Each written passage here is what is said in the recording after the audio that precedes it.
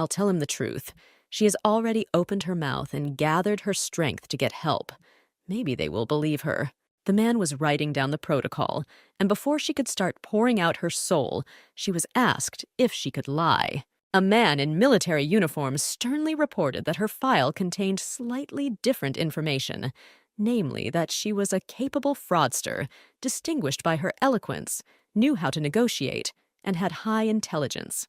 The girl smiled broadly, thinking that the dialogue should be conducted extremely carefully without saying too much, and innocently said that she had never lied and did not know how to lie. The ship Vish plowed the ocean and headed for the island. The man looked at the smiling girl, wondering who he had to work with. From her appearance, you could say that she was innocence herself, but she was a repeat offender. Then he answered her that the same words about the fact that she had never lied and did not know how to sound from her lips during the resentencing. She smiled even wider, saying that he forgot to mention that these words came from her lips during the arrest. Looking at her calmly, he asked her name in order to write it down in the protocol. The girl impudently did not take her eyes off his eyes and chuckled. Why ask such questions? Looking at the brave hero and celebrity, the girl had the thought that he was certainly not from some outback. Still smiling, she asked a question in response to the question. Is there really someone else who doesn't know her name? To which the man dryly said that these are the rules. He must ask. The girl said, Rosen Walker. Then she noticed that this name was correct. But the irritated man told her that he didn't care about her name. He needed to include in the documents the name that she said with her mouth. Still looking, he monotonously said that the name indicated in the document was needed for verification. The young woman's eyes became sad, and she slowly, as if squeezing out with pain, said Rosenhauers. Rosen remembered leaflets falling from the sky with the image of the one who was now sitting in front of her. Wow, how fate brought her together with this war hero. And when the voice came on the radio, everyone raised their heads up. We were fascinated by him, she thought. The government chose the hero perfectly. The young, noble pilot was ideal for the image of the ideal hero for the masses. She was thinking about this hero, Ian Connor, when his increasingly impatient voice demanded to name the charge. What an accusation, Rose said in bewilderment, her hands cuffed in iron shackles going numb. He chewed on her words, saying that she needed to name the reason why she was heading to Monty Island, to the worst prison on Earth. The girl replied that the reason she was sent there was that she ran away 2 times, trampling the pride of the Imperial Army. He clarified her initial accusation for which she was arrested. The girl still answered that she was innocent. He coldly told her that this was a formal procedure, and he was not interested in her opinion. Rosen, without blinking or moving her gaze, still repeated her innocence, to which Ian replied, And what kind of criminal would say that he is guilty? The girl spoke about God, who knows the truth, to which the man, starting to lose his temper, reminded once again that no one is interested in her opinion. At that moment, a young man ran into the office and shouted what he was doing. It was so unexpected that Rosen and Ian froze, not knowing what to answer, until finally Ian said what was obvious to everyone, that he was having a personal conversation with the criminal. The man hesitated and explained that this was not Ian Connor's work. There were other people for this. This criminal needs increased attention. The interrogation should be carried out by the person responsible for transportation. The man glanced sideways at the criminal, and he continued to broadcast that the most notorious criminals were sent to the island, to which the girl, grinning, continued calling herself a witch from Al-Kafez, and a famous one at that. When the guy continued to convince the boss that it was dangerous to be alone with such a dangerous person, Ian pointed to the yawning Rosen and asked if it seemed dangerous to him. The subordinate did not let up. He looked at the girl with fear and said that even though she looks like an ordinary ragamuffin, she escaped from Al-Kafez. She should not be underestimated. When the guy reminded her about her case, the girl finished for him by saying that she was charged with the murder of her husband when she was 17 years old. Ian ordered the criminal to be taken away. The guy took her arm. The girl still insisted on her innocence. When they led her, she thought that compared to the previous guards, these gentlemen would have swung a military boot at her long ago. But still, he is a guard, And she is a criminal, like a cat and a mouse. Once she relaxes once and they catch her, then it will definitely be the end. But she is a specialist in finding loopholes for escape. She examined the warden more than once and saw where the keys to the cell hung. This key stood before Rosen's eyes. It is not just a key, but a path to freedom. Rosen was led through the hall where the party was taking place. Her escort asked if the party was over. Yes, the event had come to an end. The man was told how he would lead the witch through the gentlemen, but he said that these same gentlemen were sailing on a liner on an excursion to the prison. So, in his opinion, they would be interested in seeing the witch in person.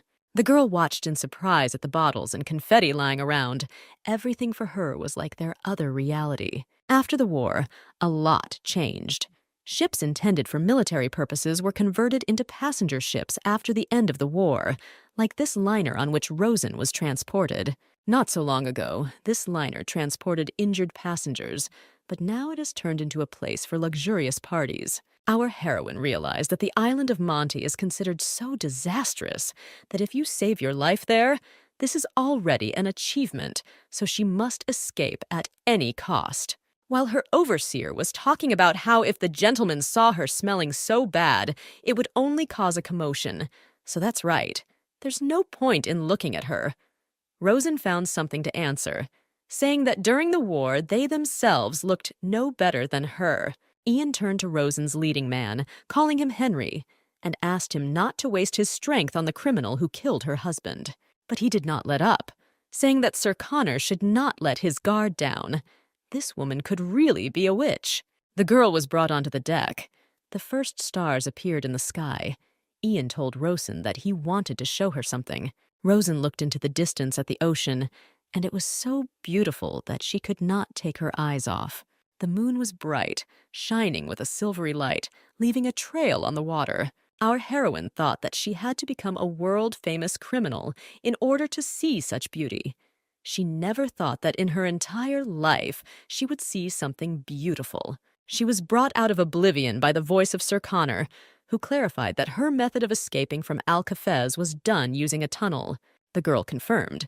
Then he clarified whether it was true that she walked over the cliff naked, to which Rosen replied that he was waiting for detailed descriptions of her actions. But she was struck by the words of the warden that people said that she used magic during her escape. She thought that she would no longer be surprised by the rumors about herself and her adventures, but she realized that she was mistaken. The last successful escape from Al-Kafez was made by a witch 36 years ago, and therefore the press also dubbed Ruzen a witch after her escape. People are afraid of those things that they cannot understand. Here is the era of science, the girl thought. Traces of the past, mysticism, mystery. Everything unidentified are not so easy to erase, even with scientific progress. Rosen answered directly. Unless if she were a witch, she would be standing in front of him now, shackled. The presence of a witch on this ship does not seem absurd to him. The girl shook her cuffed hands in front of them and smiled bitterly, meaning she was a witch. Henry said that Ian shouldn't believe her. Only lies come out of this woman's mouth. It's worth remembering one dossier where she shed tears and almost spent the entire empire. Rosen grinned and called out to Henry, declaring that if she really were a witch, she would sew his mouth shut. She laughed, saying, "What other facts are needed? Is it really possible to be so stupid?" She even carried out a procedure to identify abilities, which did not confirm anything. Rosen really found it both funny and painful how she was surrounded by ridiculous speculation. Henry lost his temper and approached and wanted to hit Rosen, calling him rubbish. But at that moment, Ian stopped him and ordered him to take his hands off the prisoner, threateningly promising that he would report to his superiors if this happened again. The man looked at Henry, and with all his appearance demanded immediate obedience to the order. Henry, not expecting such a turn, began to fuss, trying to object to something. Rose made an offended face. Ian turned to the girl and reported her nickname of the most famous fugitive of the Empire and the witch Al-Khazaf. Rosen was taken aback by such an official address. Ian then continued in an official tone that whether she lies or not, he doesn't care at all. She is a prisoner who was sentenced to life on Monty Island. Escorting to the island is his goal and order from above. and she is not the first to escape from Alcafez. Then he added in an icy voice that no one had ever managed to escape from Monty Island, not even the witch. His words seemed to be sealed and paralyzed the will. A feeling of hopelessness appeared in Rosen. He spoke calmly, coldly, clearly, as befits a warden. Politely kills morale, Rosen thought. But they should definitely have the keys to the lifeboat and the handcuffs. She kept her eyes on the ring of keys hanging on Ian's belt. If she wanted to escape, then this really needed to be done before arriving on the island. Henry returned and showed that he had brought what Sir Connor asked for. Rosen looked at what the man brought. Ian saw that at the moment the prisoner was simply watching with interest. The next minute, a tray with raw meat appeared in front of our heroine. The girl looked at the red meat pieces in bewilderment. Ian told her to watch carefully. Our heroine tensed, not understanding what he was going to do. A second later, the warden threw pieces of meat overboard. She still did not understand what he wanted to show her by this. Then he said to look down at the water. What waters they were floating on. What she was seeing now. The meat thrown overboard went down, leaving purple traces of blood that remained on it. Henry, calling her a witch, rejoiced and urged her to look further. She would be interested. Bloody stains and huge backs of sea creatures appeared, judging by the shadows they left, showing their gigantic size. The girl watched as sea monsters circled around the ship, and Henry added contentedly that she really had nowhere to run. Ian, pointing to the keys, added that if he wants to become a snack for the sea monster, then he should take a boat and go on a journey. He approached Rosen, pointed to a bunch of keys, and said that she apparently really wanted to get them. He was now mocking her. He was cruel and cold. Looking into his eyes, Rosen thought that he was no gentleman. The girl understood that it couldn't have been any other way. How could the warden behave differently? She stood opposite him and peered into his face, and thought that this was also the face from the leaflets. But he did not look at all like himself, like a different person. I don't know about others, but he clearly doesn't stand on ceremony with her. He wants to break her will. He makes it clear in every possible way that she is doomed. When she saw the prison cells of the liner, she felt like a rat. Rosen was overcome by difficult thoughts about whether she really could not escape from here. Her cellmate brought her out of her thoughts and asked her to tell her everything. The girl shrugged her shoulders and replied that there was nothing to talk about. The cellmate hinted at a personal meeting with Ian, but our heroine made it clear that she was hinted that there was nowhere to run. Everything was banal. While the neighbor was asking if he had said something else, a charming blue-eyed baby dropped in on them. Rosen did not understand what Maria expected from her. She explained that Rosen was young and attractive. Next, she explained to her friend in detail that she was young and attractive and was left alone with a handsome man. When Rosen realized what the neighbor was getting at, she said that nothing had happened and could not have happened. Well, even if we assume that she tries to seduce him, her ragged appearance clearly will not inspire him. Maria, smiling, offered to attack him, reminiscent of the incident in Alcafez. Rosen replied seriously that the problem is not only Ian Connor, but also that the ocean is actually teeming with marine predators. As she uttered these words, the girl's voice trembled, as if she was trying to justify the impossibility of the attempt. Maria put her hand on the shoulder and looked into the girl's eyes, asking if she was about to give up. Maria from Alcafez was heading to the island with Rosen. She had all the power inside. If someone did not like her, then she did not live to see the end of her term, and the guards could do little or interfere with her internal domain. When Rosen was brought to Alcafez, she managed to become famous for one escape. She was scratching her spoon on the plate in despair, and then Maria approached her, asking that she intended to wake up all the guards. Whether her popularity played into Rosen's hands, or whether there was personal sympathy, she and Maria became friends.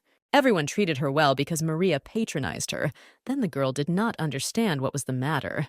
But at that time, prison life was quite calm. When Maria persistently demanded to know whether Rosen was about to give up, the girl understood what her neighbor wanted from her. She looked into Rosen's eyes with some kind of frenzy, and our heroine realized that they needed her victory. They need her to demonstratively trample the pride of the Imperial Army, erase any traces. This is a kind of ideology. She is their idol, Probably to some extent it gives them the strength to live on. Rosen replied that of course not. She was not going to give up, and she should know this very well. The girl looked her neighbor resolutely in the eyes and repeated that she would never give up. She was their idol and would not let her down. Miria smiled contentedly and said that this was a good decision. Then she offered to smoke, which confused Rosen as to how she even got cigarettes. They smoked, and Rosen started talking about Ian. What was he even doing here? Wasn't he a pilot? Such a person with a bunch of awards should hold an important position in the government. She thought maybe Maria knew something, but she, taking a drag from her cigarette, replied that she had no idea. Then she suggested that he might have been injured and demoted, but Rosen denied this assumption. Physically, he looks fine. Maria noticed that when she says the word crippled, she does not mean physical injury. When Rosen asked to explain, the woman raised a finger to her temple. Realizing what the neighbor was hinting at, the girl snorted, asking him not to talk nonsense. But she, without being offended, replied that she didn't really care what happened to him. Maria added that the main thing for them was to pick it up in order to get out of here. But Rosen believed that this only works on the brainless. The girl reasoned out loud. Well, let's say she steals the key. She can only get out by water. The lifeboat has no engine and there is no other one here. Taking a drag from her cigarette, she added that the problem is not even just monsters. She imagined herself theoretically floating in a rubber boat without food and water.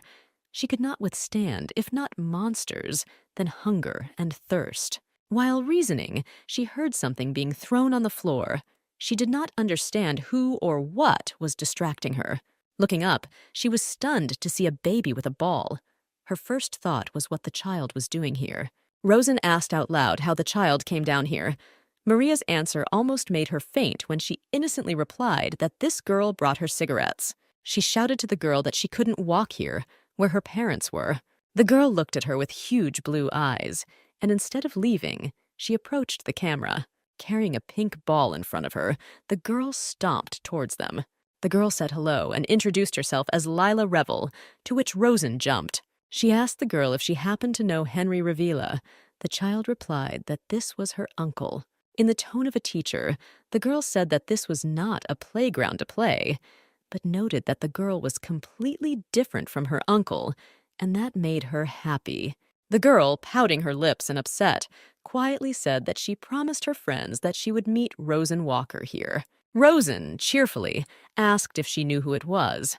The girl happily replied that this was the most famous fugitive in the Empire and a witch. Lyra said that this is what people on the ship say about her, and her grandfather is the captain of the ship, and she said that she would meet Rosen Walker, but no one believes her.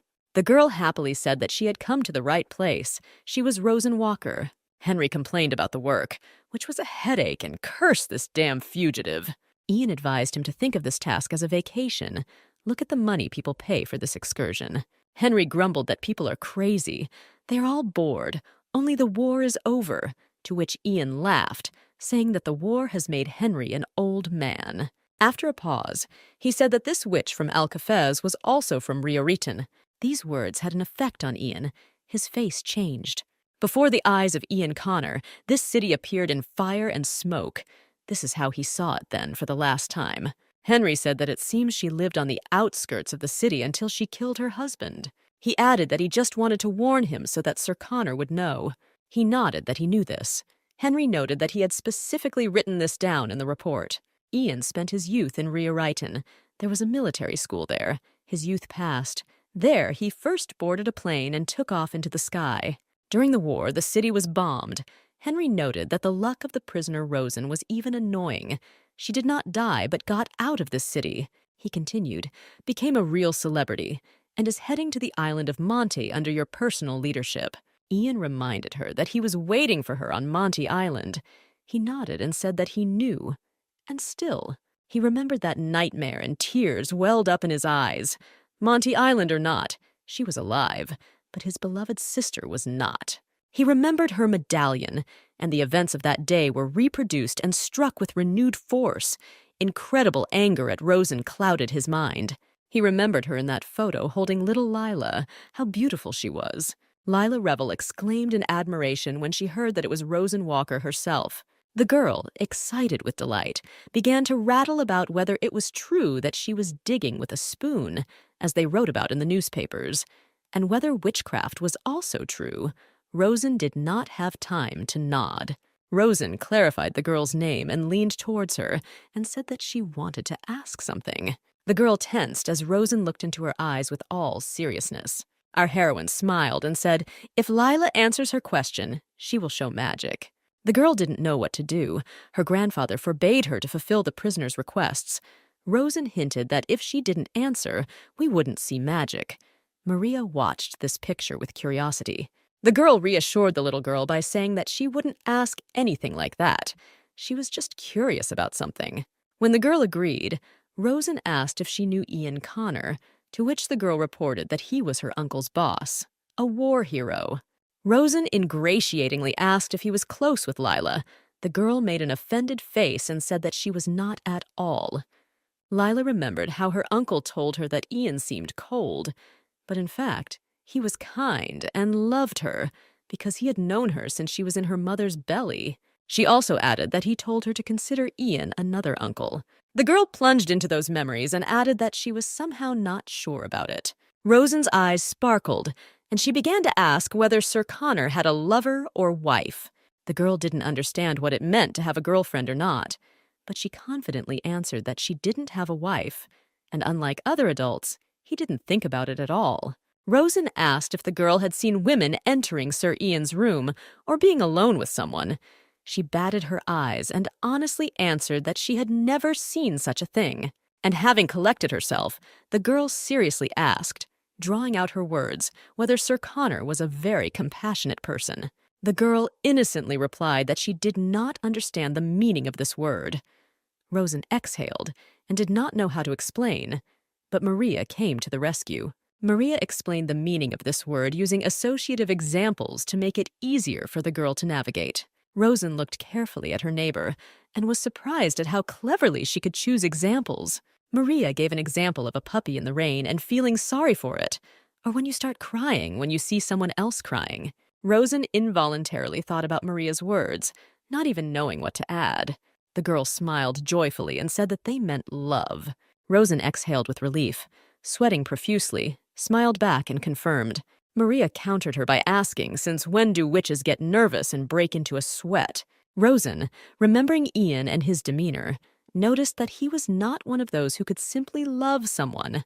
But the girl began to defend him, although she agreed with Rosen's words that Uncle Ian was still very good. Rosen thought how naive this girl was, and said out loud that she had heard enough.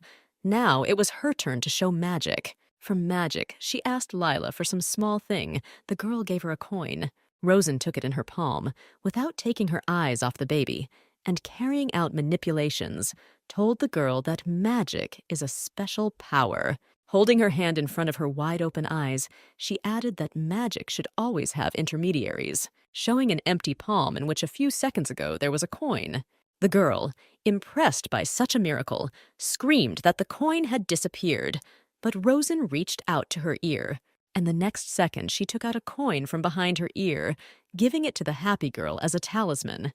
Rosen said with a mysterious wink that at sunset the coin would turn golden, and the girl should not tell anyone about it, otherwise the magic would dissipate. Maria asked Rosen if she really used magic. She just grinned and said that it was just a trick. Later, Lila would figure it out.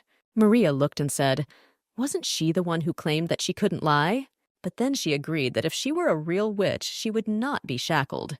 Maria said that she had heard about a place called Witch Island, but no one knows whether it actually exists. Then she laughed and said that Rosen herself must already know about him. Rosen listened to her neighbor with her eyes closed.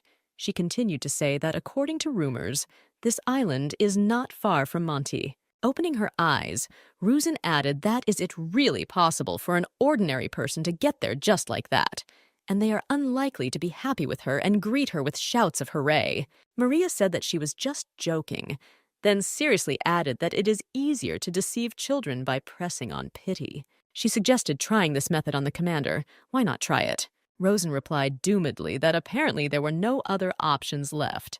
The plan was to use the noble hero and get a compassion ticket from him, and such methods worked on idiots, but they wouldn't work on Ian Connor.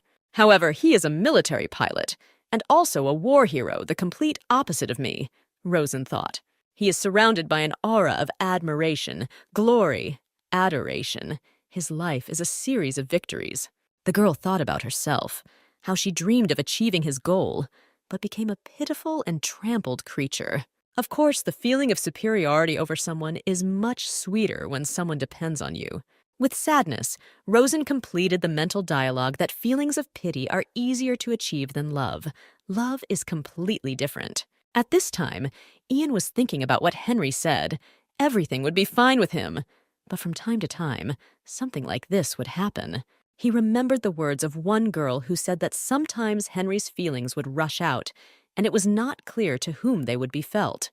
She advised Ian to just listen to his friend. You just need to give appropriate answers until this is over. Ian stood thoughtfully looking ahead into the darkness, his mental dialogue interrupted by Henry. Henry looked at Ian with some concern and said out loud that they had been here for too long. It was time to go inside. As they walked, Henry was indignant. How could a war hero be forced to transport a prisoner witch? But Connor replied that an order is an order. Henry was in awe that Sir Connor would still be promoted to a high post after this work.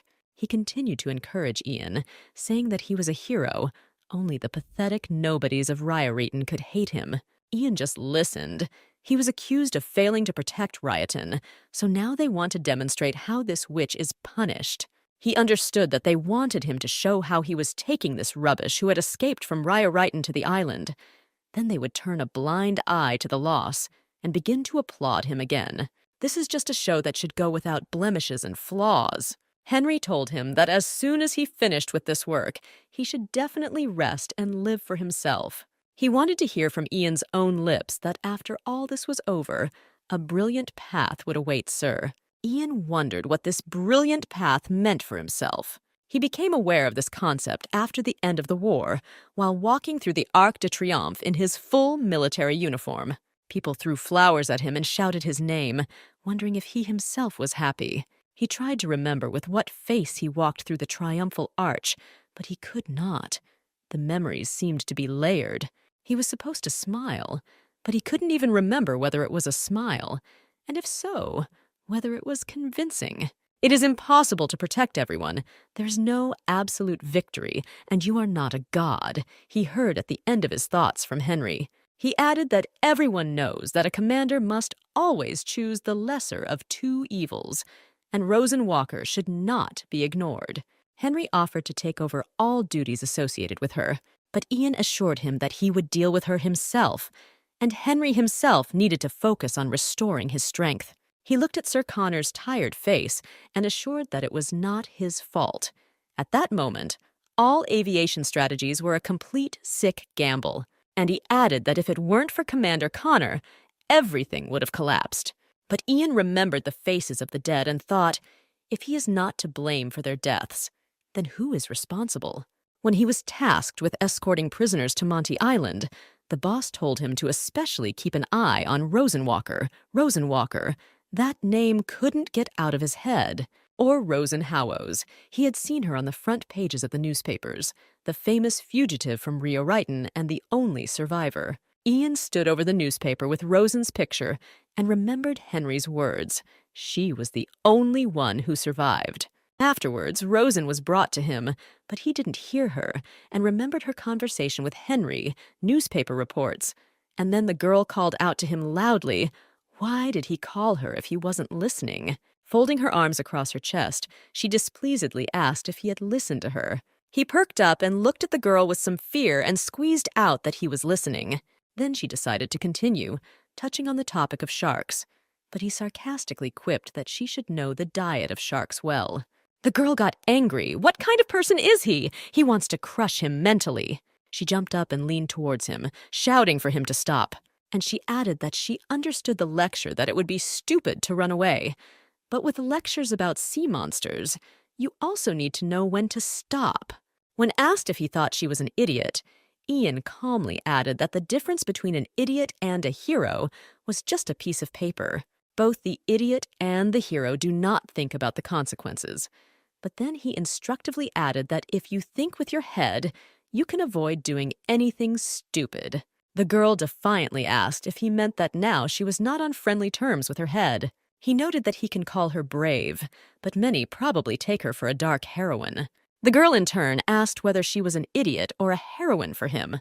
He thought and replied that according to his criteria, she was an idiot for escaping. Seeing that Rosen was starting to boil, he asked her not to get excited. The girl commented on his answer, which means she should have quietly served 50 years. In her opinion, this is much dumber. She tried to look at his reaction, trying to find the key. She asked what she thought she should have done. He calmly began to say that when the initial sentence was passed, he had to admit guilt. Then he would have received mitigation. And if she had behaved decently in prison, she could have applied for early release or a transfer to a prison with better conditions. Yeah, she would have died, then Rosen said smugly. She recalled what happened to the city of Rio-Righton. He didn't know what to answer. The girl decided to remove the painful issue and continued her reasoning. Why should she rot for 50 years? And murder is given from 8 to 50 years. That's how it's written in the law. Okay, well, let's say she couldn't stand it and killed. Let's just assume why she's 50 years old. And the man who lived next door to her and beat his wife to death at just 8 years old. Ian pointed his finger at her and said that this was also spelled out in the law. He nodded at the books, but the girl said that she couldn't read. He said that he knew about it. Sir Connor stood over her and said that everything was written in the law, and she was now sentenced to life imprisonment on the island of Monty. Looking into his condemning and coldly looking at her eyes, the girl involuntarily grew cold, after which he, as a judge, repeated that it was only her own fault and that he had been lenient towards her for too long. This outraged Rosen. She jumped up, but he categorically added that the personal conversation was over. He ordered her to get up and move towards the exit. The girl feverishly thought that if she left with nothing, then this would all just happen again. Thinking about how to catch his attention and that this was her last chance, the girl nervously tried to say something. But what? What can attract the attention of Ian Connor? Then she blurted out that he is just like her. The man stopped without saying anything, turned to Rosen standing behind him. The girl said that he was also an idiot. He asked what she called him. Our heroine bravely answered the same way he called her just recently. Looking into his eyes, she continued repeating his words that one sheet of paper separates a hero from an idiot. So aren't they the same? He is a light hero, and she is a dark one, and both are idiots. He was really hooked by these words. How they differ. No one believed in victory in the war, a small country that pompously has the name of an empire, while Talus has already captured several states. He listened as she talked about victory and what was gained from this victory. Broken people lying in ruins, destroyed cities, and himself, who was dressed in a beautiful uniform and called a hero. And now you are escorting pathetic prisoners, and the question is why he does such work. They stood opposite each other. He held her by the chain of her shackles. The words had an effect. He began to light up with rage, something that Rosen wanted. Finally, he yelled for the girl to shut her mouth. He was caught, she thought joyfully. Now that he was one step away from hitting her, she was waiting for this action, deciding to push him and adding whether he was proud of his grandiose victory. Come on, pin him to the floor with your combat boot. The girl looked at him defiantly, saying, come on, what are you waiting for? She was already used to the pain, but he replied that her words were true. The girl's face changed, but he added that she had no right to utter them. His friends in arms, who defended the empire and the lives of people, died in the sky, and she only knows how to escape. If she does not know how to feel gratitude, then at least she should not insult. He bent down to her and harshly said that not everyone lives like she does, and he saw through her tricks. She tried to provoke him with her words. Rosen was indeed disheartened when he called her provocations and lies too limited for him. He squeezed out angrily, he wants compassion. Let him look for someone else. In response to her words that she did not lie, he pointed to her chains and said that the worst thing was that she did not realize the gravity of her crime and was chained in them in order to show how much she had fallen. The sin of taking the life of another person. His words would have been more painful if he had simply slapped him in the face. The girl could not believe that these words were being spoken by the same person she had seen on the leaflets. And then she hissed in her heart that he really was an idiot, to which Ian Connor stated that he fully understood what she was like. And he said that there would be no more personal conversations. Standing under the doors, she wondered what she expected. I remembered the words from the radio that if the air raid signal sounds, you need to go underground. They are protected. Closing her eyes, Rosen told herself that she had clearly listened to his voice, imagining that he would also talk to her. She seems to fall out of reality and falls into constant self-deception. Why did she constantly think of hearing his warm voice like from the radio then? Then the girl exploded and cursed. How infuriating he is! There's a hero walking around here. He's achieved everything. Do you think Ian Connor can break me? There will definitely be a chance, Rosen assured herself decisively and firmly. Her thoughts were interrupted by the mocking voice of Henry, who saw that she had wiped her face and tied up her hair. He caustically remarked that the only thing missing was red lipstick. Our heroine was not taken aback and replied that of course she would wear makeup. It's worth looking at her clean and tidy. Leading her to the cell, he asked what trick she had this time.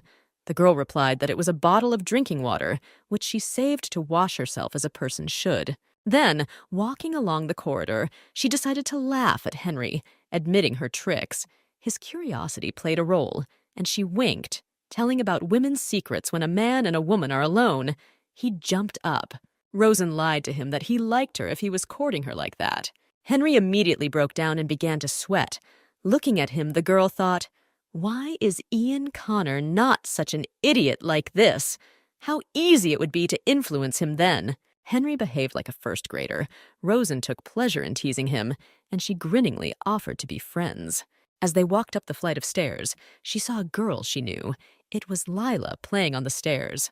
Rosen frowned and thought that the girl was again left to her own devices. She looked at Henry, who wanted to get rid of her as quickly as possible by sending her to a prison cell, and thought that if you looked closely, she and Leah were very similar.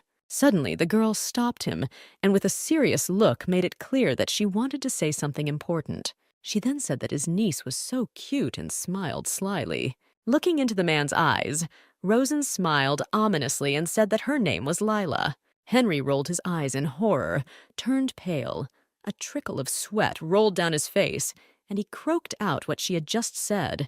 In a trembling voice, he asked how she knew about his niece. The girl shrugged her shoulders and said that it was not at all difficult. She wanted to tease him more, but suddenly Henry turned to the girl and his keys fell. The girl stood with her back to them. It was not visible what she was doing. Rosen reassured him by saying, well, what could she do in handcuffs? He exhaled, saying that she was definitely a witch. Then a tirade began that he would bring her to light. She was definitely a witch.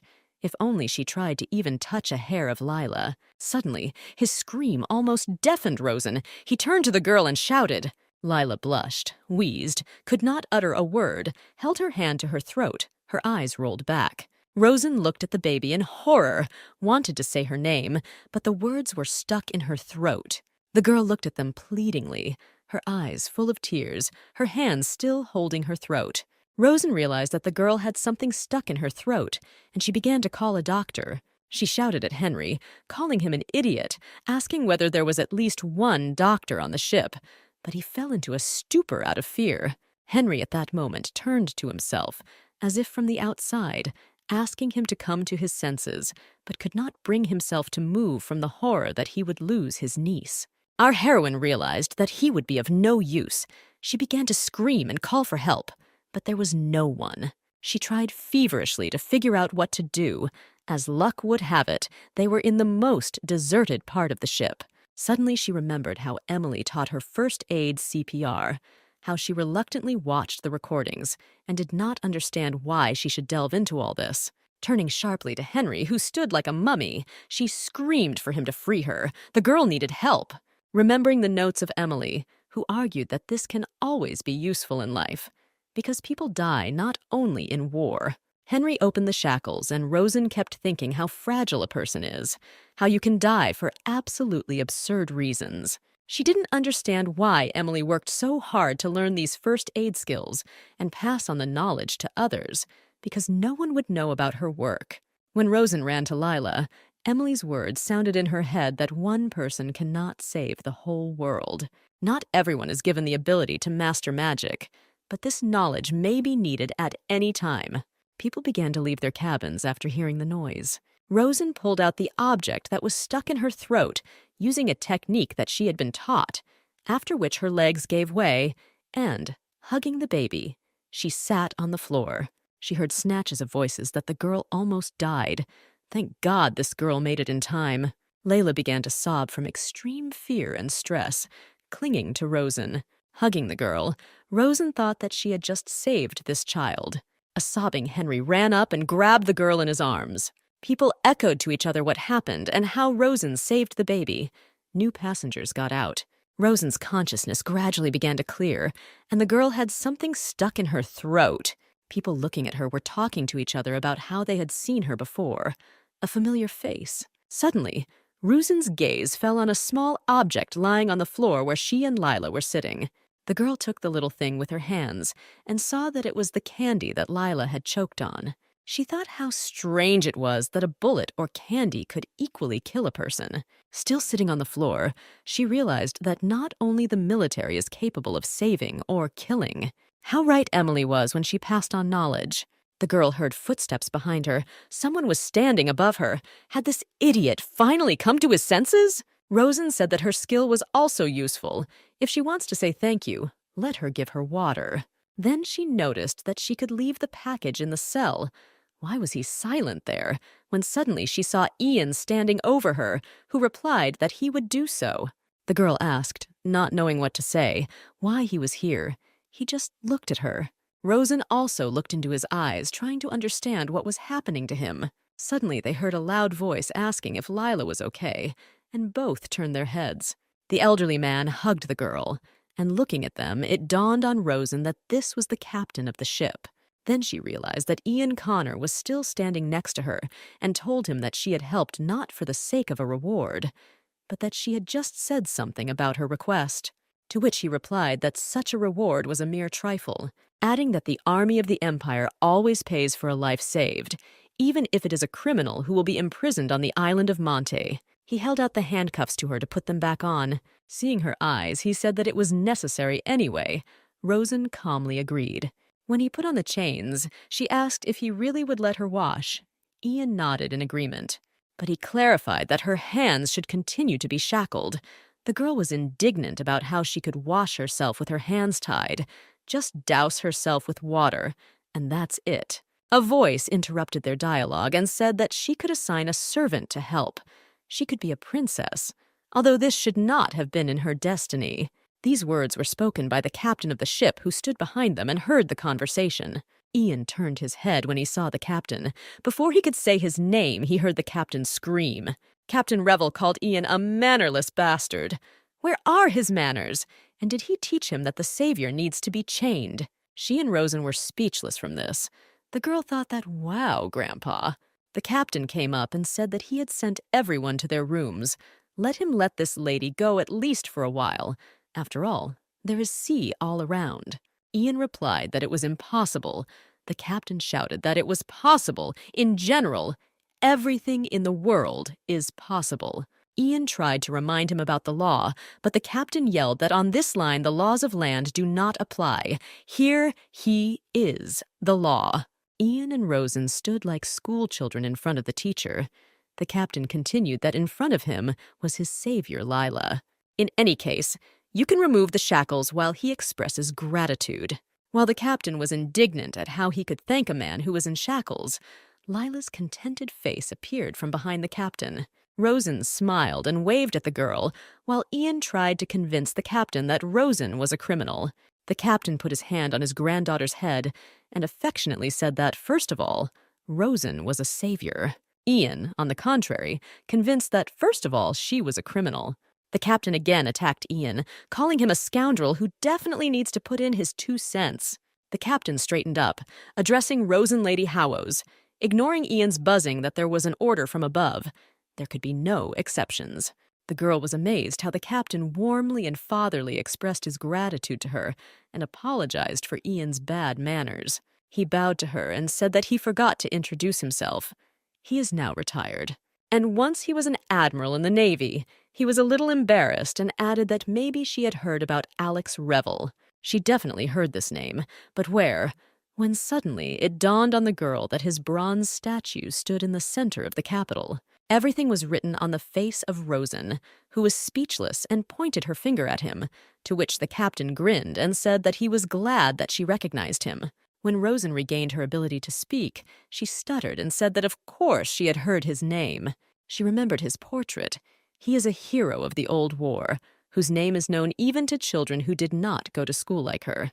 In turn, Rosen coughed seriously and said that she was neither a lady nor house. Her name was Rosen Walker. He asked permission to call the girl Miss Walker, and hugging Lila, said that if it were not for Rosen, his only granddaughter would have died today. Then he seriously asked her how much he heard she would like to wash and eat. Rosen replied that she would be grateful if water and food were brought to the cell, and asked for meat. But the captain replied that this was impossible. The captain stated that it was not customary for the Rivel family to treat a benefactor this way. So if she has no plans for tomorrow evening, he invites her to dinner. Rosen stood dumbfounded, having just been invited by Captain Revel to a dinner party. The girl began to refuse, stuttering. She imagined in her imagination a dinner party in the form of huge ballrooms, special equipment, words, etiquette. The captain reassured her by saying that it was just dinner with his family. Rosen thought that this grandfather was grandiose in himself. The girl was surprised and grateful to such an invitation, but she was about to politely refuse when she heard Ian's voice. He said that this was already too much. In the end, it was he who faltered. But Rosen mentally repeated the killer, the witch, the commoner. Besides this, dirty and dangerous. That's how he saw her. Yes, he saw her exactly like that. A despicable murderer, unworthy of sitting at a table with high and respected people. She thought about the poor and abandoned people, and hope once glimmered in her heart. And now he cannot say it, but he thinks of her as a murderer of the lower class of society. And therefore, the girl smiled at the captain and said that she would consider it an honor to accept such an invitation. And she innocently added, why refuse such an offer if she is always hungry? In addition, she assured that she would be able to eat, and with her hands shackled, the chances of escaping were negligible. Then, glancing at Ian, she continued to tell how Sir Connor kindly showed her the terrifying sea creatures of the ocean. Ian glanced nervously at her, wanted to add something but remained silent. Rosen recalled how she was remarked that she was picking up leaflets with Sir Connor's image everywhere. She made excuses, but she was accused of addiction. Yes, that's true. He was her hero and idol. The main thing is that her husband does not see, but she carefully collected leaflets with his photo and pressed them to her chest. I didn't want to admit it to myself, but I was in love with this man. She had high hopes for him, and here, having personally encountered him, she understood how different he was from her imaginary image. Therefore, she began to get angry. She wanted him to remain the man from her dreams. Smiling radiantly and looking at Ian, she realized that life was always taking her somewhere, not where she wanted. Opening her eyes, Rosen could not understand where she was. She was surrounded by luxury and beauty. Stretching, she asked herself, this must be paradise. A beautiful bed, a soft bed. It certainly didn't look like her camera, maybe a dream, which means you need to close your eyes and watch it further. She closed her eyes and decided to continue watching this wonderful dream when she heard footsteps. 3 maids entered, introducing themselves as Michaela, Louise, and Maya, saying that they had prepared a hot bath. Rosen, who understood little, was dragged from the bed and sat in the hot bath. Our heroine began to come to her senses, remembering the old captain who invited her to dinner. But Ian Connor didn't like it, and out of spite she agreed with him, and then she was brought to these royal apartments. Rosen closed her eyes, enjoying the warm water and enveloping aromatic foam. She didn't even remember how long it had been since she had taken a bath. The captain sent these people to help her. The girls apologized for their curiosity and asked if Rosen was really a witch. She grinned and asked if they believed in this nonsense. The maids laughed and answered that they didn't believe it. Just little Lila was bragging about meeting a witch. Rosen agreed that children are gullible and often take things at face value. The maid poured more hot water for better comfort, although Rosen assured that everything was fine as is. When she was left alone in the hot bath, she thought that she did not want to get used to this warmth. The longer you were in the warmth, the more painful the cold wind felt. Such warmth had always been a luxury for her. Then she did not understand it, and reached out for this warmth, rushed like a fool into his arms for the sake of this warmth. She won't let this happen again, so as not to experience pain and cold again. Lost in thought in the bath, she heard some voices. The girls were saying that this was unacceptable. When the maid said that they couldn't go there, a man's voice said that he didn't want to, but he had to watch. They tried to convince him of Sir Revel's order, and the man insisted that Sir Connor himself had given the order to guard.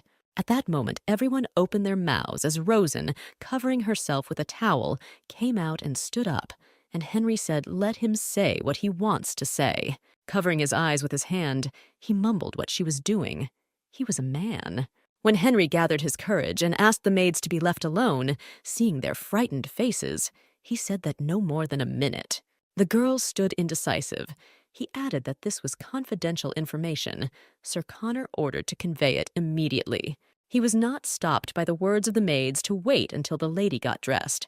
In the end, they had to go out. Rosen asked what he wanted to say, or whether he would conduct a personal search. Henry immediately flared up and replied that she was naked. Why should he inspect her? He was not a pervert. Rosen said, "Who is he if he kicked the girls out and came into her right when she was bathing?" Our heroine smiled and said that he was a worthless liar. Henry blushed and tried to say something. Rosen added, "Well, why did you send your lieutenant at the moment when she was taking a bath? He came because he wanted to say something personal. The commander could order a guard at the door, but not at the bathroom. This is a secret conversation." Henry was silently embarrassed, realizing that he had been discovered. Rosen said that there is no need to hide behind the boss. Let him speak if he has something to say. The man wheezed that this concerned Leah and shuffled around, not knowing how to continue. Finally, Rosen said that he was no good. He agreed. To somehow continue the conversation, Henry said that the baby was already fine. The doctor examined her. Rosen answered this well, but something was definitely not right. She asked if he really was a pilot and sat at the controls. The man replied that he had destroyed more than 50 enemy planes. When asked about his fearfulness, Henry said that he had an older sister who got married and gave birth to Leah. Talking about the bombing in Rio, Rosen became sad. It was painful for her. Was she there at that moment?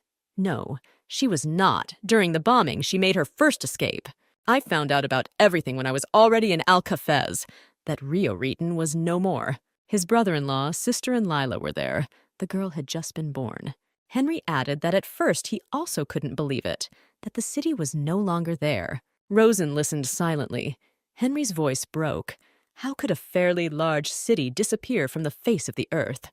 He continued to say that the funny thing was that he had the opportunity to prevent this.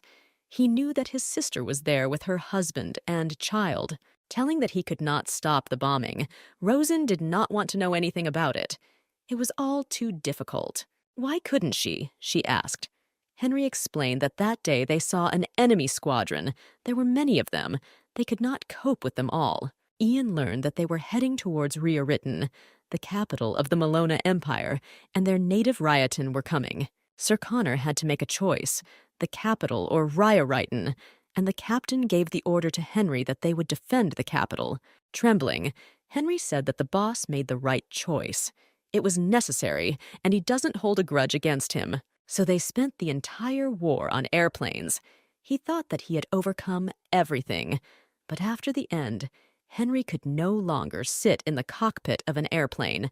And he really isn't who he used to be, but Leah is here with him, so it's okay. Rosen, after some reflection, said that he hated her because she, being a criminal from Ryotan, survived while his innocent sister died there. The man nodded. The girl's look became sad, and she replied that this deserves hatred. Let him continue to hate. Everything is fine. People always need a hero to admire like Ian Connor. And the one you can hate, they are like two sides of the coin, hero and witch. Her thoughts were again interrupted by Henry, who said that he had come to apologize. apologize for pestering her, and for showing the monsters by luring him with fillet of meat. Oh, that's it.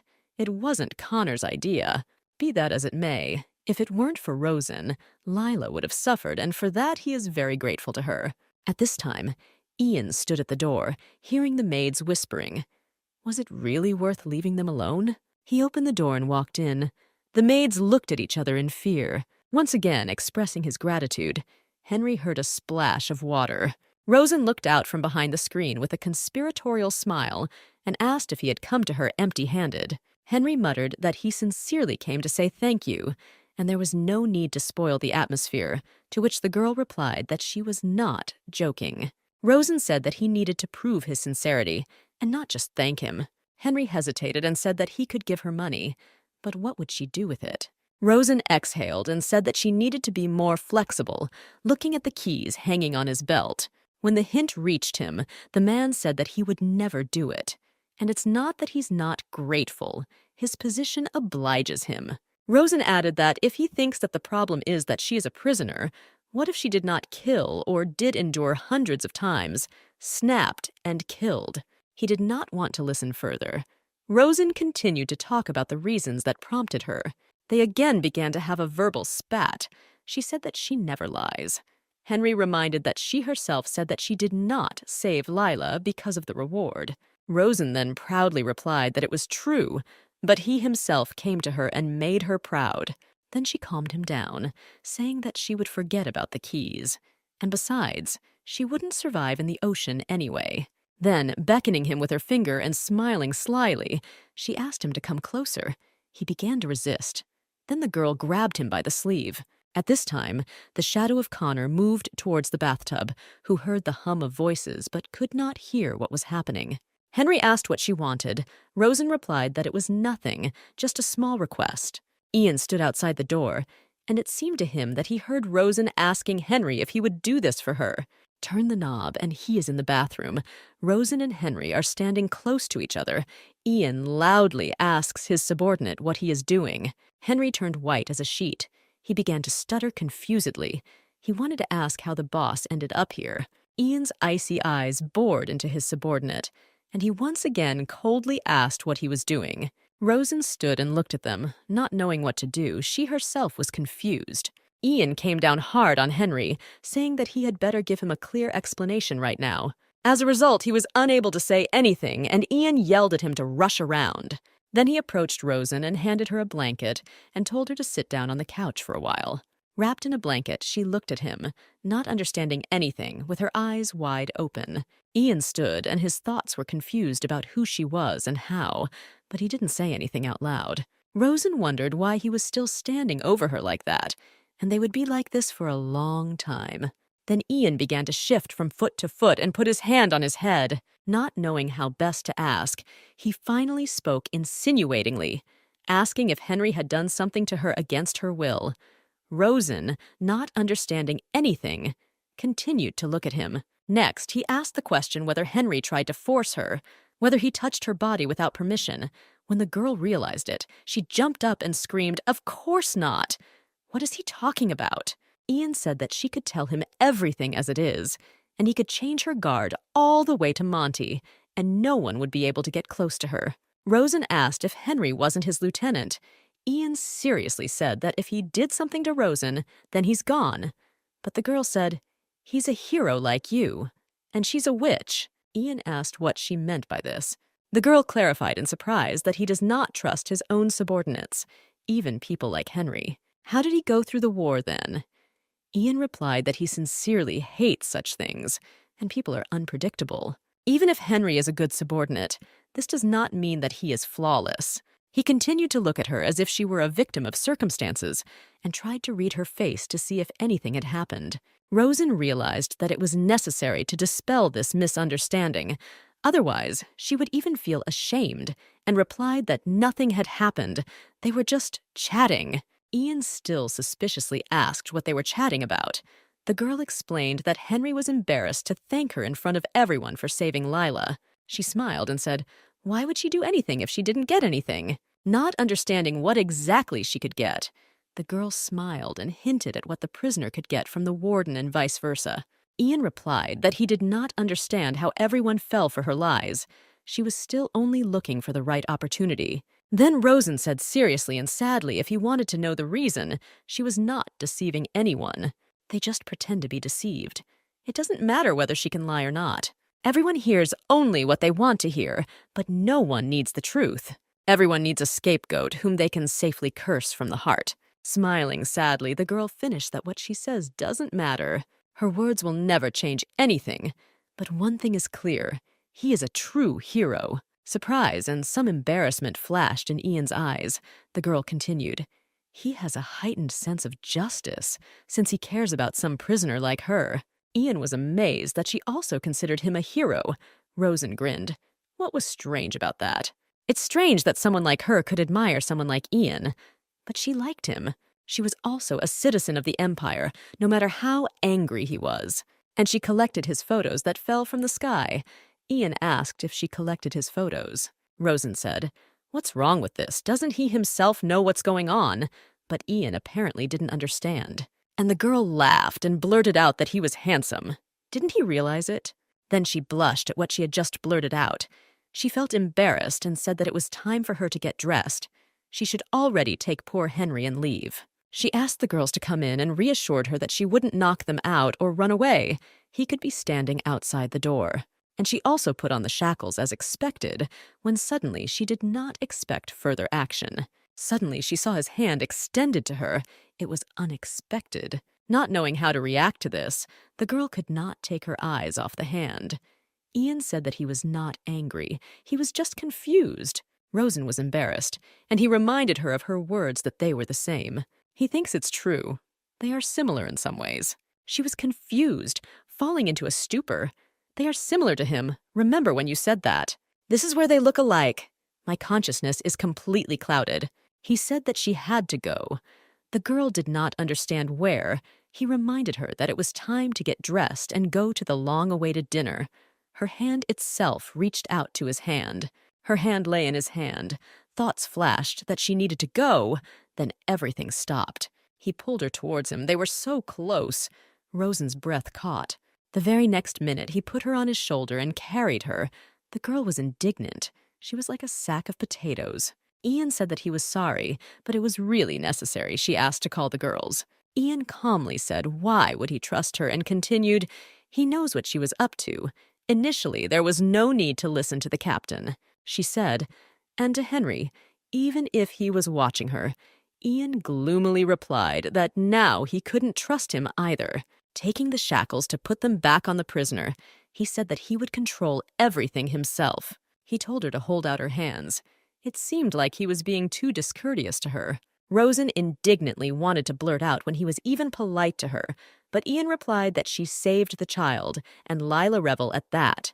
Looking with narrowed eyes, he listed, Henry, the captain, Lila, the crew. He is the only person whose heart has not yet trembled in front of her. Rosen blurted out, so he's afraid that she might run away. It's not for nothing that she carries a gun with her. Ian nodded, but he didn't say out loud that he was afraid of her, and it was true. The girl scared him, or rather, what he began to feel for her. He told her that he was afraid that they were similar in some ways. Rosen did not understand, but in what place? Why? When he brought her into the room, the slightly frightened maids were already waiting. Rosen glared at Ian and thought that she needed to be afraid of him. He has all the control.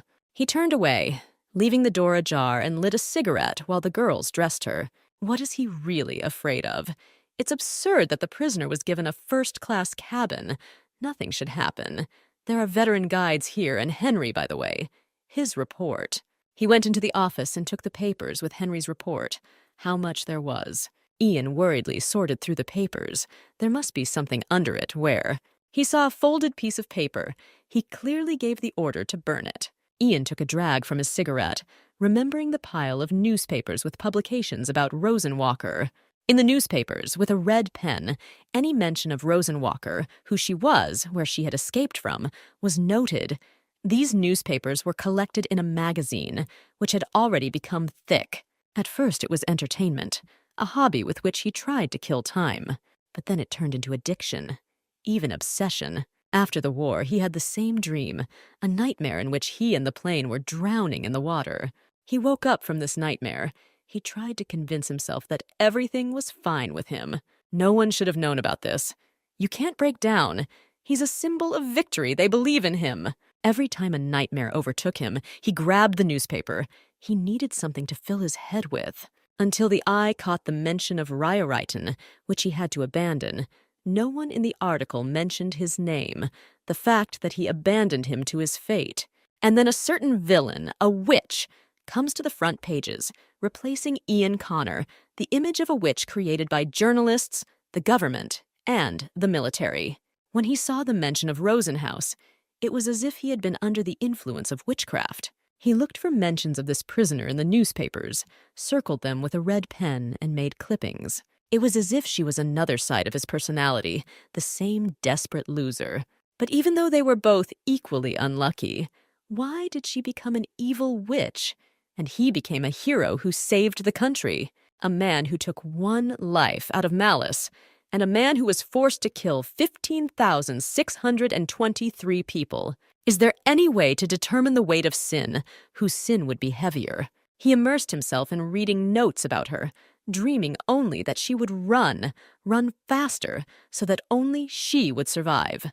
Whether she is a witch or not, whether she really killed or was slandered, she is the only one he saved and who survived Ryoryton.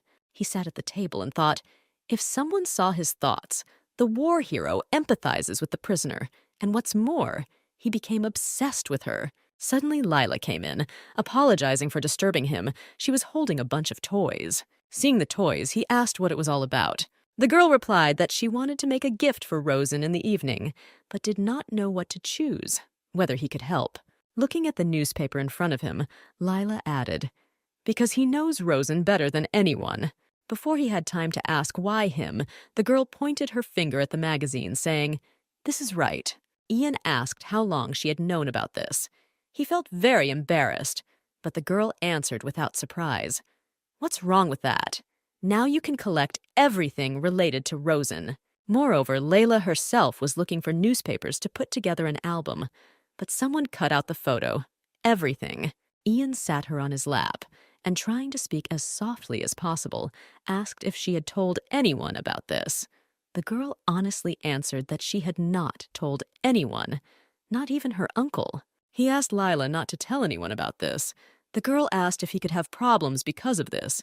He replied that yes. Ian explained that she was a prisoner, and his duty was to escort them. Then Lila assured him that no one would find out. Lila then said that she always thought that he hated Rosen, and that everyone probably thought so. Ian explained to her that he had no hatred for the prisoners. He was just doing his job, and he should not have feelings for them. Moreover, she saved her. If he was rude to her before, then this will not happen again. The girl trustingly asked if this meant that he liked Rosen. He remained silent and replied that no. Then Lila asked if she could like Rosen. He began to explain that Rosenhauers, the girl interrupted him, and said that she knew that she had killed her husband. And she added, but she also saved her, which means she covered up the bad with the good. And now she might like Rosen. Ian was holding back with all his might. Lila asked to choose a gift. Even despite Ian's assurance that she would have to give things away in prison, they chose a bear, and then Lila shared her special coin with him, explaining that he needed it more. He guessed where she got it from, and the girl said that it was a magic coin, and Rosen gave it to her. Ian sternly told her not to dare take anything from Rosen anymore. Tears welled up in Lila's eyes. He took the coin, promising that he would take care of it, and said that both she and he needed to change clothes. When the girl asked where Uncle Henry was, he replied that Rosen was guarding in the corridor. As she left, the little girl replied that he was not in the corridor. Ian had a picture and words before his eyes, where Henry and Rosen were in a hurry so that Ian wouldn't see them.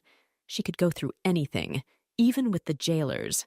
He didn't hear the knock, and as a pale Henry came in, he tried to push away the thoughts of why he was so angry in general, why he was so annoyed by Henry, who begged him to believe that they were just talking. Ian sat stone-faced. He had to bury his feelings, then told Henry that his actions were causing a threat to both Rosen and himself, while Rosen was getting dressed, and she heard their loud voices. The maid added admiringly that she could go out. How beautiful she was. Everyone would be amazed. Rosen couldn't help herself and take a step.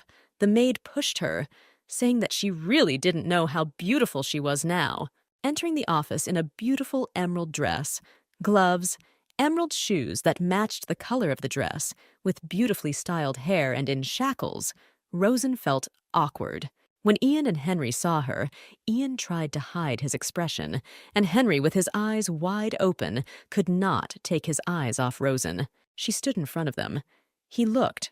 Rosen didn't know where to go from looking at her, not understanding whether she looked funny or good. In the end, she offendedly asked why they were both staring at her. Henry apologized and asked who she was. Rosen thought that Henry had decided to tease her. She said that she would give him up now. Anyway, she would go to prison for life. But he gasped and admitted that he really didn't recognize her. Then Rosen coquettishly said that she had told him before that she was worth looking at. The man assured that now she was like a real lady. Rosen sincerely thanked Henry for the compliment, and Henry and Ian were dressed in festive costumes. But why did Ian just stare and remain silent? Rosen thought that maybe he couldn't see clearly when she suddenly heard someone turn to her with Lady Walker's words and extend her hand. Henry bowed politely and asked permission to accompany her. "God, Henry, you made my heart flutter," Rosen thought. "He's quite gallant," she added sarcastically, and whether he was going to push her away later and say that she stinks, Henry added as best he could. Rosen flirtatiously said that she would probably trust him, thinking that this guy was very handsome. Suddenly, Ian blocked Rosen with himself, telling Henry that Henry was making excuses. Hadn't they sorted out this misunderstanding? He said that they had sorted it out, but in another sense he could not trust him, since excessive friendliness and excessive hostility are equally dangerous. Henry was shocked that Ian really thought that he would free Walker and let her escape. Ian, looking at Rosen, said that he had some reason to think so, and added to himself how he could know what they agreed on in the bathroom. Henry began to make excuses again. Rosen simply asked him to tell the chef to prepare one dish that she would like to try. "Oh, you bastard," Rosen thought. "How could you say yes?" she confirmed. The girl did not have time to answer the question of what dish it was. At that moment, there was a knock. Ian did not have time to receive an answer and turned around. The captain and Leah came in. The girl was delighted with the sight of Rosen. Rosen waved to her, thinking that Leah would also be at dinner. Apparently, she was able to persuade her grandfather. Leah enthusiastically said that Rosen was just like a real princess. The girl was pleased to hear such a sincere compliment, and she said that Leah was also like a princess. The girl wanted to approach, but Ian said to take a step back. She just wanted to thank her, but Sir Connor was adamant. Leah had to move away. Everyone felt awkward, and Rosen thought that she was merciless even towards children. Then the captain exploded, calling Ian a wary boy. He was the king of this ship. Ian replied that Rosen Howarth was a cold-blooded criminal. The argument would probably have continued, but then they said that food had been served. The captain, realizing that Rosen's shackles would not be removed, ordered Henry to help her during dinner. Ian came forward and said that he could and would help personally. Everyone looked at him dumbfounded. He asked what was wrong with it if he were to help. Rosen had no objections. Then everything was decided, and Ian took her hand to lead her to the table. He held her just below the elbow. She looked at his face. Strange. His gaze. It was not like the look that looked at her from the very beginning. It may seem like it, but those gray eyes linger on her longer than usual. He wrapped his hand around her hand below the shackles, and she sadly thought that this was all just an obsession. This obsession simply gives her the opportunity to escape the harsh reality, but his eyes, their color, are very complex, through which it is impossible to discern his character. If she doesn't stop, she will collapse and forget about the goal. But it was stronger than her, and then the girl felt her hand lying in his hand. Rosen asked him how long he planned to hold her hand. Ian caught himself and was embarrassed. He muttered that he just wanted to pull the chain. Rosen was indignant at the expression of pulling the chain. Captain Revel flared up that he was discourteous to the lady. Ian began to make excuses that he didn't do it on purpose, but it didn't look particularly convincing. Looking at her, He explained that he sincerely thought it was a chain. The girl snorted and said that she knew there was no need to make excuses. She thought sadly that she knew very well that this gesture meant nothing. It was just her illusion. These phrases from the radio and on leaflets, "I will always protect you," were impossible. But she believed these lies because she needed to believe in something. Yes, it was her fantasy in which she was unrequitedly in love with him. Stupid Rosen.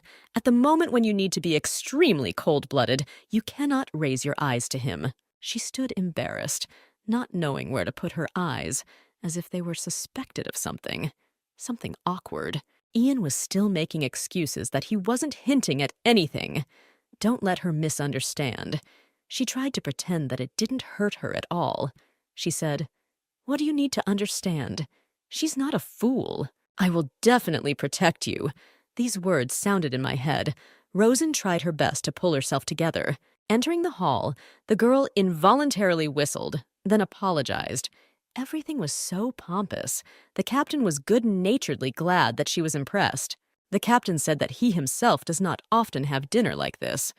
Usually, only official receptions are held this way. The table was set. Everything was ready. The captain suggested starting dinner. They pulled out a chair for her, and sitting down at the table, the girl asked why, while they were walking, she didn't see a single person. The captain replied that it would look outrageous to the public to treat a prisoner in such a way. Rosen's gaze immediately fell on the soup. The girl reached for a spoon, forgetting about everything. Henry said how she was going to eat in handcuffs, and the captain had not yet given his consent to start eating. Rosen was embarrassed, saying that he had just given permission. Henry patiently explained that this is not the same. We need to wait until the other dishes are served. His words about how she had previously eaten with a hint that she did not know something so obvious made the girl blush. How could she know? She was not an aristocrat and had never been at such a table. Suddenly she heard her name, and Ian handed her a spoon and said if she wants, let her eat if she wants to eat. Lila liked that they got along so well, and she asked for a spoon for herself. Ian, while feeding Rosen soup, scolded Henry. He himself did not observe much etiquette on the battlefield. Ian became even more angry at the awkward excuses, ordering him to move away from the girl and not talk to her. Chewing Rosen asked why he doesn't eat himself, to which the man replied, "Let her not think about him and eat herself." The girl asked for meat. She looked at Connor's face. Funny, he looks stern, but his movements are so soft. Rosen was in euphoria from the food. She devoured it without ceasing to admire how delicious everything was. She asked for one piece, then a piece of another dish. Everyone watched the girl a little dumbfounded. Ian, spoon-feeding her, told her to eat slowly, otherwise her stomach would hurt. Rosen puffed out her cheeks, saying that he was disgusted to watch her. He asked not to turn his words around, calmly explaining that if her stomach hurts, it will only be worse for her if her stomach hurts. She asked why such a contorted face. He replied that this was his usual facial expression. Everyone present completely agreed with this. Rosen, looking at him, wondered why he continued to talk. Yes, she was the first to start, but he could have simply ignored her. While pricking another piece, he asked if she had been a nurse before. Rosen nodded negatively. Where did she get such knowledge in first aid? There aren't many like that throughout the country. Then he suspiciously asked if she had used magic. Rosen chuckled and replied that if a woman did something impressive, she would immediately be accused of witchcraft, adding that she was not a nurse, but her husband was a doctor, although he was a charlatan without a license. But by watching him, you could learn something. However, Hindley really was married to a real witch, although she herself was not a witch, but Emily was. There was an awkward silence. Everyone suddenly fell silent. She thought maybe they realized that she was a killer. She was angry with Ian. This asshole ruined the whole atmosphere. Why ask what they already wrote about? Then the captain spoke, apologizing for his question. How old was she? Each newspaper wrote differently. They had no faith. Some claimed that she was 70 and looked young with the help of magic. Rosen replied that she was 25 years old, as the Imperial newspaper wrote. Then he spoke, and she got married and fell silent, then exclaimed at the age of 15. He clarified that she got married so early at the insistence of her parents. The girl innocently replied that no, straight from the orphanage. Henry slammed his fist on the table, yelling, "Have they gone crazy? A 15-year-old girl is getting married!" Taking another piece into her mouth, Rosen replied, "What difference does it make? Her husband is already dead anyway." Everyone stopped. There was deathly silence. Rosen thought, "Damn, she didn't plan this." Ian broke the silence. "Stop talking about nonsense. Lila is here." The girl said that it was okay. She also read articles about Rosen, and before she could finish speaking, Ian interrupted her and said to just eat. But the girl still agreed that Rosen killed her husband. He stopped her. The girl sadly said that there was a chance that Rosen did not kill him. Ian said, like a monolith, that this had been officially established. Everyone sat embarrassed. Only Ian said that Howarth saved her life. But the truth is that she killed her own husband. The girl replied that it was all sad. It was sad that no one believed Rosen. She cried, saying that it would be very bad for her if no one believed her like that. Rosen couldn't take it anymore and told Ian to stop pushing Lila and just let her eat. He, in turn, answered why she gave her the coin, remembering what kind of coin she was talking about. The girl got her bearings and said that this coin originally belonged to Layla. She just played with it and gave it back to the girl. She understood that he wanted to tell her that she was a liar. Lila, still crying, confirmed that it was indeed a lucky coin. Rosen was not lying, and Rosen thought how sometimes a lie successfully becomes the truth. She reassured the girl, thinking that children were naive and therefore could be easily manipulated. Lila watched, no longer crying, and Rosen thanked Lila for protecting her. The maid came up and asked if she could clear the plates to serve the next course. Rosen sat in anticipation of what the next wonderful dish would be served. There was so much on the table. Ian asked her if she wanted to try any of these dishes. She saw the colorful berries and asked for Myeria. Ian cut the fruit in half and took the juicy pulp into a spoon, bringing it to the girl's mouth and offering to try it. Rosen squeezed the chair with one hand and took the berry into her mouth, the last word she heard from the captain, who asked if she was okay with everything. She was silent. Ian said that she was asked a question. As his eyes widened in horror, he saw drops of blood on the carpet. Rosen clutched her throat. Blood dripped from her lips. Her pupils dilated. The girl could not answer. Everything swam before her eyes. She heard her name, thinking, great. Everything worked out. Her hand in the bloody glove hung limply. My last thought was that it was a pity that Lila saw this horror. But there was no other way out. She shouldn't go to jail. Now she knew for sure there was no savior. If she wants to be saved, she must do it herself. Ian must do as she planned. She was already losing consciousness when Ian, with frightened eyes, shouted her name, even if she thought about letting her guard down for a second. They tried to calm Ian down. He asked if it was poisoning. Rosen was placed on the sofa and given first aid. She was unconscious. Ian said that she started coughing up blood after trying the berry. The man agreed, but it was not poison. He rushed straight to the screams. The atmosphere was serious. The captain shouted that a poisoner was hiding on his ship, and the soldier who saw him off completely wilted, he meant Henry. Connor stood cold as a rock. There were drops of blood on his dress suit. The man thought that for Sir Connor, understandably, the mission was very important. Ian asked if it wasn't the poison. What was it then? The man said that most likely it was the peculiarities of the girl's body. Apparently, she has a serious allergy to some foods, because the rest of the food is fine and no one else got sick.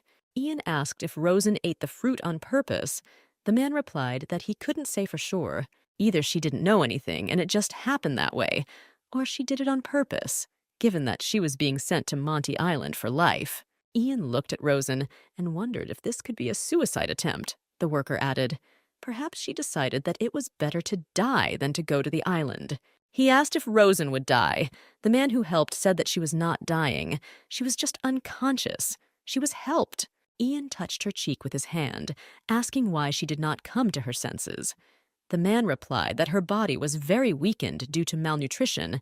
She did not have enough energy to come to her senses. It may be that she will not regain consciousness. The worker replied that he could not say for sure, but she is a prisoner who has been through a lot.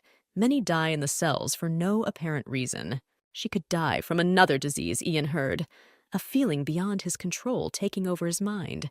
He looked at Rosen, and the thought flashed through his head that he might die. Turning away, he tried to pull himself together, when at that moment a thin voice called him.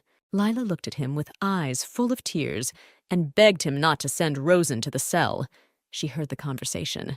He said nothing, turning away, but the girl grabbed his leg and babbled, crying that Rosen was very sick and would die in the cell. She could rest a little. Suddenly, he put his hand on the girl's head, looked at Rosen, and gave the order to move her to the cabin. When he named his cabin, everyone's eyes widened at him. The man asked if he was sure that he wanted the prisoner to be in his cabin, but Ian replied that he definitely shouldn't worry about him. Ian said that Rosen Walker was entrusted to him, and he would personally look after her. The chief's words flashed through his head that he was tasked with escorting prisoners to Monty Island, and especially carefully monitoring Rosen Walker. He looked at Rosen and thought that he had long forgotten the essence of his task. Now this is something personal, something he tried so hard to get rid of, but failed. He asked himself the same question. Why is he so worried about her? She is a murderer, and he is the one who is dragging her to a hell worse than death. Thoughts flashed through Rosen's mind, how she told him that he was her hero, so she remembers how she woke up when she was hurt for the first time. Emily looked after her. The girl asked if she was dying, but she said that everyone is born with their own characteristics of the body. For some, even ordinary medicines can be poisonous, and so can foods. Placing a wet bandage on her head, she explained that you need to be careful, paying attention to the food you eat and what medications make you feel unwell. She almost died then. Emily asked if Rosen remembered what medicine made her feel bad. Looking at Emily and trying to remember, Rosen remembered her childhood years. She remembered that the director of the orphanage had a habit of drinking purple berry compote. It always began to seem to her that everything itched even if she was just nearby. Then Emily said that she should never eat these berries. Otherwise, next time she might actually die. Rosen asked the name of the berries, and Emily said Mayeria. She remembered the name, but every time life became unbearable, this name popped up in her head. She thought, didn't she deserve at least a peaceful death by suffocation? It was better than being killed by Hindley. But this time, everything is different. If she was going to die, she would not suffer for the sake of escaping from prison. Rosen came to her senses. The light was falling on her. She could not figure out where she was. She sat up in bed and realized that it had happened in a cabin, not in a prison cell. Looking at the fastened hand in shackles, the girl grinned and thought that Ian, in his style, did not lose his vigilance even in such a situation. But we also need to look for positive aspects. She is not in the cell, which means everything is going according to plan. Looking at myself, I saw that the clothes had been changed. Well, logically, the dress was ruined with blood. Her thoughts were interrupted by Miss Walker's voice addressing her. Turning around tensely, Rosen saw the smiling face of Captain Revel. The girl became nervous whether he had been watching her for a long time or had just come in, but the man sat down next to her and motioned for her to calm down. Having said that in a healthy body there is a healthy mind, the man fell silent and looked expectantly at Rosen. Finally, turning to her first, he asked if she knew how long they had left before arriving on Monty Island. After all, she should be interested in this. They continue to head west, and to be precise, they will arrive on the island in 3 days, despite the fact that the wind is blowing in the opposite direction. To Rosen's surprised look, he added that with the invention of the steam engine, it became easy to go against the wind. Today's youth admire it even more. They invented planes that conquer gravity and soared into the sky. Isn't that amazing? Rosen asked the captain if this was his cabin, but he shook his head and said that it was Ian's cabin. The girl's eyes widened in surprise. Sir Connor just allowed her to stay here. Grinning, Alex Revel replied that Sir Connor only seems callous. Yes, he can be stubborn, but this is nothing more than an image. Now he went out to smoke. Rosen, even more surprised, asked if a pilot could smoke, to which the captain noted that the war was over. But Sir Connor was still an active pilot, wasn't he? Yes, planes don't just fly into war, but Ian is going to quit. He's already done enough. Afterwards, Captain Revel smiled and added to Rosen that Ian was very worried about her. And by the way, he pointed to the little thing standing on the table. It's still here. He gave it to Ian when he was 12 years old. He brought this glow-in-the-dark moss from the island of Kintor, an ideal alternative to a gas lamp. Rosen looked at this strange thing, and meanwhile the captain picked up a telescope and a map, which he also once gave to Ian. Poking his fingers at a point on the map, he explained that this was their place of departure, after which he pointed to the location of their current location, and they swam here so quickly due to the fact that the sea was calm. This gift is also almost 15 years old, Rosen asked interestedly, so the captain knew Sir Connor as a child, to which he nodded affirmatively and said that Ian was the eldest Henry at the military academy, having entered there at the age of 10. So he and Henry had been friends since childhood. The captain laughingly remembered that no, Henry couldn't stand Ian at first. He hated him to the point of gnashing his teeth because Ian was principled and adamant. Henry wrote letters home begging him to be taken away, calling Ian a real devil. Then our heroine thought that she understood Henry perfectly well. She also would not want to end up in this academy. The captain talked about how Ian was an outstanding boy, about his achievements during his studies. Well, Rosen thought, imagining him as a beloved child, the pride of the family, living in a huge estate where everyone loved him. An ideal family, as if straight out of a picture. There was probably a dog. Oh, she never dreamed of this. But when the captain said that the boy had no parents, they both died when he was very young, Rosen's heart sank. His parents were destroyed by epidemics, and little Ian was left all alone. He often had to move from relative to relative with all his inheritance. As soon as he grew up to the age of admission, he immediately went to the academy. Most likely, he did this because his relatives had already begun to argue among themselves over his inheritance. And at the academy, a cadet's property comes under state protection until the child reaches adulthood. He had to grow up early. He rarely opens his feelings and does not know how to be honest with himself. Alas, he carries this burden within himself in loneliness. Therefore, it is very sad to see children becoming adults very early. His words also applied to Rosen. Taking the girl by the hand, Captain Revel asked her not to end her life. Oh, so that's why he told her about Ian, his childhood. He thought that she wanted to commit suicide. Rosen tried to justify herself. No, she did not try to take her own life. This was a misunderstanding. But the captain seriously replied that he himself had a daughter whom he often thinks about, and Rosen is similar to her. This girl was his firstborn after 15 years of marriage. To which Rosen thought that this precious child of Revel with golden hair could not possibly be like her. He probably couldn't let go of his daughter, and seeing a girl her age, he associates her with his late daughter. But how can she be indifferent to the story of a father who lost his child? Even such a disgusting prisoner like her cannot get rid of such a useless habit as sympathy. Next, the captain once again inquired about Rosen's well-being and advised her to rest more. When he touched the door handle to go out, he finally said that there was still time. There were still 3 days before arriving on Monty Island, and he believed in Rosen and that she would not give up. Rosen listened to this in a stupor, and she has developed a habit of carefully analyzing the information that people unintentionally give out. The direction of the wind that the captain was talking about, the temperature, the weather, of course. She did not fully understand everything due to her lack of education, but she clearly understood one thing. She needed to go east, and the captain, one might say, gave out information for escape. It was already late. The girl was holding a jar of luminous moss in her hands and admiring its glow in the dark. And it really does resemble a lighthouse, which she will finally be able to find while drifting at sea. Now, all that remains is to find the key. She must steal it from Ian Connor. And if you manage to steal a pistol, then what next? It will be self-deception if you convince yourself that she doesn't care about those sea monsters. But she knows what will give her strength, her vow to Emily that she will never die, and they will meet with her. This is the day when she first behaved bravely in her empty life. Every time she remembers that moment, a blue flame flares up in her heart. It melts the chilling, icy horror over and over again and helps her take off. She will win. She simply must win. Ian entered the cabin looking at Rosen. It was already late. The girl deliberately assumed a seductive look.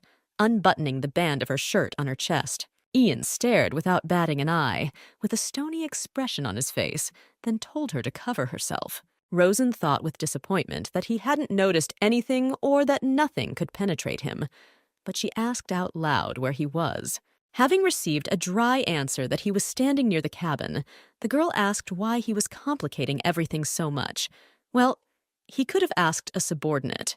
Looking sideways at her, Ian said that he personally received the minister's order to escort her, and besides, she apparently underestimates her fame, which is clearly superior to his. Rosen chuckled. Yes, she is popular, but obviously in a negative way, so once dinner is over, she will be returned to her cell, and she received an answer that she could stay here until she arrived on the island. The doctor noted health problems. And how will they sleep? Ian replied that he would lie on the sofa, and that there was no other cabin, to which the man remarked that this was his cabin.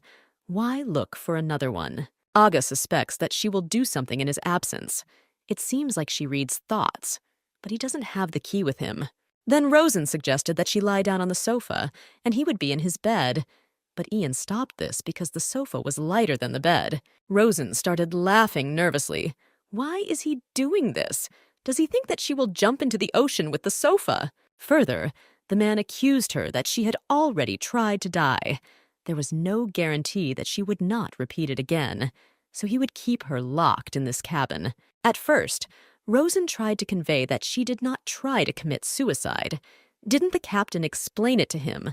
But Ian replied that he understood everything, that she knew very well that she could die by eating this berry, and still asked Henry to give it under the pretext that she wanted to try it. He clenched his fists and variously shamed her whether she enjoyed it, whether it was fun. What infuriated him most was that he fed her these berries himself. Stop. He's angry now. Considering that she's been watching him for the last few days, he never once lost his composure or raised his voice.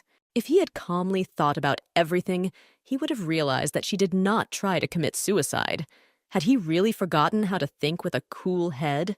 Well, in this case, you can't miss this opportunity, and crying, she bitterly noted that she would die before arriving on the island.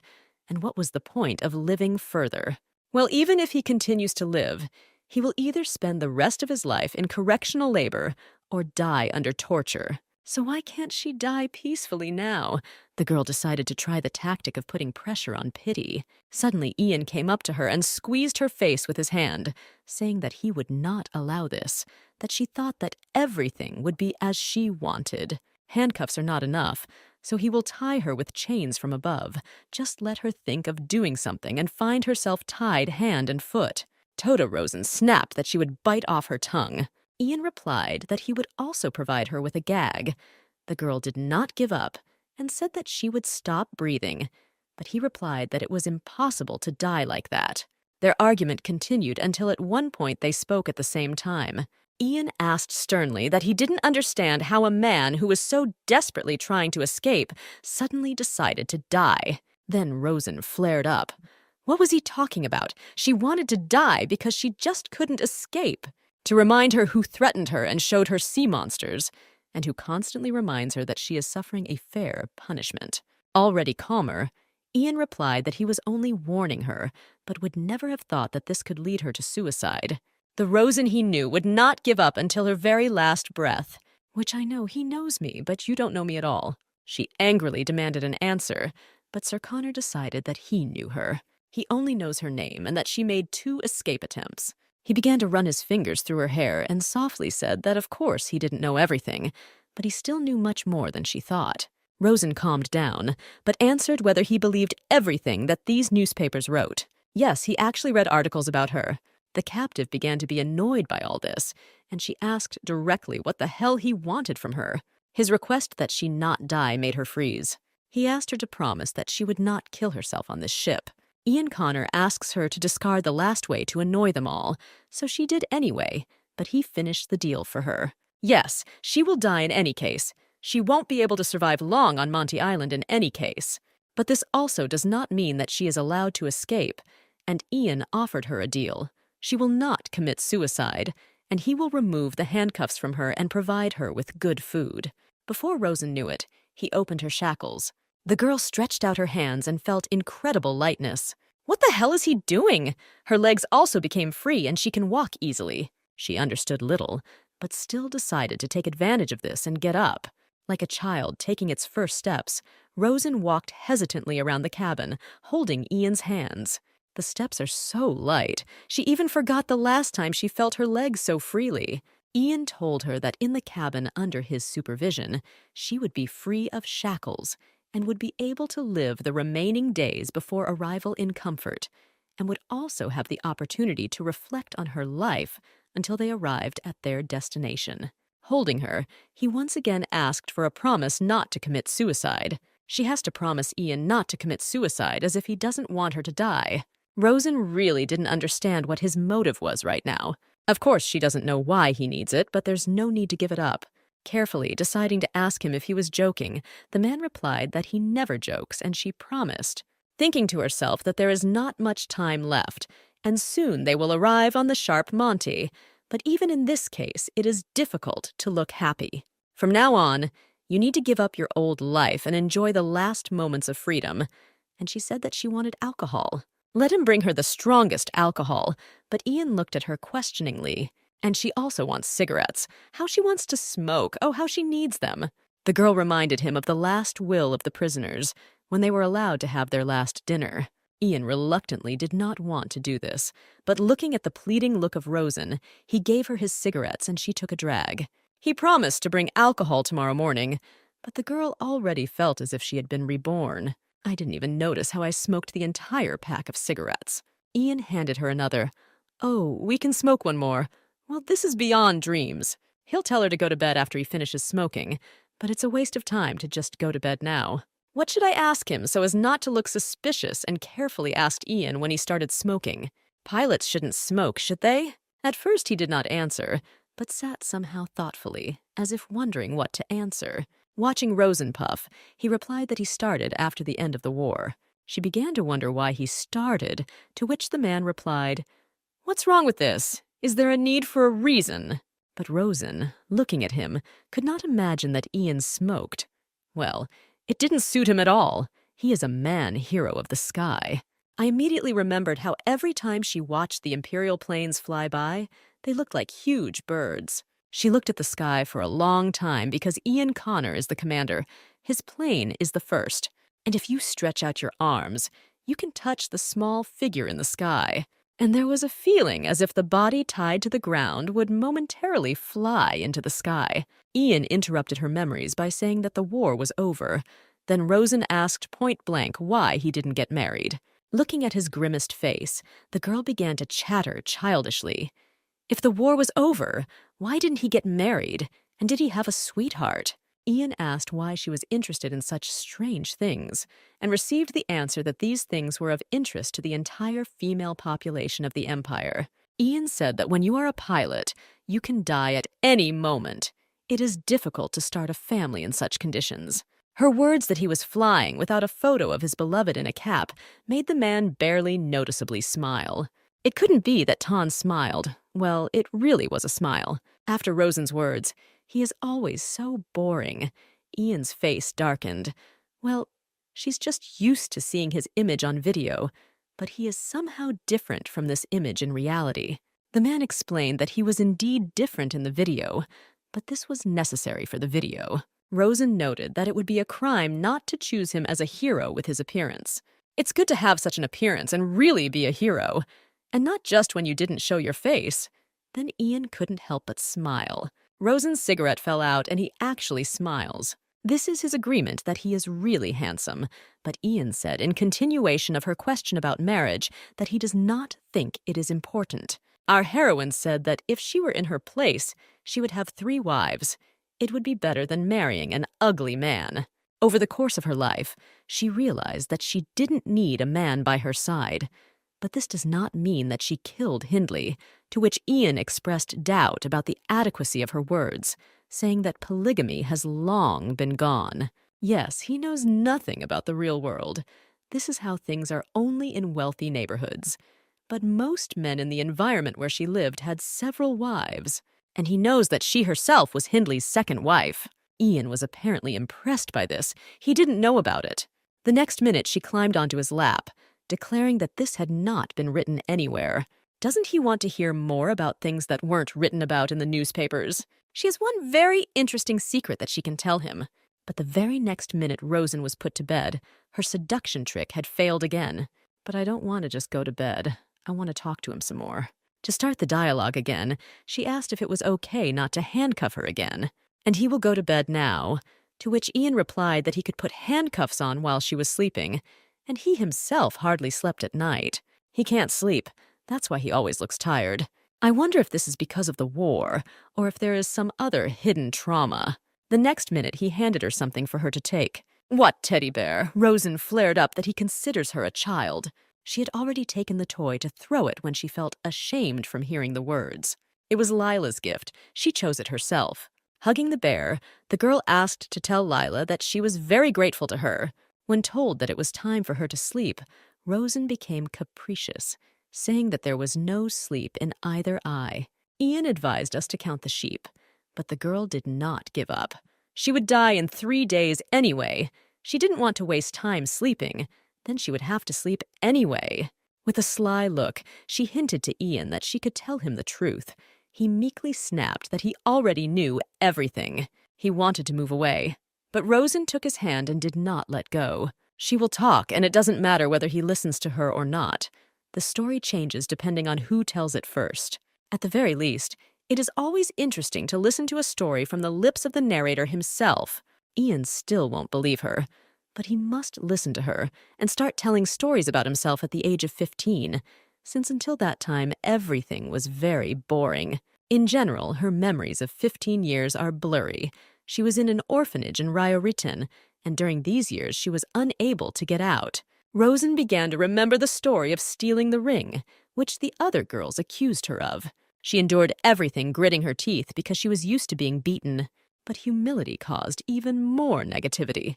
The friend tried to calm the attacker so that she wouldn't get it from the headmistress, who didn't like noise. Rosen simply watched silently, did not make excuses, did not cry. As she left, her accuser ordered Rosen to return to her post. She didn't understand why they accused her, and even with such anger, she knew very well that Coney took the ring. Then Rosen saw the locket lying on the nightstand and smiled. She took it without any feeling of guilt since she was the first to be punished. The world in the orphanage was everything for little Rosen, not knowing what family was, or the love of her parents. You had to work a lot and no one looked at you, whether you were small or sick. If she didn't do this, someone's hand or a mop would fly at her. Life was difficult, although she is not a pessimist, because everyone in the shelter had such a life. But even she sometimes had glimpses of a normal life. One day she went to the stream to wash clothes. Her fingers were very cold. She was late and the stream froze. And at such moments there was hope that the director had a drink and went to bed early. And that day the street was noisy and there were a lot of people. Passing Rosen, hearing that the festival of St. Walpurga would take place today, it began to snow. Rosen looked at the flags hanging along the street and thought what kind of festival in honor of St. Walpurga. She found out the truth later, and that day it was a festival that took place at night until the morning on the birthday of the greatest witch in history, Walpurga. The girl often wondered if her life would have been different if she had not seen that landscape in the city that day. Her attention was drawn to the window. For some reason, she wanted to look into it. Leaving the tash and the washboard, she did not take her eyes off the window until the eldest yelled at her, saying that the director had been looking for her for a long time. But Rosen stood rooted to the spot without reacting or moving from her place. The headmistress came out and said that we shouldn't make noise at night. Rosen stood with a basin and dirty laundry next to her. The woman spoke only for Walker to come into her room. It was late at night. The girl came to her bed. Other children were sleeping nearby. All her legs were striped from the beatings. She could barely move them. She was so fascinated by the scene taking place in the house, which changed her world. That evening, she saw a family, 2 girls, one her age and the other younger. They were so happy. The man was holding a strawberry cake in his hands. He was also happy. No voices could be heard from outside the window, but it was clear what was happening. He gave one girl a white teddy bear, but she heard one word: love. The girl rushed to hug her father. He squeezed her tightly in his arms. Rosen heard "I love you" for the first time, and something changed in her. She thought that love was a made-up word used only in performances and fairy tales. This is a strange word that the main characters said to each other, but here everything was different. It was not a lie from plays and fairy tales. This is what the parents told the child, and lovers to each other, and at the moment when Rosen realized this, she felt unbearably lonely. After all, no one has ever spoken such warm words to her as "I love you." That night was so cold. I wanted something warm that would warm me up. Until this moment, Rosen thought that only abandoned weaklings could desire warmth. Children hate childishness and tears, so previously the tears of crying children only caused irritation. But that night she realized that the children were crying not from pain, but from longing, not from weakness, but from sadness. Unlike children like her, those guys knew how warm the world could be. They simply realized how cold and lonely a place they were in, and that day Rosen realized how lonely she was. On Walpurgis night, people light candles and make a wish to the greatest witch in history. Rosen hugged herself and begged Walpurga to take pity on her, to help her meet a person who would hug her warmly, someone who would truly love her. Even if these words are a lie, just for this person to hug her tightly. The girls were working in the kitchen, and their partner noticed that Rosen had her head in the clouds and had been walking around covered in bruises lately. The girl couldn't answer the questions about what happened. How could she explain to them what happened to her? Another girl asked if it was because of Rosen's birthday that he was so worried, because it was soon, and when he turned 15, he couldn't stay in the orphanage any longer. To which Rosen replied that in any case, she would be sold either as a mistress or as a maid, and the money from the sale would go to the director. One of the girls remarked that it is better to become a mistress than a maid. Once you become a maid, you won't be able to change anything until your death. The girls began to argue about who is better to be a mistress or a maid. Someone thought that being a maid can at least earn money, but being a mistress or a wife is a big risk. Who knows which husband will come across? When the girl came in and called Rosen, it was especially strange that someone came to meet her. There was a man sitting in the director's office waiting for Rosen. Smiling, he replied that there was nothing wrong with waiting for a woman. Rosen stood in front of the mirror, wondering whether she should wear her best dress or put on makeup or not. But if that man is here to take away the maid, then there is nothing good in looking beautiful. The girl was wondering what to do, and in the end she decided to wear a modest suit without makeup. When she entered, the director offered to sit down. The news that they wanted to marry her spread throughout the orphanage. The headmistress pointed to the man sitting on the chair and said that he would become her husband. It was Mr. Hindley Haworth, a man about 35, 40 years old. He approached her, and the girl was confused when he called her by name, but then, hesitantly, greeted her. He looked at her from under his glasses carefully and intently and said that she could be called Rosen Haworth, which she would soon become. Looking at her, Hindley Haworth asked the headmistress if she was definitely healthy, to which she reminded him that she had introduced him to the results of Rosen's tests. Rosen broke out in a cold sweat when he took her hand like a thing in a store and said that she was too thin. Would she be able to give birth to many children?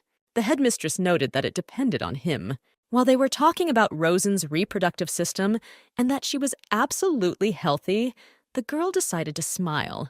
She couldn't look at her with contempt. If he leaves next time, she could be sold to a truly terrible place.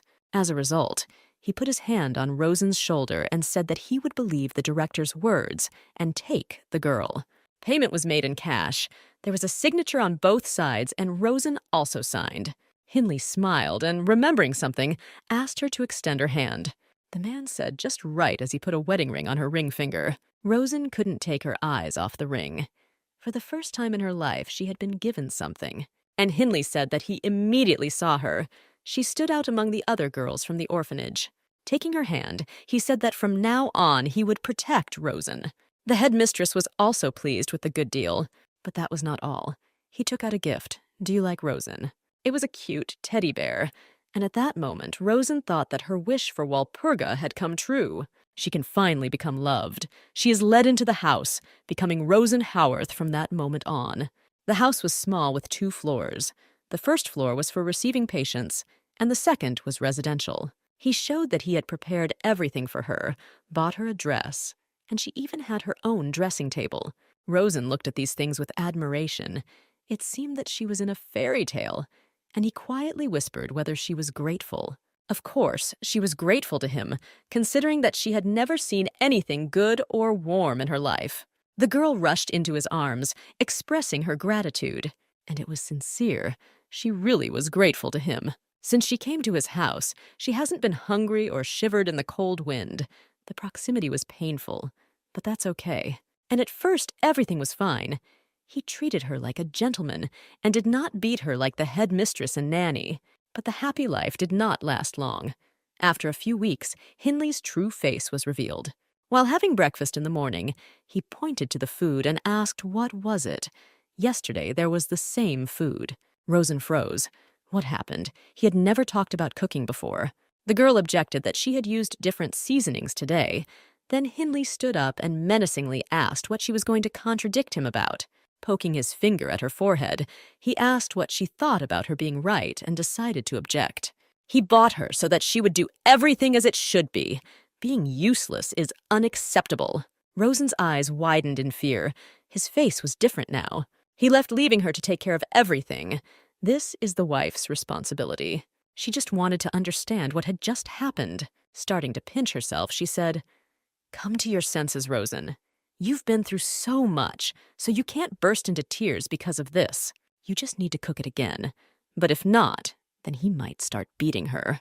Calming herself, she feverishly began to think about what to cook. Or maybe it was just one time. Maybe Hindley was just in a bad mood today. If you prepare new dishes, perhaps Hindley will forgive you. The worst thing for Rosen was that he could kick her out of the house. She was waiting on pins and needles for his return.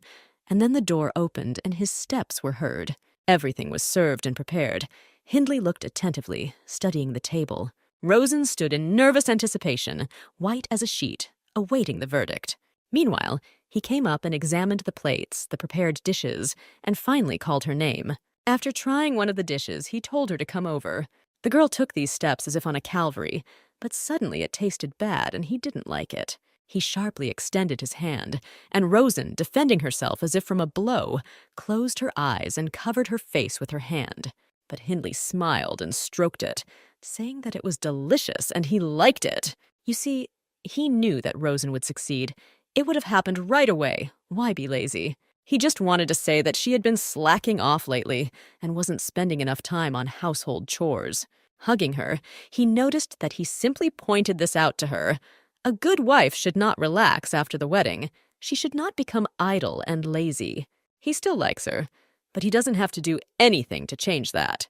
From that day on, Rosen's life changed completely. She got up early, still dark, to prepare Hindley's breakfast. Then she quickly prepared dinner, still managing to clean and wash. And while Hindley dozed off after dinner, she still ran around shopping.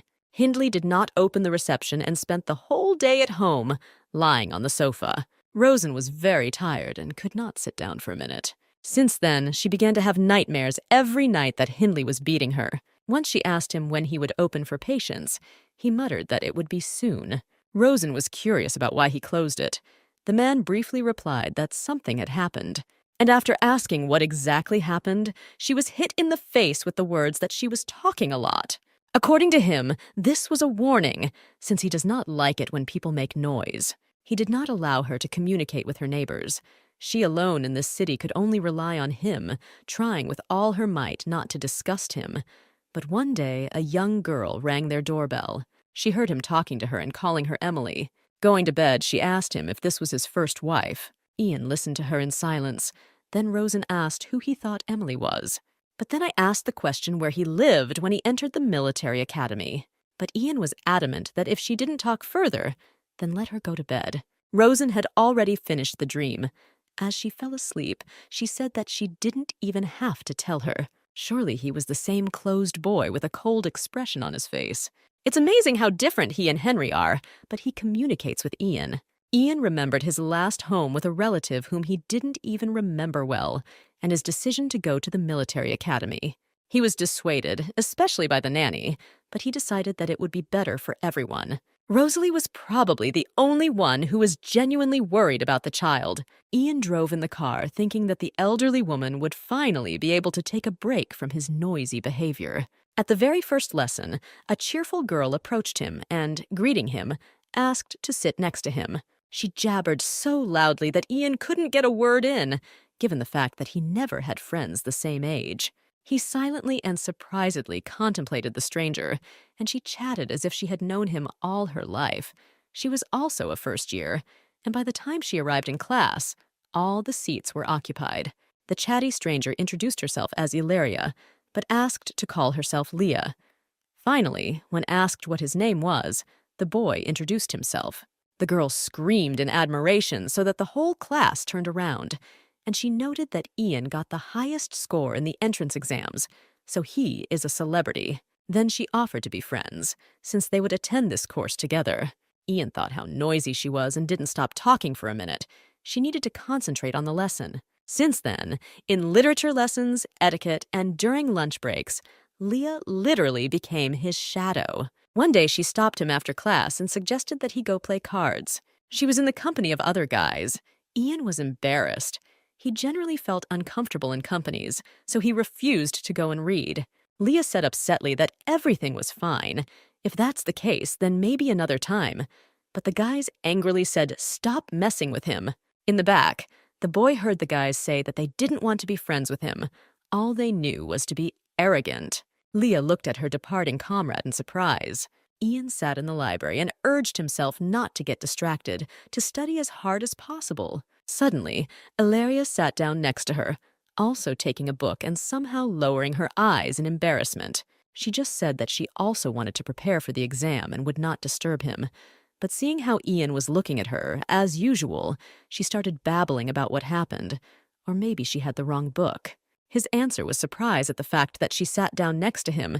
He thought that Leah hated him. Then it was the girl's turn to be surprised. And then she chirped again that she shouldn't pay attention to the guy's words. They just don't know him. She doesn't know him well either.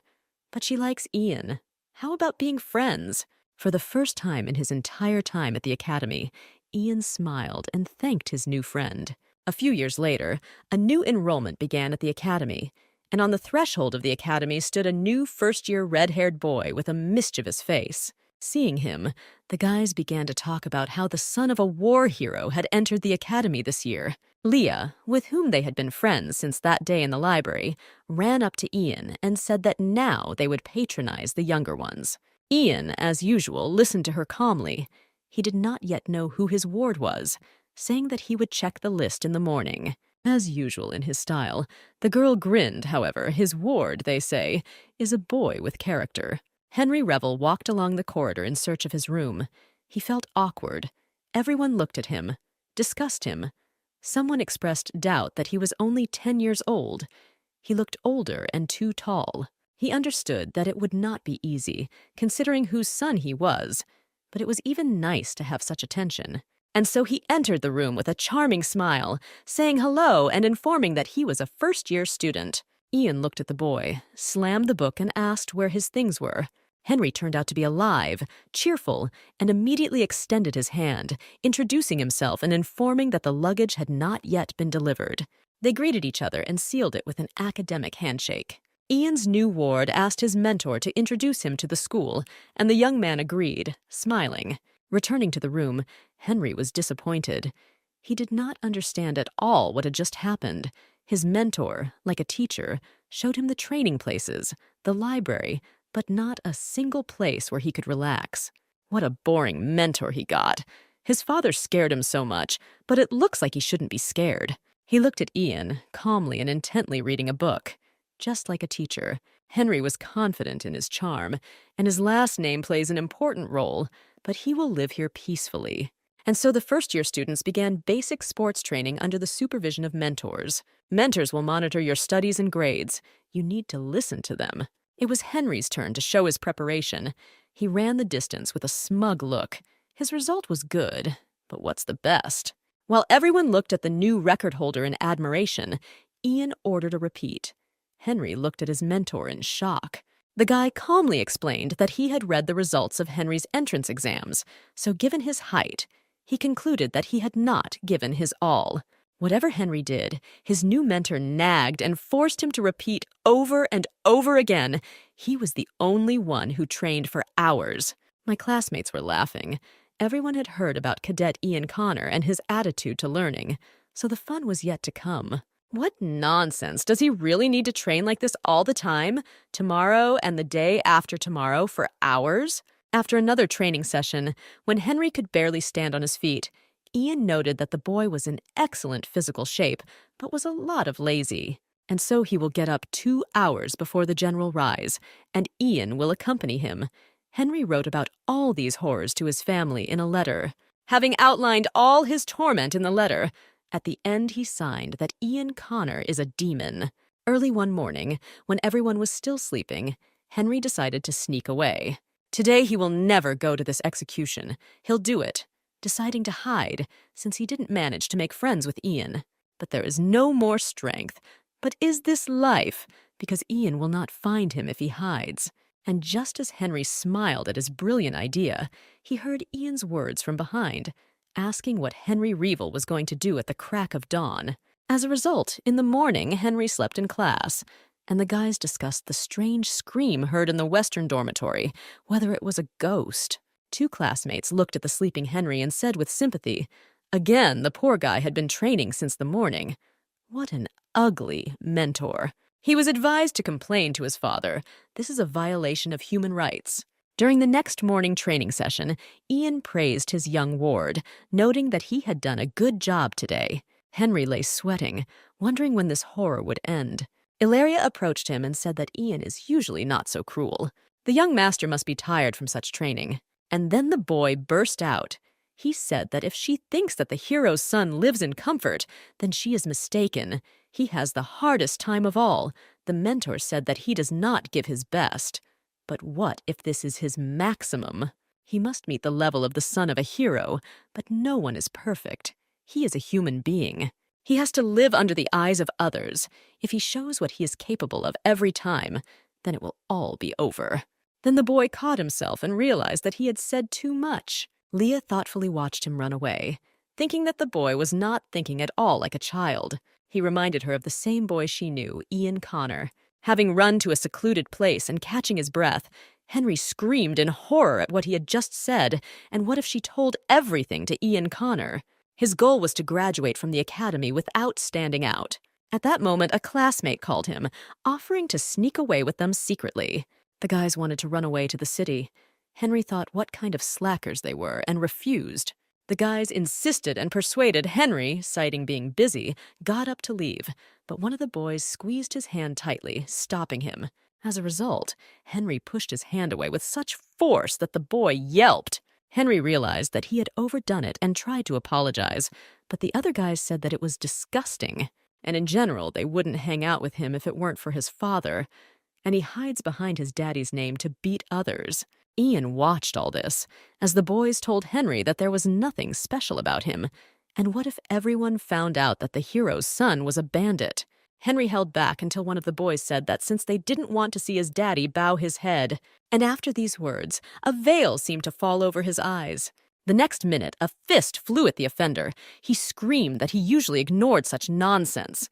But the last thing he remembers is how Ian pulled him away. He thought that he was also angry with him and wanted to attack him, apparently because Henry had said something to Ilaria. After the fight, Henry sat frowning and didn't know what to think next. The director could not come to his senses about how Ian Connor could get involved in this matter. Looking at the boys, he asked Soldier Connor if he really beat the boys. Ian answered without hesitation that yes, it was he who beat them. The director exhaled heavily until the last moment, hoping that this was some kind of misunderstanding. Then he asked why the young man did this to the younger students, because before that his behavior was excellent. There were no problems. It was possible to simply separate the fighters and not beat them. Ian glanced at the cowering guys and nodded. The director said that in this case, the Soldier Connor could not escape punishment. The guy nodded in agreement. Ian was suspended from school for a week and sent to the dormitory. The rest, including Henry Revel, were required to engage in volunteer activities on the territory of the academy. Henry sadly watched what was happening, realizing that Ian took all the blame and responsibility for this act upon himself. When they were in the room, Ian told Henry to cool his head while he volunteered. The same one grimly muttered that Ian had done something useless. But the mentor noticed that it was up to him to decide whether it was useless or not useless. And the fact that he was suspended from classes was a trifle. Everything ended well. He calls it a good ending. Henry was surprised, to which Ian explained that otherwise Henry's parents and those guys would have been called. And so they talked a little. It was revealed that those boys had left without permission to have a snack in the center. And now there was a fight. They are still children, so they were scared to hear such words from their parents or the director, but he doesn't have parents who can be called. Ian got up and walked. Henry followed him. The mentor gave advice to be careful next time. Any action leads to consequences, to which Henry muttered that he generally thought that Ian didn't like him. Ian explained his position that he forces him to train more than others, not because he hates him, but because he sees him as a future soldier. Just because he doesn't show leniency towards a junior cadet during training does not mean hatred. It is an investment in the future. Henry is a cadet now, and in the future, he will be a soldier. Now everything is calm, but who knows when war will break out, and then they will all be called up. And when this happens, the one who does not put in his best will die. So what is more important is the opinion of others, or his own life, and the lives of others. Ian added that it's up to Henry to decide, but he no longer wants to see people die around him. A week later, the three of them were having lunch, and Leah said sarcastically what was going on here. Before, she couldn't even think about having a meal together. But then Ian shows up with the first year. From the moment of that conversation, Henry followed Ian everywhere, declaring that he wanted to become Ian's younger brother and would obey him in everything. Then Leah remembered the news, and showing the newspaper, said that the political situation in the Empire was alarming. It looks like they are provoking the Empire and want to drag it into war. Ian took the newspaper and read the article, agreeing that the threat of war was very real, if not now, then later. When one of the parties does not like something, chaos will begin, which is called war. 5 years passed, and Ian Connor was called to fight. Henry managed to catch him since the training camp was quick. He asked Ian if he had seen the publication. He was appointed commander, for which he could be congratulated. Ian still calmly looked into the eyes of his younger comrade. Henry suddenly lowered his eyes and corrected himself. This is not something worth congratulating. How can you give the rank of commander to a 20-year-old boy? To which the new Captain Connor replied that the Air Force is always short of people, and since there is no one, they even have to take cadets. In addition, many went over to the enemy's side. Henry clenched his teeth at these words. He had heard such rumors. As parting words, Ian advised his younger friend to concentrate on training. He, too, could be called up at any time. Henry eagerly replied that he was ready even now, telling how he would destroy his enemies to smithereens. But Ian slowed him down and reminded him what frivolity is and what it leads to. In turn, Henry asked Ian not to die. Otherwise, he would curse him for the rest of his life. Ian was so immersed in his memories that he didn't hear Rosen calling him for several minutes. And what was Captain Connor thinking about with such a face? To which Ian, in his style, replied that it was nothing. How can one think about anything with such an expression on his face? But the man snapped that he always had such an expression. Rosen had nothing to object to. He wanted to put Rosen to bed, but she didn't even think about it, offering to listen to her story to the end. He apparently wasn't going to tell his own. Then Ian asked who Emily was, and Rosen again plunged into the past, at the moment of meeting this girl who changed her life. In the morning, while still in bed, Rosen heard pounding on the door. Opening the door, she saw a girl calling Hindley in a clearly unfriendly tone. Rosen went down and opened the door, and their eyes met. The stranger looked at the girl in surprise. And Rosen herself was no less surprised at the young girl standing in front of her, seemingly the same age as Rosen, who she was and why she was calling Hindley. She asked if the stranger was in the wrong house, and she, in turn, asked who Rosen was and what she was doing in this house.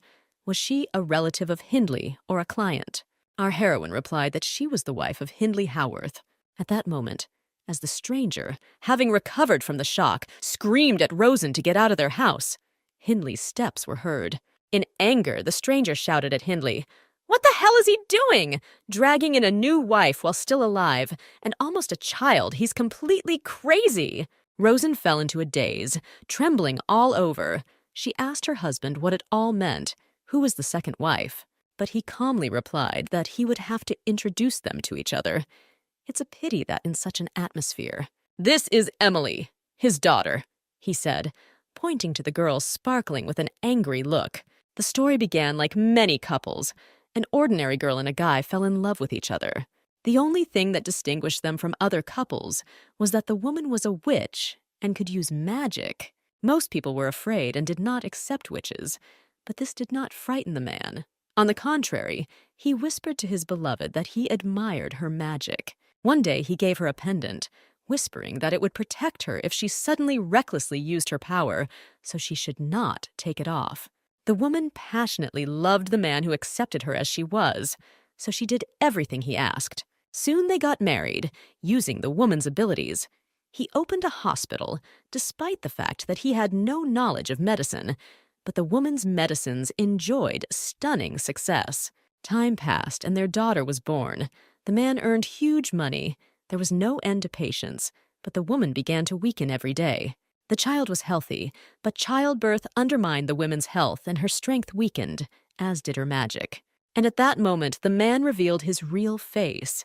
He beat his wife for any reason, for setting the table incorrectly, for the fact that there were fewer visitors. In the end, the woman took the child and ran away from the man, but her body was exhausted by illness and her magic was too weak. The man found them in a forest hut where they began to live in order to protect their sick mother. The girl tried to stop with the help of inept magic received from her mother. Having learned about her abilities, the man made her an offer that in exchange for her strength, he would not touch them, and would even give money for her mother's treatment. For the sake of her mother, the girl accepted the offer and put on her mother's pendant. And now Emily sat in front of her father. They looked at each other without saying anything. Finally, Emily asked him why his so-called wife met her in this house. Hindley rolled his eyes. Then he answered that this was his second wife, and that's all.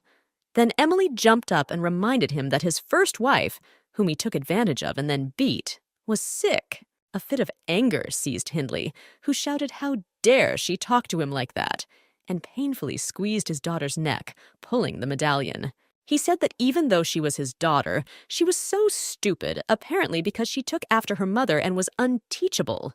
Emily wheezed heavily on the floor, and Hindley stood up and cruelly said that because of her stubbornness, she was creating suffering for herself. Rosen sat on the stairs, covering her ears. Emily screamed while Hindley beat her. When it was already late and he fell asleep, Rosen snuck into Emily's room. She was awake and looked at her. Standing up, she asked what Rosen needed. The girl stood with a tray on which there were towels and water. Emily saw what her young stepmother came to her with and displeasedly told her to take it away.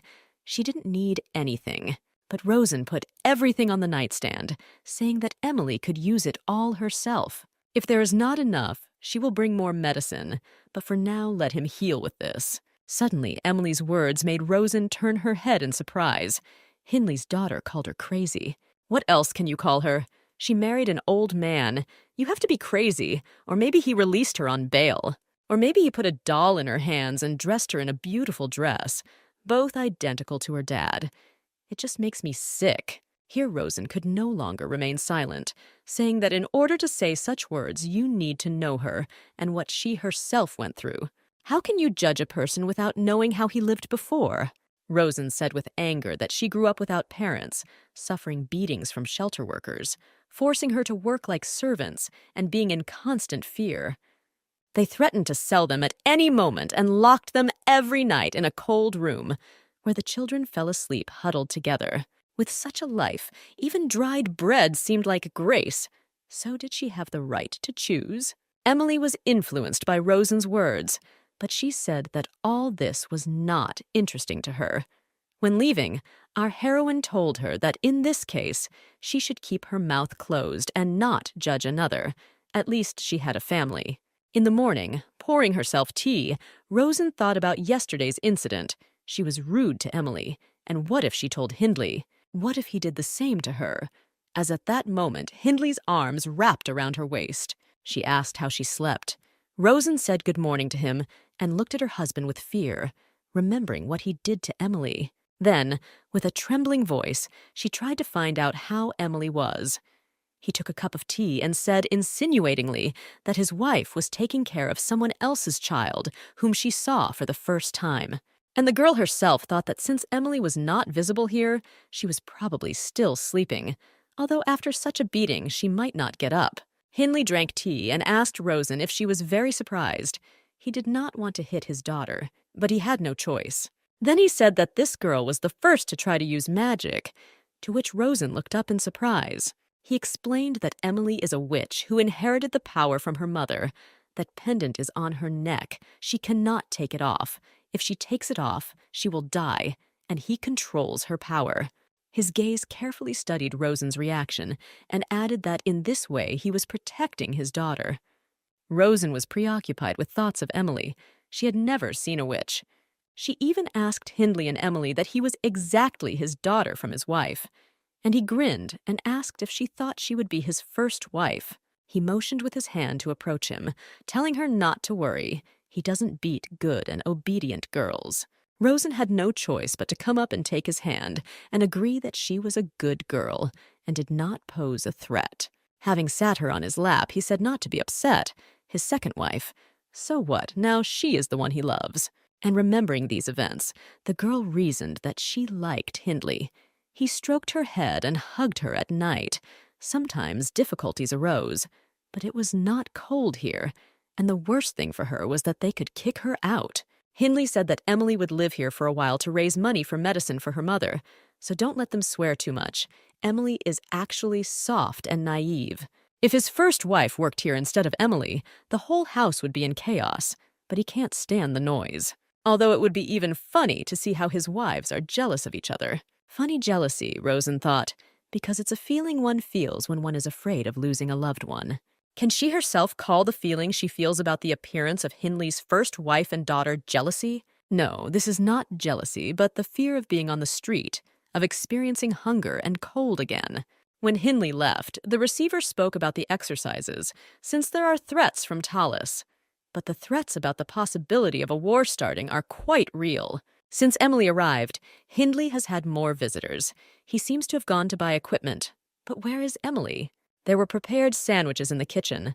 Rosen was surprised. Emily was in the yard hanging out laundry. Rosen, crouching, did not take her eyes off her. Emily muttered irritably, "Stop staring. If you have nothing better to do, then it's better to help with the laundry." Rosen tried to engage in dialogue by asking why she made the sandwiches, and she doesn't hate Rosen. Emily asked why such conclusions were suddenly made, but our heroine recalled that even before last night she was throwing insults.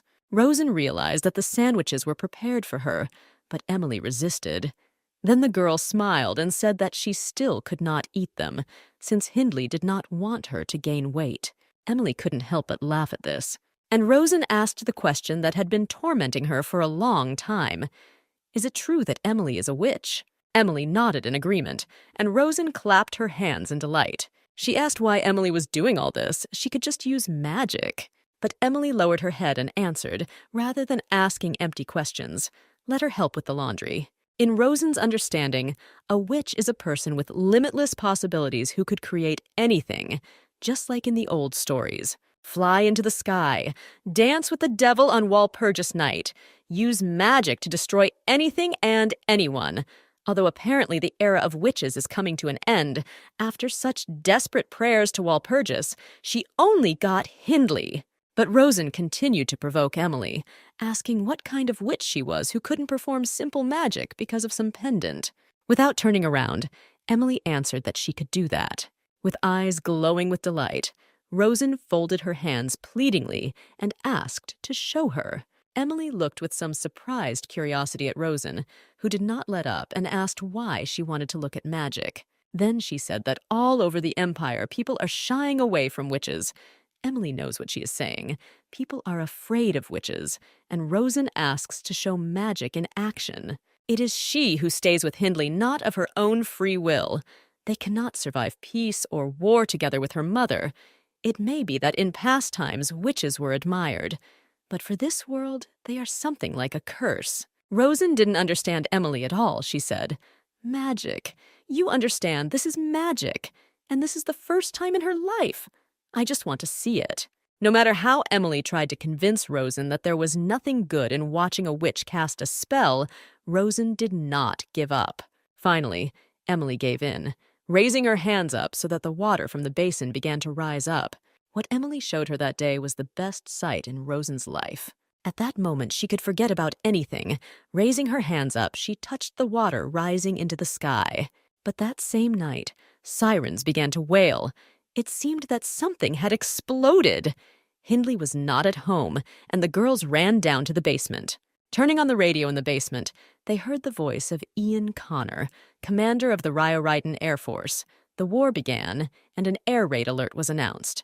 Ian became hope for all the inhabitants of the Empire, prophesying that aviation would do everything possible to protect the inhabitants of the Empire. Ian sat and listened to Rosen's story, and now heard his own voice saying that our aviation will do everything possible to keep you safe. Rosen fell asleep at this place. These words she uttered about that day. How well Ian remembered that day. Again, like last night, the girl trustingly squeezed his hand. These words seemed to echo in his head. We will definitely protect you. He looked at the sleeping Rosen and remembered how she confidently said that she would never fall asleep first. Ian barely persuaded her to fall asleep. She still wanted to continue to tell what Hindley had done. It's amazing how she can stay awake at all in her condition. Even now, in her sleep, holding his hand, she muttered that she was not sleeping. Ultimately, Rosen forced him to listen to this long story for one simple reason. She would continue to repeat that she was innocent. You can't fall for her trick. This girl is eloquent in the art of persuasion. This is clearly stated in the documents of her case. But still, why did she never tell this story, mention it in court? Well, on the other hand, this would only strengthen the evidence of her guilt. Her husband harassed her with domestic violence, and she eventually killed him. And yet Ian could not understand why, after living such a miserable life, she continued to call him a hero who failed to protect his homeland. Rosen fell asleep completely, and Ian removed his hand from her hand. The bright moonlight fell on them with a silvery glow, and he still looked at this girl.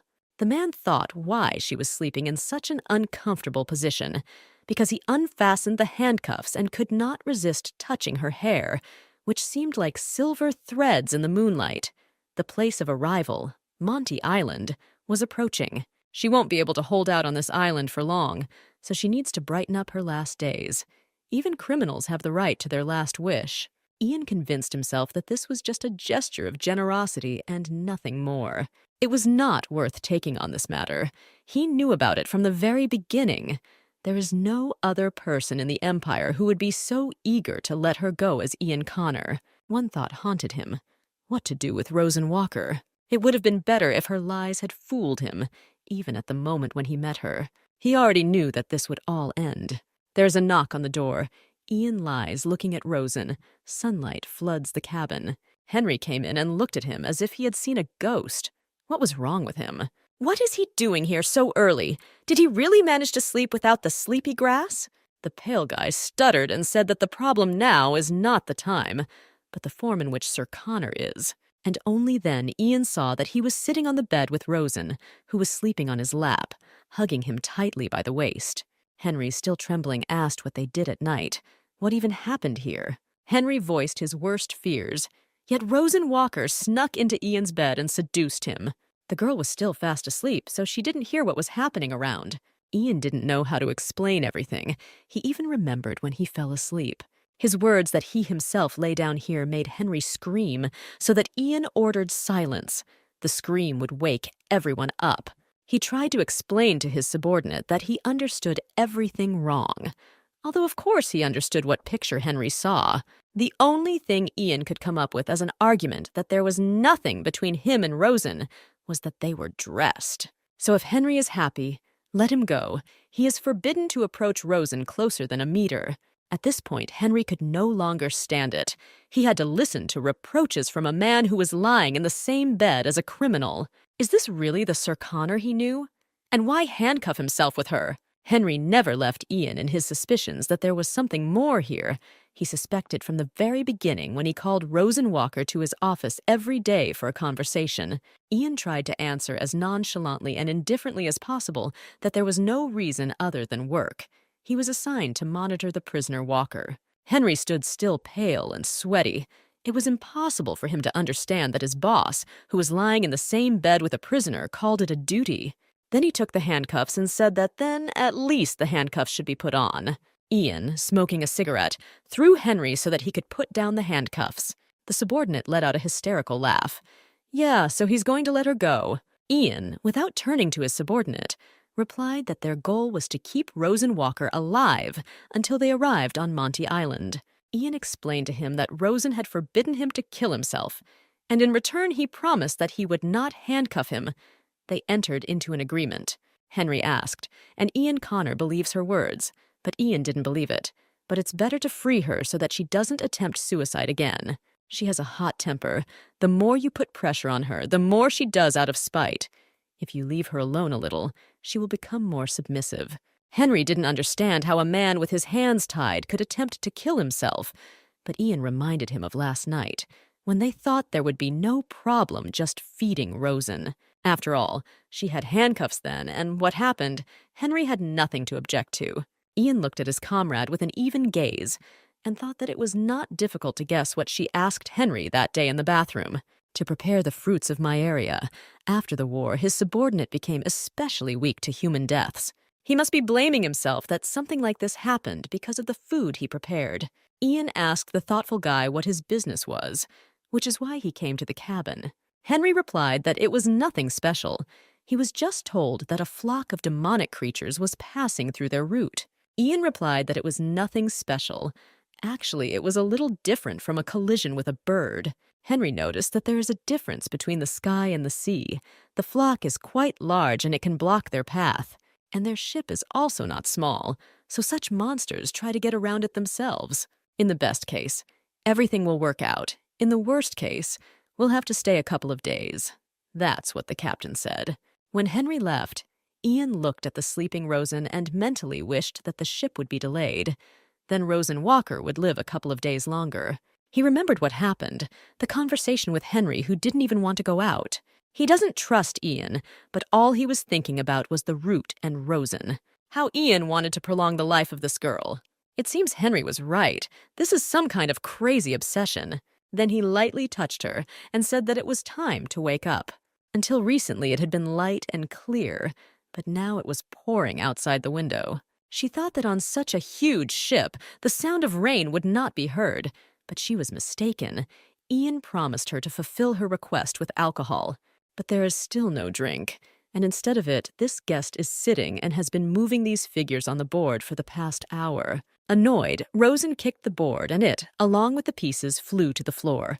Henry yelled, what the hell was she doing? To which the girl angrily muttered that he was pissing her off. She's locked up some boring game of aristocrats. She can't understand a word how to play.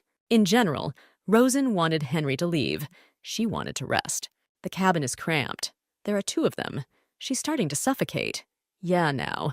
Henry said, don't even dream about it. Their usual squabble began. Rosen didn't understand at all why Henry wouldn't get out of the cabin. By the way, I wonder why recently he has been glaring at his boss. Early in the morning, he burst into the cabin, brought him and Ian breakfast, and then brought this stupid game. Ian sat and silently did not look up from the newspaper, not reacting to her and Henry's argument, although Rosen knew that they had been sailing for several days, and the information in the newspaper was out of date. Her thoughts were distracted by Henry, who said that if Stuffy could take her back to the cell, the girl snapped without taking her eyes off Ian. Henry matter-of-factly stated that he would never leave them alone with Sir Connor. Rosen thought that he was keeping an eye on her because of her possibility of escape. So why didn't he trust his boss? She started teasing him that he had a fight with his commander. In the end, if they quarreled among themselves, why should she bother? Rosen started asking Henry to take her out for a walk, but he said that it was raining and slippery there. only if she beat him at chess at least once. Then the girl made a sad face and began to press on the pity that she would soon die.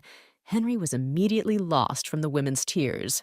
In response to her arguments that because of the rain there was no one on deck and she would behave quietly, Henry was still afraid that someone would come out and recognize Rosen. Rosen, winking slyly, suggested that she wrap herself up and take a little walk, but nothing would happen. Then the guy reminded her of recent events before dinner, when she claimed that he would not have problems. Then Rosen told Henry that her lie ended yesterday. She had nowhere to run, and besides, she made a promise to Sir Connor. Henry replied that she was lying, tried to kill herself, and dragged her into it. She paused, not knowing how to answer correctly, and then decided to dig into his conscience. But didn't Henry himself want her to die? Wouldn't it be better?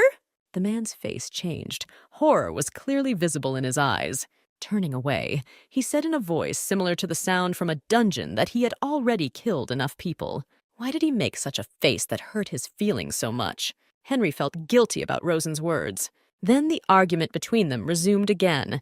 Rosen demanded to be taken out onto the deck to breathe some air. Then the man asked the boss what he should do.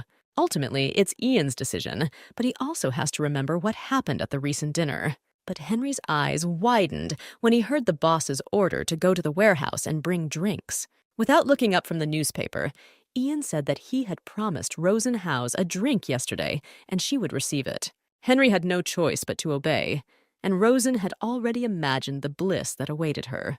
Looking after Henry, leaving dissatisfied, she asked Ian what was wrong with his subordinate. Was he offended or something? He muttered that Henry was always such an unbridled foal. To this I noticed that Ian Connor successfully manages to pull the reins on this colt. It seems that Ian was destined to be a commander. He agreed that he had to pull the reins. Nothing could be done. To attract Iana Rosen's attention, she said in a capricious voice that this was all somehow unfair. When she asked what exactly, the girl still said with feigned resentment that he knew everything about her. All the details about her were written in the newspapers, and she talked about her life. And she could only look at his photo in the newspapers because she couldn't read. She only knew that he was a handsome pilot. To attract the attention of Ian, who was still not looking up from the newspaper, she approached and touched his foot with her foot and pulled the newspaper towards her. The newspapers write the same thing, and besides, the information there is outdated. Well, have fun with me. Looking her straight in the eyes, he asked what she meant by having fun. Having studied Ian's behavior, Rosen clearly understood that he couldn't stand it when she started acting like a child. Moving closer to the edge of the table, she raised her finger to his forehead and playfully asked how old he was. He could tell that much. This is, first of all, a specific question to begin with, so how much? When Ian replied that he was 30, the girl noticed that he looked younger, but he noticed that it was not for her to say that. But what shocked Rosen most was that he took the post of commander at the age of 20. But he added that this is the reality of war. When everyone at the top goes on the run, 20-year-olds have to take everything into their own hands. In addition, the Air Force is always short of people. Even the few who remained were sent to the border or to the capital. And in Rio Reitan, only the cadets of the military school remained. His first detachment consisted of 4 people, including himself. The squad included Ilaria Lev, Violet Mahark, and Lucy Watkins. Rosen was very surprised that there were women in the Air Force. Ian confirmed that there were indeed a lot of them. They were always in the most dangerous and unknown places. Then a thought flashed through his head. Why was he even talking about this? He stopped, saying that he had shaken too much and finished. Rosen thought, the Empire has gone crazy. It launched green youths into the sky who barely learned to hold the steering wheel. They lasted longer than management expected, and Ian Connor was made a propaganda symbol. She apologized out loud for insulting his comrades. As he said then, she only thinks about herself and sometimes says words that need to be punished. Ian himself offered words of apology, but Rosen gently stopped him by leaning closer to his face. There's no need to apologize to a prisoner like her. Then life will become easier. Looking at Rosen sitting in front of him, he asked her why she was telling him such things. Because I like you sounded in Ian's head, she said them so simply. Lowering her voice, Rosen said that she wanted Ian's soul to feel better. Isn't that what they call sympathy? She was very close. Ian's hand squeezed his knee nervously. He asked her not to say such words. Rosen stopped for a minute and looked at him in surprise. Such words were unpleasant to him. Their lips almost touched. Ian was unable to push her away, and Rosen seemed to be studying his reaction. Then Ian said that he did not deserve such words. He was nervous and replied that sometimes Rosen forgets what kind of relationship they have. Then she came close to Ian, feeling his heartbeat, the smell of his body. Rosen herself lost control and touched his cheek with her lips. Then, embarrassed, I thought that I had gone a little overboard. Ian looked at her and did not move. The girl thought that he was angry and smiled to dispel the tension and embarrassment. Ian sat with a kind of shocked look and kept his hand on his face where Rosen Walker's lips had just been, as if studying what would happen if she touched. She thought why he didn't get angry, didn't push her away. Her hand wrapped around his chin. This doesn't make much sense. Everything happens intuitively. She was just going to flirt, but she constantly wants to touch him. She's so drawn to it. As if in a trance, she moved her hand over his face until finally his hand lay on her hand, and the girl stopped. Rosen perked up and, grinning, said that she was not going to do anything. She just wanted to touch him because he looked exactly like in the portrait. He simply fulfilled the wish of a person who would soon die. When asked what kind of pressure he was talking about, Rosen shared a memory of when her husband was jealous of her and Ian. She really liked Ian's face, so she hung up his campaign poster.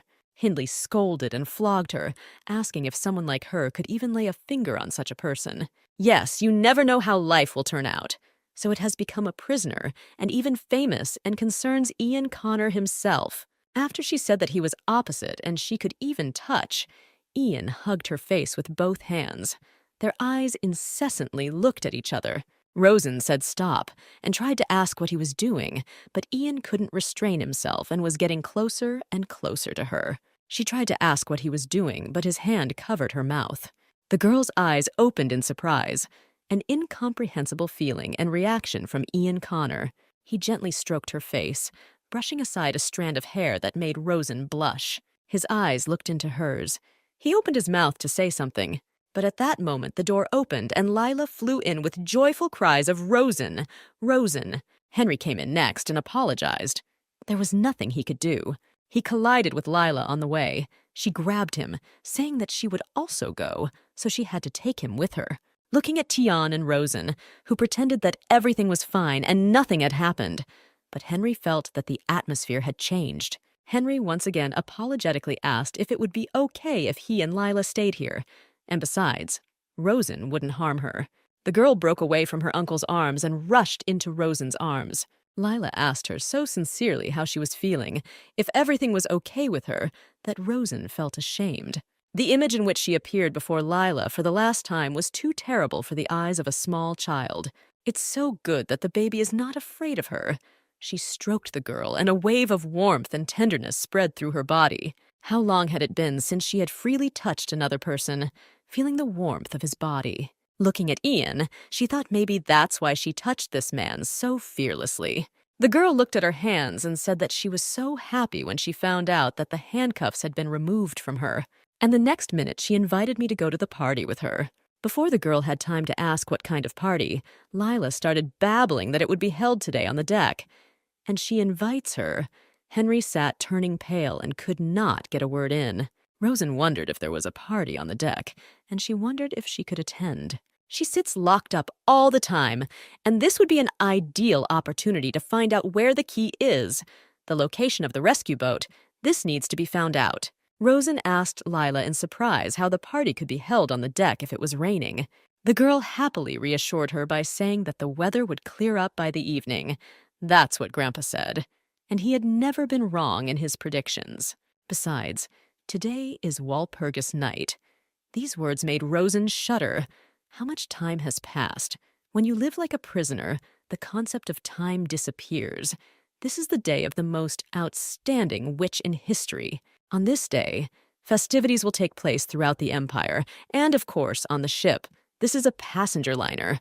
The prisoners are kept like cattle in a third-class compartment, and the rest of the passengers boarded the ship to go on an exciting journey. The girl asked Rosen whether she had been to deck parties. The girl admitted that she had never been. The little girl vividly described how great it would be. A lot of delicious food, a concert, dancing, and the launch of fireworks. Oh, how great it would be if Rosen went with her.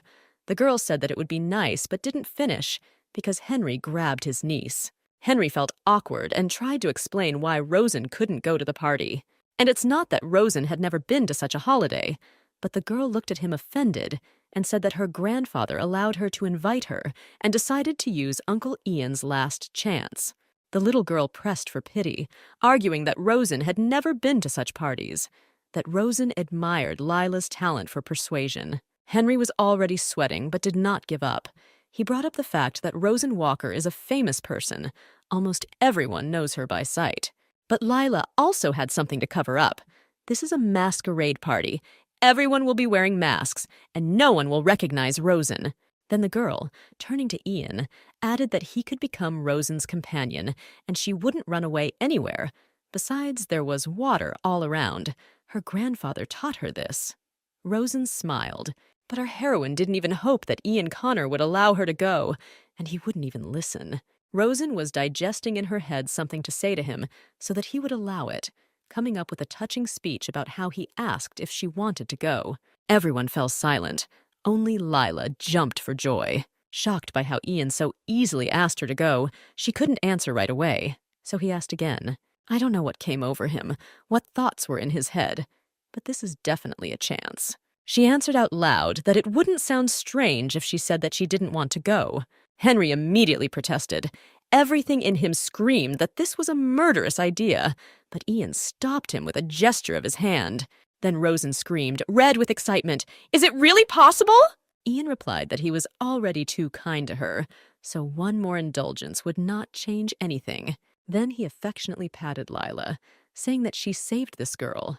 Rosen looked out the cabin window behind which the rain was pouring, thinking that she considered it impossible to even think about being at such a party. Henry slapped himself in the face, realizing how this could all end. Lila was so happy as she sincerely told how she and Rosen would try delicious food, have fun, and watch fireworks. This girl could not help but evoke emotion, and once said that it was difficult for her to communicate with Ian. She was haunted by the thought of what Ian Connor wanted to tell her before Lila arrived. The girl looked out the window and was surprised to find that the rain had stopped. Walpurgis night was approaching. Rosen remembers the second Walpurgis night, the 15th in a row. After the first air attack, war was declared throughout the empire with Talus. The south was occupied for a year, and refugees gathered their things in a huge stream and poured to the north. Ian's voice addressed the residents, saying that today the skies of Raya were protected again. With what hope Rosen listened to his voice, which said that he would always protect them. In these troubled times, people could rely on Raya aviation and the young commander. Rosen sincerely believed that everything would be okay with Raya. On that Walpurgis night, Emily urged her to quickly go home to prepare everything before Hindley returned from the gambling house. Rosen laughed and rejoiced at the festive atmosphere. Besides, she and Emily were walking together. She reminded her that Emily had promised to bake a cake when they returned. She asked if Walpurgis night was not special for her, of course. Now the meaning of the holiday has changed, but initially this night was a holiday of witches. Emily noticed that it was so, and it was her birthday. Rosen reproached the girl for not telling her in advance. She didn't even have a gift prepared. But Emily explained that this is not the meaning of a birthday when you are born from your mother's womb. It is the birthday of all witches. So it's her birthday as a witch, Rosen cried. So here's the thing. Witches are not born and become witches. One does not become a witch because of blood inheritance. In order to become one must meet certain conditions. This power cannot be acquired with the help of money and power. It is born only in the hands of little girls. Returning home with her shopping, Emily said it was time to make the cake. At the time, Rosen was haunted by one question. Be it a method of preparing medicines from medicinal herbs or the skill of cardiopulmonary resuscitation in emergencies. Emily seemed to have all the knowledge there was, and clearly had no need of Hindley. So why hasn't she run away yet, even if she has a sick mother? Even if she can't use her full power because of the amulet that holds her back? And she asked Emily the question why, with her abilities, she doesn't treat people directly. Then there would be no need to make medicine. Emily smiled and explained that there is no place for magic in the hospital. In addition, any magic has a limit, which is why there should always be a conventional method of treatment, which ordinary people can use and help themselves. Rosen was surprised and asked, "Well, then no one will know about Emily's merits. After all, her work is so significant. If people see how she heals, suddenly people will no longer be afraid of magic." But Emily alarmedly approached Rosen and said that no one should find out that she was a witch. In case of danger, they would not spare Rosen. And as soon as people began to suspect witchcraft, a real hunt would begin. Even if you are not a real witch, people fall into a collective frenzy. If there is a crop failure, the witch is to blame. Rosen herself saw a recent case where the owner of the farm was driven like a dog, although before that everyone liked her, and all only because she was caught using magic just once. Immediately accusations began to fall that she lived alone and did not marry. Although she always protected all the villagers, people were afraid of witches. But Rosen still didn't understand. Emily has so much knowledge. She shares it with Hindley. Emily smiled and said that yes, everyone considers this to be Hindley's merit. But she is not doing it for his sake. One person cannot save the whole world. That's why she shares her knowledge with everyone. She is a witch and others are not, which is why she began to study medical healing herbs. Even a witch cannot cure a person from a fatal disease. Then this facet of Emily opened up for Rosen. Even the world that did not accept her still received knowledge and help from her. She was ready to share the latter. Emily pleased Rosen that today there will be another training. They have time, since Hindley most likely will not return at night. In secret from Hindley, Emily taught Rosen useful things. Despite their small age difference, Emily was much smarter than her peers. She told how to make a simple medicine from medicinal herbs, how to add and subtract, how to count imperial currency. Rosen didn't know that there were coins larger than silver ones, and Emily didn't go to school either, so she could teach her the simplest things. None of them knew writing, but Rosen remembered everything and learned quickly. She greatly valued the knowledge imparted by her friend, even though she considered it insignificant. For Rosen, they were the only ray of light, and soon this knowledge expanded her horizons. And then Hindley ceased to be the whole world.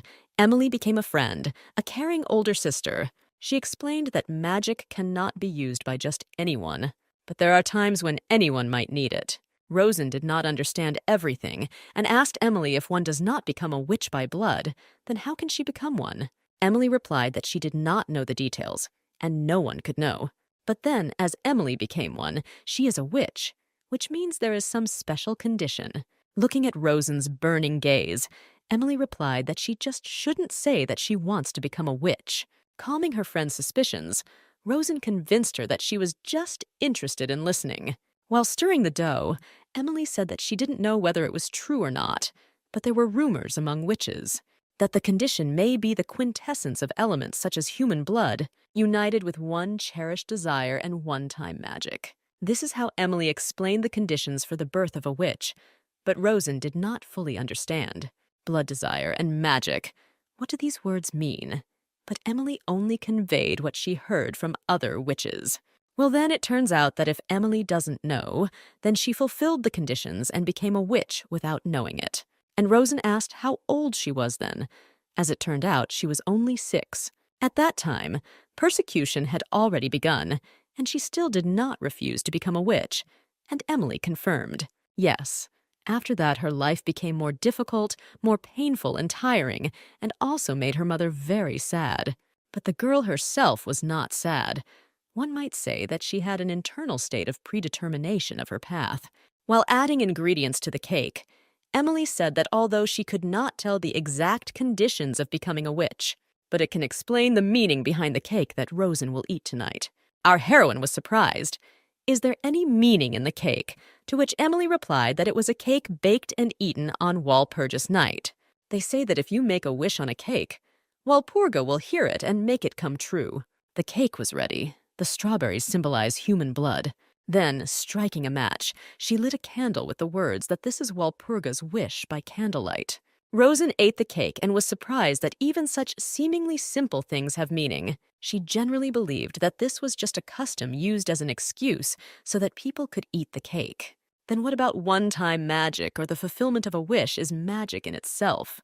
Emily asked Rosen if she ever made a wish in front of a cake, to which the girl replied that she didn't have a cake, but she always made a wish. Rosen remembered her wish to the great Walpurga, no matter who, but let her meet someone who will hug her warmly. Remembering the family she saw through the window, Rosen thought stunned, but this man is now sitting in front of her. Walpurga heard her and granted the little girl's wish even without a cake. She fulfilled the dream as it was by sending Emily. That day Rosen again made a wish to Walpurga, already as it should be with the cake, asking that Hindley not return home that night. But Valpura didn't answer her, and she didn't even ask him to disappear forever if a military shell couldn't break through the basement wall. Hindley always destroyed their idol. At that time, she was not at all interested in who would win this war, because long before it began, Rosen's life was like a war. Returning home, Hindley dragged Rosen into the attic and began beating her, Emily screaming and asking her to open the door. That night, he beat her so much that in the winter of her 16th year, Rosen stopped menstruating. She will never forget this night. At that moment, she really believed that it would be better for him to kill.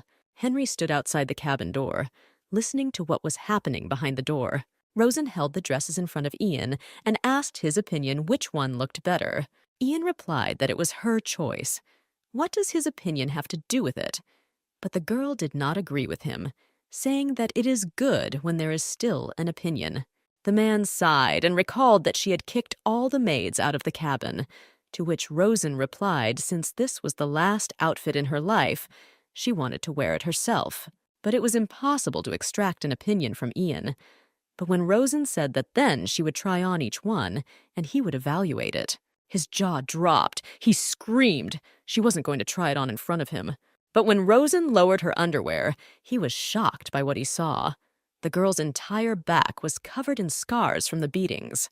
Rosen half turned around and asked if Ian was shocked by what he saw. The scars on his back and arms were clearly visible in the light. Then she asked a question. Does he really believe that with such a weak body you can kill a healthy man? Ian darkly asked how often she was beaten. Rosen replied that almost every day. The main thing is that she doesn't die, while the girl puts on the red dress and looks at her reflection. Ian was silent, and she asked why he suddenly became interested. Rosen attached the dress and asked, "Now it is important to choose an outfit that suits best." He busily stated that he would immediately sweep away the white, since something would immediately spill on it. She continued to persist, blue, yellow, or red, so which one to choose? When Ian suggested yellow because it looked best, Rosen began asking why not red or blue. Ian replied that he simply didn't like the other two colors. Then Rosen took the blue dress and stated that she had decided by spinning and placing it on herself. The man's eyes turned dark, and why did she ask? He hurried her. She needed to get dressed quickly. Looking at her old bruises that had turned blue, he thought that this was another reason why he didn't like the color blue. He said that the newspaper did not disclose that Rosen was beaten. She replied, "Well, how could it be otherwise?" That's why she told everything in order. And Ian thought about when Rosen Walker was arrested.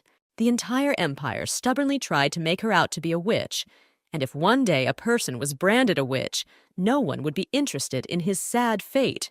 While countless articles have been written about Rosen, Ian couldn't find a single line about her murdered husband. All that was mentioned about him was that the murdered Hindley Howarth was a man over 30, a completely ordinary and kind doctor from the slums. By imperial law, all prisoners remain innocent until sentencing.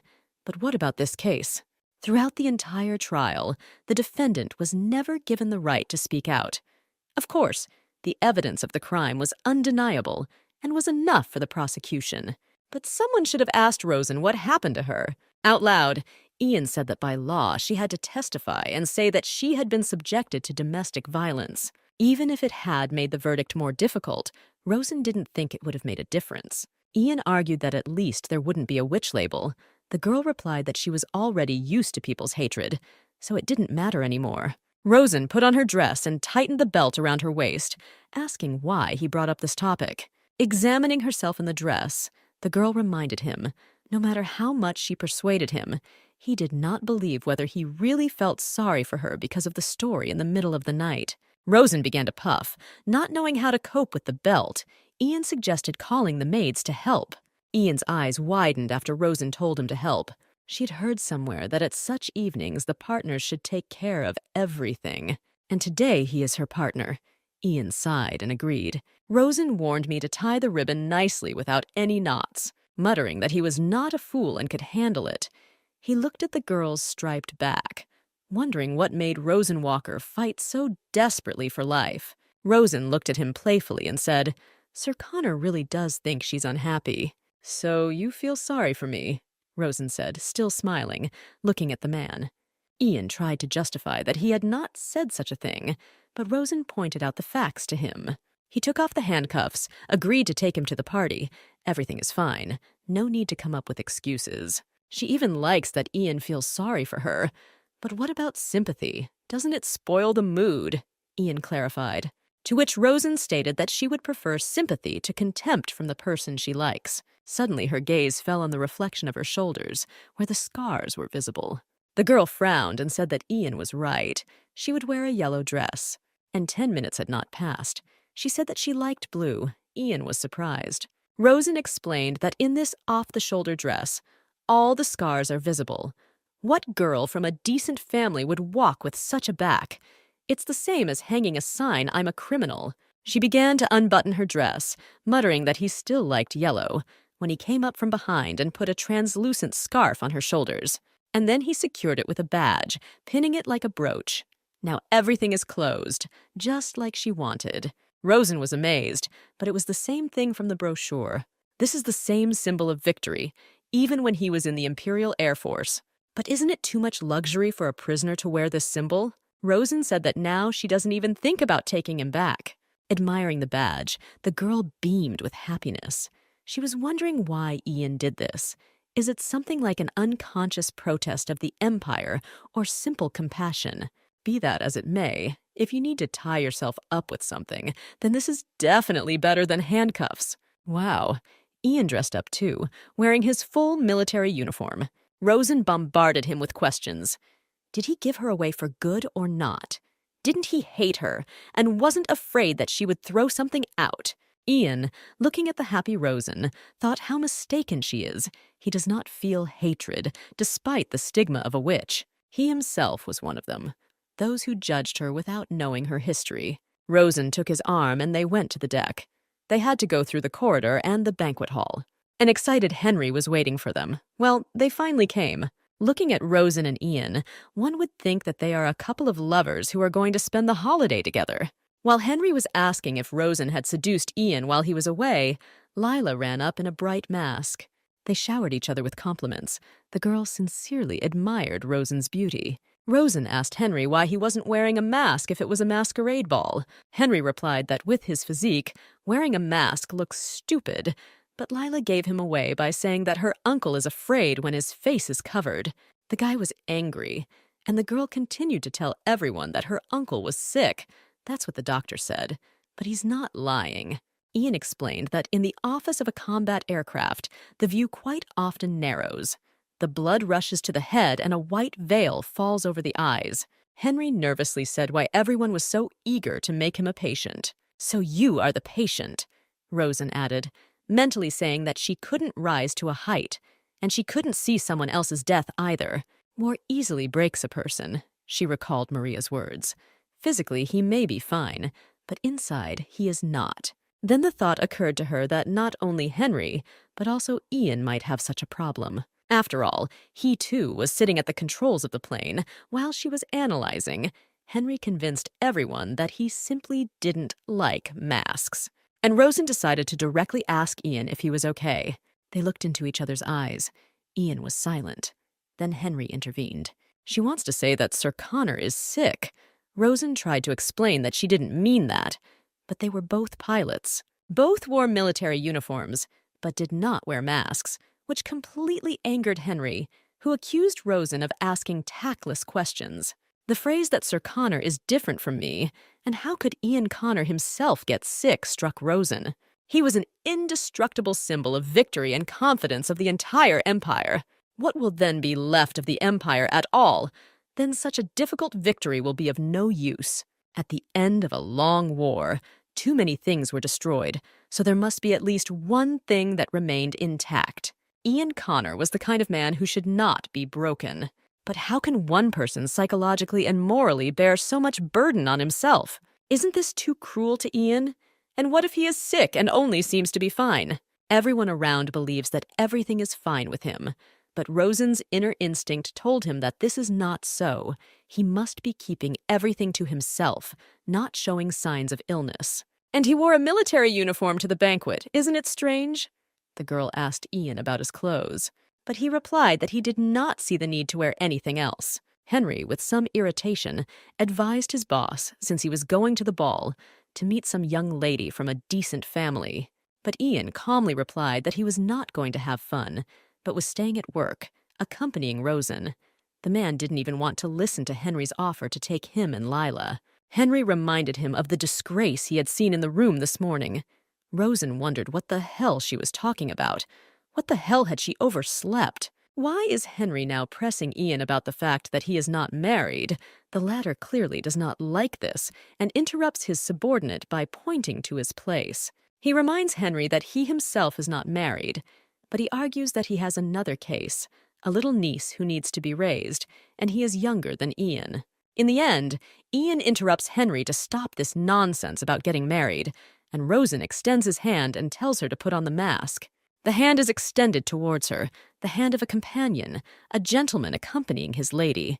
No one treated Rosen like that. She didn't have a gallant gentleman. The girl timidly and a little hesitantly put her hand in his palm. Are they really coming out? Walpurgis Night has not yet begun. But it feels like she's already coming. The deck is decorated. The two of them stand together and look at the water, both of them somehow awkward. For the first time in her entire life, Rosen encountered such a spectacle. The orchestra began to play. Rosen forgot about everything. Everything was new to her, as if she had been transported to some other fantastic world. Beautiful gourmet dishes on the tables, champagne, cheerful people spending time freely. The girl had no idea that the world was so colorful. It's much noisier here than she thought. Joining the crowd won't be a problem. Her partner is Ian Connor himself. No one will guess that she is a prisoner Rosenwalker. Ian quietly whispered to her not to hold on to him so tightly. It would look even more suspicious. And what will happen to him if she is discovered? Ian calmly said that in this case he will be in trouble. The girl asked if she was okay. Unlike her, he has something to lose. He replied that there was nothing to worry about. Just let him be silent. Don't talk. If someone comes up, he will take care of everything. Rosen bombarded him with questions about what they would do here, and what they usually do immediately when they arrive. In general, Ian already looked tired. He did not like such parties. Seeing the tables laden with food, Rosen shouted that she was choosing food and alcohol. There was a lot of alcohol. While Ian took out the bottle, Rosen asked him why there was so much alcohol at the holiday. The man replied that this was a common thing for such events. Our heroine remembered that the main event of Walpurgis Night was drinking until drunk. People said that in the legends, witches drank so much that they couldn't control themselves.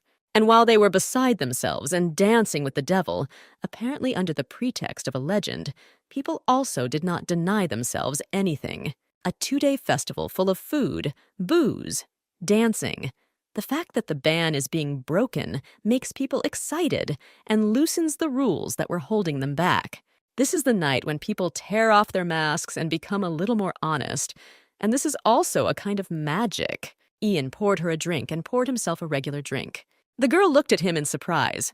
Apparently magic does not work on everyone, as always. Ian Connor is an exception. He placed food and alcohol in front of her, inviting her to try different dishes. Rosen examined the plates. It seemed that he was not losing his vigilance. Ian eliminated any food that was suspicious. Not falling for the same trick twice means that not a single detail escaped Rosen's eyes. He handed her a glass and offered her a drink. Rosen asked why only one glass and where was it. Ian was surprised at first, and then replied that he was at work. Rosen's plan could be said to have failed. The girl was angry, because today was a festival. but the man calmly replied that this had nothing to do with his work. This wasn't her plan. If he didn't drink, it would all be in vain. Then she decided to change tactics, saying that alcohol drunk alone has no taste.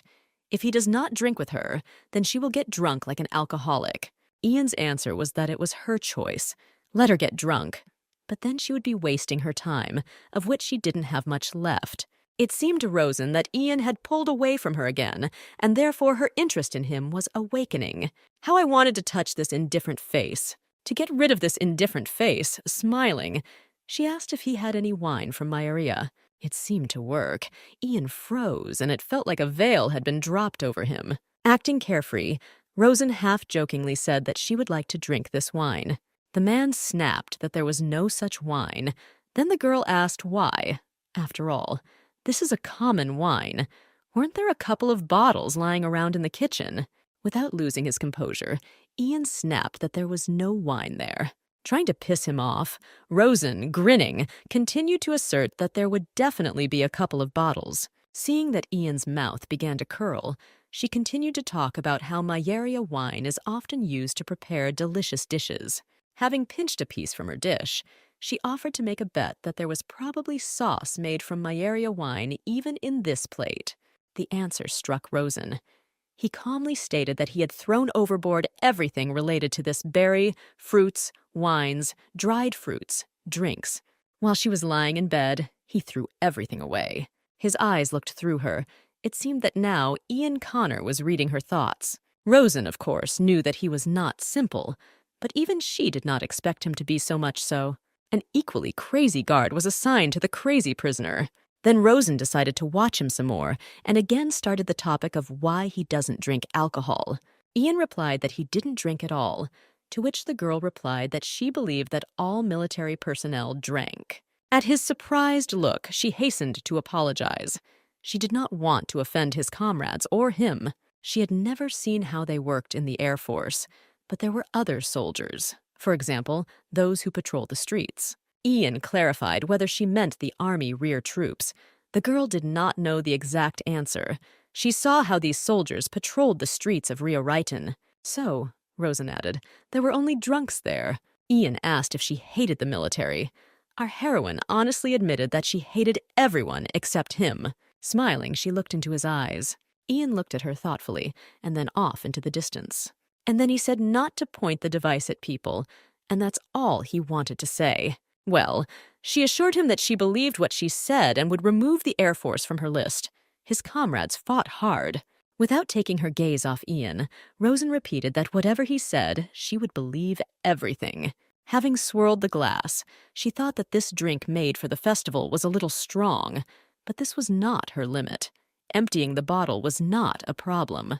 The plan was to pretend to be moderately drunk, to watch this guy. One of them had to lose his mind for something to happen. Suddenly, Ian asked why she killed Hindley Houses. Oh no, not this again! Rosen tried not to lose her composure. She told Ian that she was repeating that she did not kill her husband. And in general, he wasn't tired of asking the same questions. He doesn't care, but still wonders if the murder was an accident. Rosen flared up, declaring that this was all bullshit. Everything had long been forgotten for her. Why was he acting like that, like he was drinking and not she? Ian replied that she was right. Everything was in the past. A picture appeared before his eyes where the beaten Rosen was sitting. This should have been asked much earlier. The girl said that she didn't kill anyone, lowering her eyes. After drinking another drink, she said that interrogating him at a party was not fun at all. This was supposed to be a normal conversation, so let him drop his tone. Where is the voice that they heard on the radio in Rio Riton, which promised to protect them? So if he talks to her with this voice, nothing will happen. Ian took her glass, saying that she had enough to drink, but Rosen defiantly grabbed the bottle, answering that the glass was not needed. She took a sip straight from the bottle to spite him. Suddenly putting the bottle down and asking if he had a pen, Ian asked in surprise. The girl replied that she wanted an autograph from Ian Connor himself. Surely he has already given away a lot of them, because he has fans all over the Empire. Rosen recalled a prison guard who showed off Ian Connor's autograph. How self-confident he was because of this. Oh, how jealous she was then. Ian said he didn't have any autograph paper. Again, those excuses. Rosen offered to sign her hand. He couldn't understand why she did this, but Rosen's words that she loved him made Ian freeze. The words literally shot at him. He didn't know how to react. Not tolerating any objections, Rosen repeated that she loved him, so let him give him a pen. If you don't have paper, it's not a big deal. Just let him sign your hand with indelible ink. Pulling a pen from an even more shocked Ian's breast pocket, she said that she would look at the autograph when she died. Ian didn't have time to say what she was doing now, as Rosen looked menacingly and decisively into his eyes. Holding out her pen, the girl demanded that he sign her hand. She grabbed the pen in her palm and held it out for Ian to take. With the words, "Do it already," Rosen extended her palm forward for an autograph. Ian thought at first, visibly nervous, then took the pen and decided to fulfill Rosen's wish. Taking her hand into his, he began to write. Still, he's wonderful, Rosen thought, already imagining his autograph in the palm of her hand. He reacts so seriously to her pranks, who would think looking at them that this is a guard and a prisoner. It seems he is used to it. He probably signs autographs for his fans. But Ian is constantly under the surveillance of tens of thousands of eyes, and they are all riveted on him and filled with different emotions. She looked at Ian writing the inscription, thinking how hard it must be for him to calm and console the entire empire. "Friend," she blurted out loud how he survived the war. He wanted to answer something but hesitated. Maybe he didn't understand the question. Then Rosen asked if he had someone or something he depended on. A hero needs a hero too. It's not like he can gain strength by looking in the mirror. Finally, he finished, and Rosen began to look at the autograph, when the next second the smile disappeared from her face. What is it? He's laughing at her. It's not his name. Rosen was in despair, believing that he laughed at her because of her illiteracy. Tears welled up in her eyes. Did she really ask for so much? She just wanted his autograph. Almost sobbing, she screamed that she could neither read nor write. But how dare he mock like that? Ian sat in tension and some fear, not knowing what to say. Rosen screamed in impotent anger that he was laughing at her. Jumping up from her seat, she extended her palm in front of his nose, shouting that that was not his name. She may not know how to spell her name, but she knows how to spell it perfectly. Although she is illiterate, she can read the name Ian Connor. So many times, Rosen saw him on leaflets that his outline was forever imprinted in her memory. This name warmed her in moments of fear and despair. Rosen looked at him angrily. It seemed that another second and she would rush at him. In a fit of indignation, the girl grabbed his hand so quickly that Ian powerlessly obeyed. Puffing, Rosen began to write with a pen on his palm, after which she put the pen down and sat back. She wrote the name Ian Connor on his palm to prove she was right. The man looked with surprise at his own name written Rosen Walker, in response to her indignation that she really liked him. But he did this and tried to deceive him. Without letting her finish, Ian said that he wrote her name on her palm. Rosen's eyes widened in amazement at what he just said. Her hand lowered, raised her palm to her face, and he wrote her name. Rosen Walker was written on her hand, the walk spelling of her name. Why did he write her name? The girl asked the question. Ian replied that he just wanted to. He really couldn't explain his action.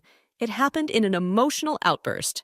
He didn't mean anything by this. That's all Ian said. Again, looking at my name on the palm of my hand, I thought about his beautiful handwriting. The girl grinned and said that he wrote Rosen Walker, although he always called Rosen Howarth. Her face turned red from a mixture of embarrassment and pleasure. It's so nice when a person you consider a hero writes your name. Rosen asked him why he didn't tell him right away, which is why she thought it was a joke. Ian didn't answer. He looked at his palm. Did it really write that badly? Of course it looked more like scribbles. So the girl reached out to his hand to erase it, but he pulled his hand back and said that there was no need. I wanted to say something else. She froze. The music started playing. It seemed she knew her. People began to line up in pairs and dance, and Rosen also wanted to dance. They play this every year during Walpurgis night. Perhaps this can be called a witch's march, and there Henry and Lila are twirling to the music. Rosen was already full of fun. She recognized the familiar melodies. Grabbing a bottle of rum from the table, she decided to drink it straight from her throat. Ian jumped up and shouted that if she drank it all at once, but before he could, the girl drank from the bottle in one gulp. Then she ran up to Ian and, pulling him by the hand, asked him to dance with her. He didn't answer, just looked at Rosen, who couldn't resist and wanted to quickly run to the dance floor. He firmly stopped her by the hand, answering that she would forgive him, but he did not dance with drunkards. Rosen was taken aback by how he had just refused a lady's invitation to dance. The next second, she lost her temper, shouting that he still calls himself a gentleman.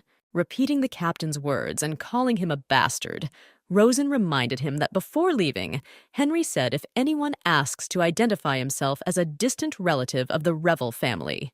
So that makes her a lady at least for the duration of this party. She wanted to try again and go to the dance floor. The song would soon end, but Ian held her back again. The girl looked at him. It seemed he wanted to tell her something important, but Ian said that Rosen was drunk. It was time to finish. Our heroine, indignant at his words, shouted that she was completely sober, and besides, the party was just beginning. People drink to get drunk and have fun, so what's the problem? You can't dance. His new confession once again confused Rosen. He doesn't know how to dance. What a waste of such looks. But Ian could only dance the waltz taught at the military academy, and after finishing 10 years in the sky. Oh, so that's why he still doesn't have a girlfriend? Rosen sarcastically faked him out. She carefully studied his reaction, but he's not one of those who likes dance floors. He's the kind of guy who does the obligatory dance with his partner, performs the minimum duties of a gentleman, and goes home. So the point is not that he doesn't want to dance with her, but that he doesn't know how. Taking his hand, the girl replied that it was okay. They would dance a waltz. She began to go down the stairs, offering to wait until they started playing the waltz. Rosen indicated the place where she would like to wait, thinking that she needed to see where the lifeboats were. Approaching the edge of the side, she peered into the endless ocean and the sunset. Great! She persuaded him to come here. Now she needs to look around. Ian was looking somewhere into the distance. Rosen tried to get around him on the other side. Hey, why is he blocking her entire view? In the same Ian Connor tone, he replied that she was being too obvious. She had to make him drink and see where the boats were. Playfully taking the man by the chin, Rosen said that he should not take his eyes off his partner.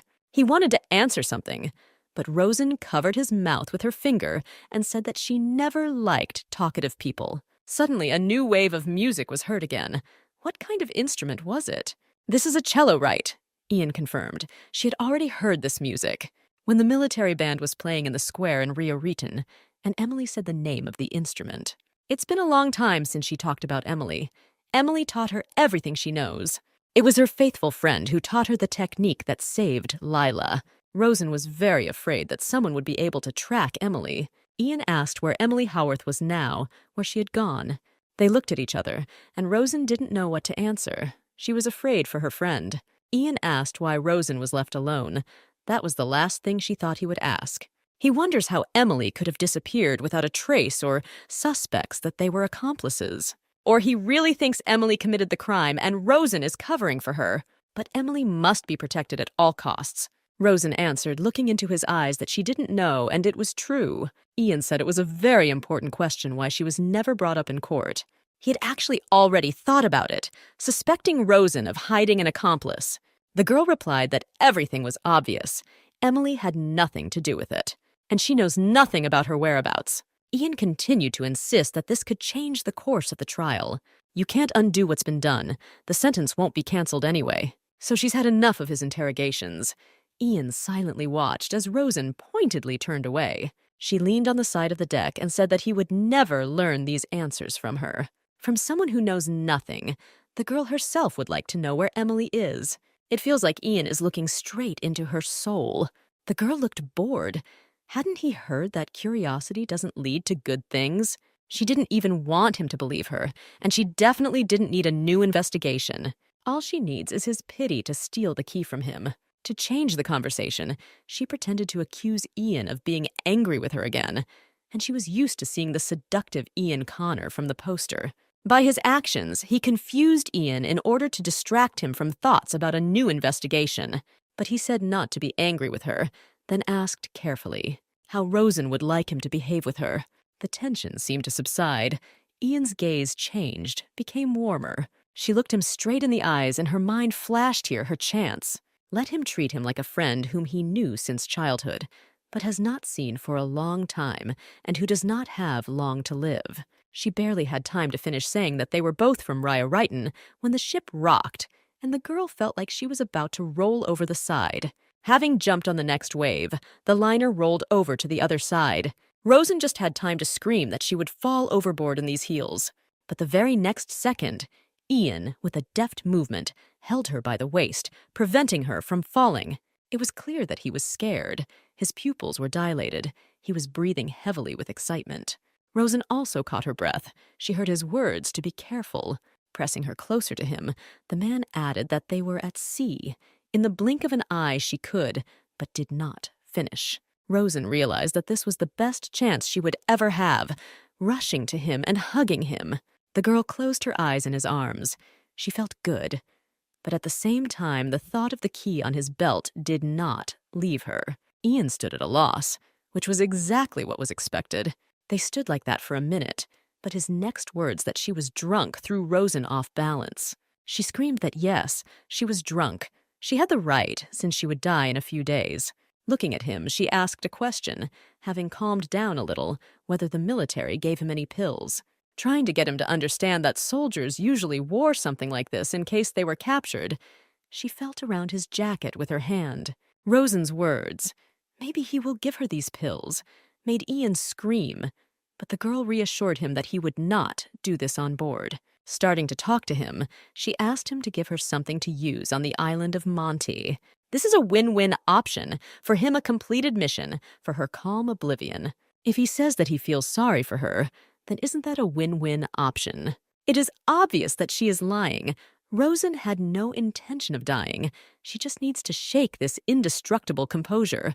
The girl continued to press on his conscience that he wanted her to die painfully, or was doing it on purpose, hating her like everyone else. But she stopped because Ian extended his hand to her. He hugged her tightly, and Roshan buried herself in Ian's shoulder. He whispered to her quietly that no one would believe him, but he never hated her, not even for a minute. Rosen froze with her eyes wide open at these words. It was really important for her to hear this from him, and she thanked him for these words. Standing in his arms and listening to the music, she replied that even if these words were a lie, she was still pleased. It may have only lasted a split second, but Ian Connor hugged her, and she asked him if she regretted this impulse. He holds her as his girlfriend. Probably for the first time in his life, he gave free rein to himself. Rosen added that he should live freely at least one day of his life, allow himself to breathe. "Wow, just look at that smile!" Rosen studied her supervisor's face, so she made him smile again. Now it's clear why the authorities decided to make him an advertisement for the war. Who would refuse such a person? And only now Rosen realized that everyone was looking at them. The vacationers froze looking at them. Someone was whispering, apparently because of that hug. It's okay. They'll lose interest soon, and Rosen adjusted her mask. The two girls did not take their eyes off Ian. Rosen, looking at them, apologized to Ian. If not for her, he would have had a stormy night. Rosen was evaluating the candidates and asked him which one he would prefer, a blonde or a brunette. Ian was silent. Then Rosen half-jokingly added, "Just don't let him say that he's never been with a woman." After he said to shut up, the girl began to stutter.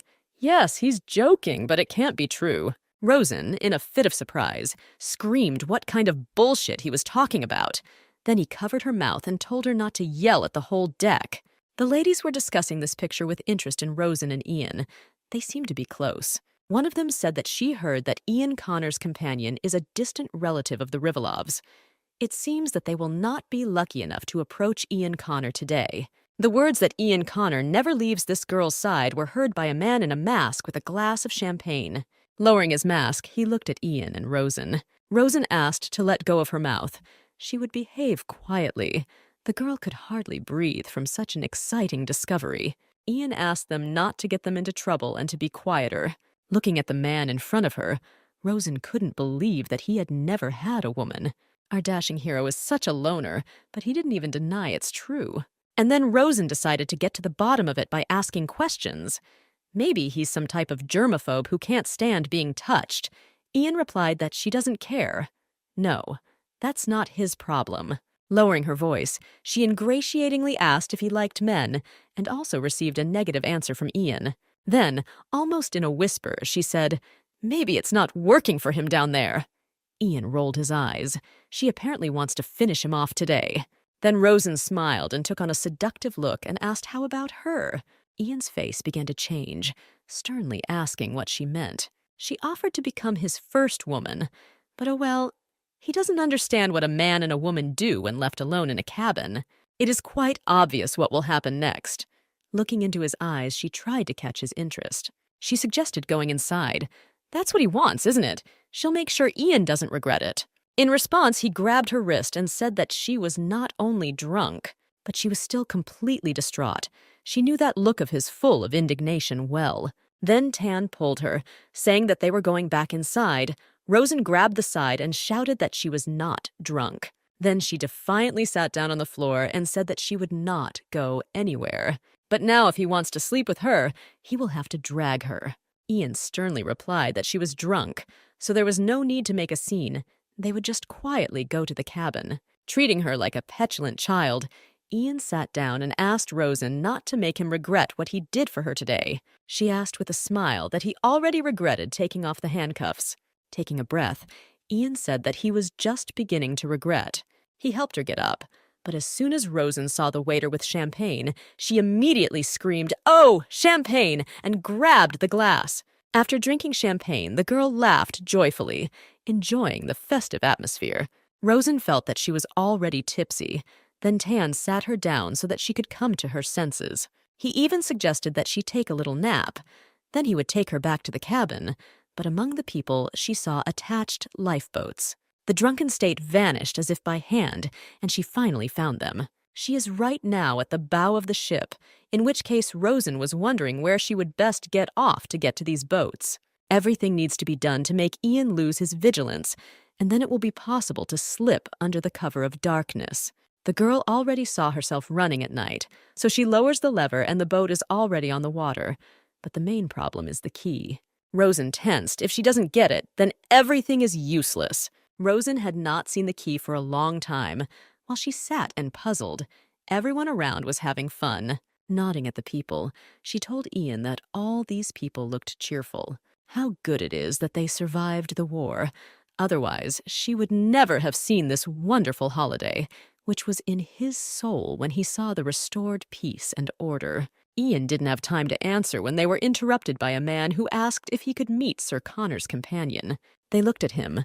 Rosen understood that it was better to remain silent so as not to give herself away. She got excited as he appeared out of nowhere like that. She didn't like the look of this smug man. He interrupted them so easily. Ian stepped forward and addressed the man, Sir Gregory, declaring that the girl was his companion. He grinned impudently and said that he just wanted to chat with the charming girl. He asked Rosen what she would say if she wanted to talk. Gregory smiled, but Rosen was scared by his smile. Or maybe he recognized her. Then he asked Ian to introduce them, noting that it was an exception to all the rules to see Sir Connor with a lady. Ian dryly replied that this was a distant relative of the Revel family. He, waiting for this answer, grinned and replied that Connor always says that. How many young and beautiful girls are there in the Revel family? His face took on an aggressive look. He repeated that it really is extremely rare that Ian Connor is with a lady. She apparently already knows what kind of character Sir has. For the first time, Ian Connor is seen to be courteous to his date. Rosen wondered who this guy is. Since they address each other as Sir, it means he is also a soldier. But she doesn't look like friends. Ian stood tall and proud, while Gregory stood defiantly. Rosen had a bad feeling, and Ian seemed to have a bad feeling too. Gregory asked Rosen why she was silent, maybe mute. Or maybe she's extremely shy. If she's finished dancing with Sir Connor, then maybe she'll dance with him. The girl took a step forward. Ian looked at her worriedly, but Rosen grabbed his arm. Then Gregory answered that she does not dance with men who are at least not as handsome as Sir Connor. Ian looked at her at that moment with admiration. Gregory grinned disgustingly, as if squeezing this laughter out of himself, and inquired about the lady's name. Approaching Rosen's face, he hissed like a predator that she was not going to make his task easier. Then he grabbed the frightened Rosen and said that they needed to dance. because it was rude to dance with only one partner. Ian pushed him away and ordered Gregory to stop bothering them. The girl clearly refused, and he is drunk, so let him return to his cabin. He could no longer contain his rage and hissed, which means he's a bad guy again. He attacked Ian that he was again pretending to be a gentleman and that everyone else was unworthy.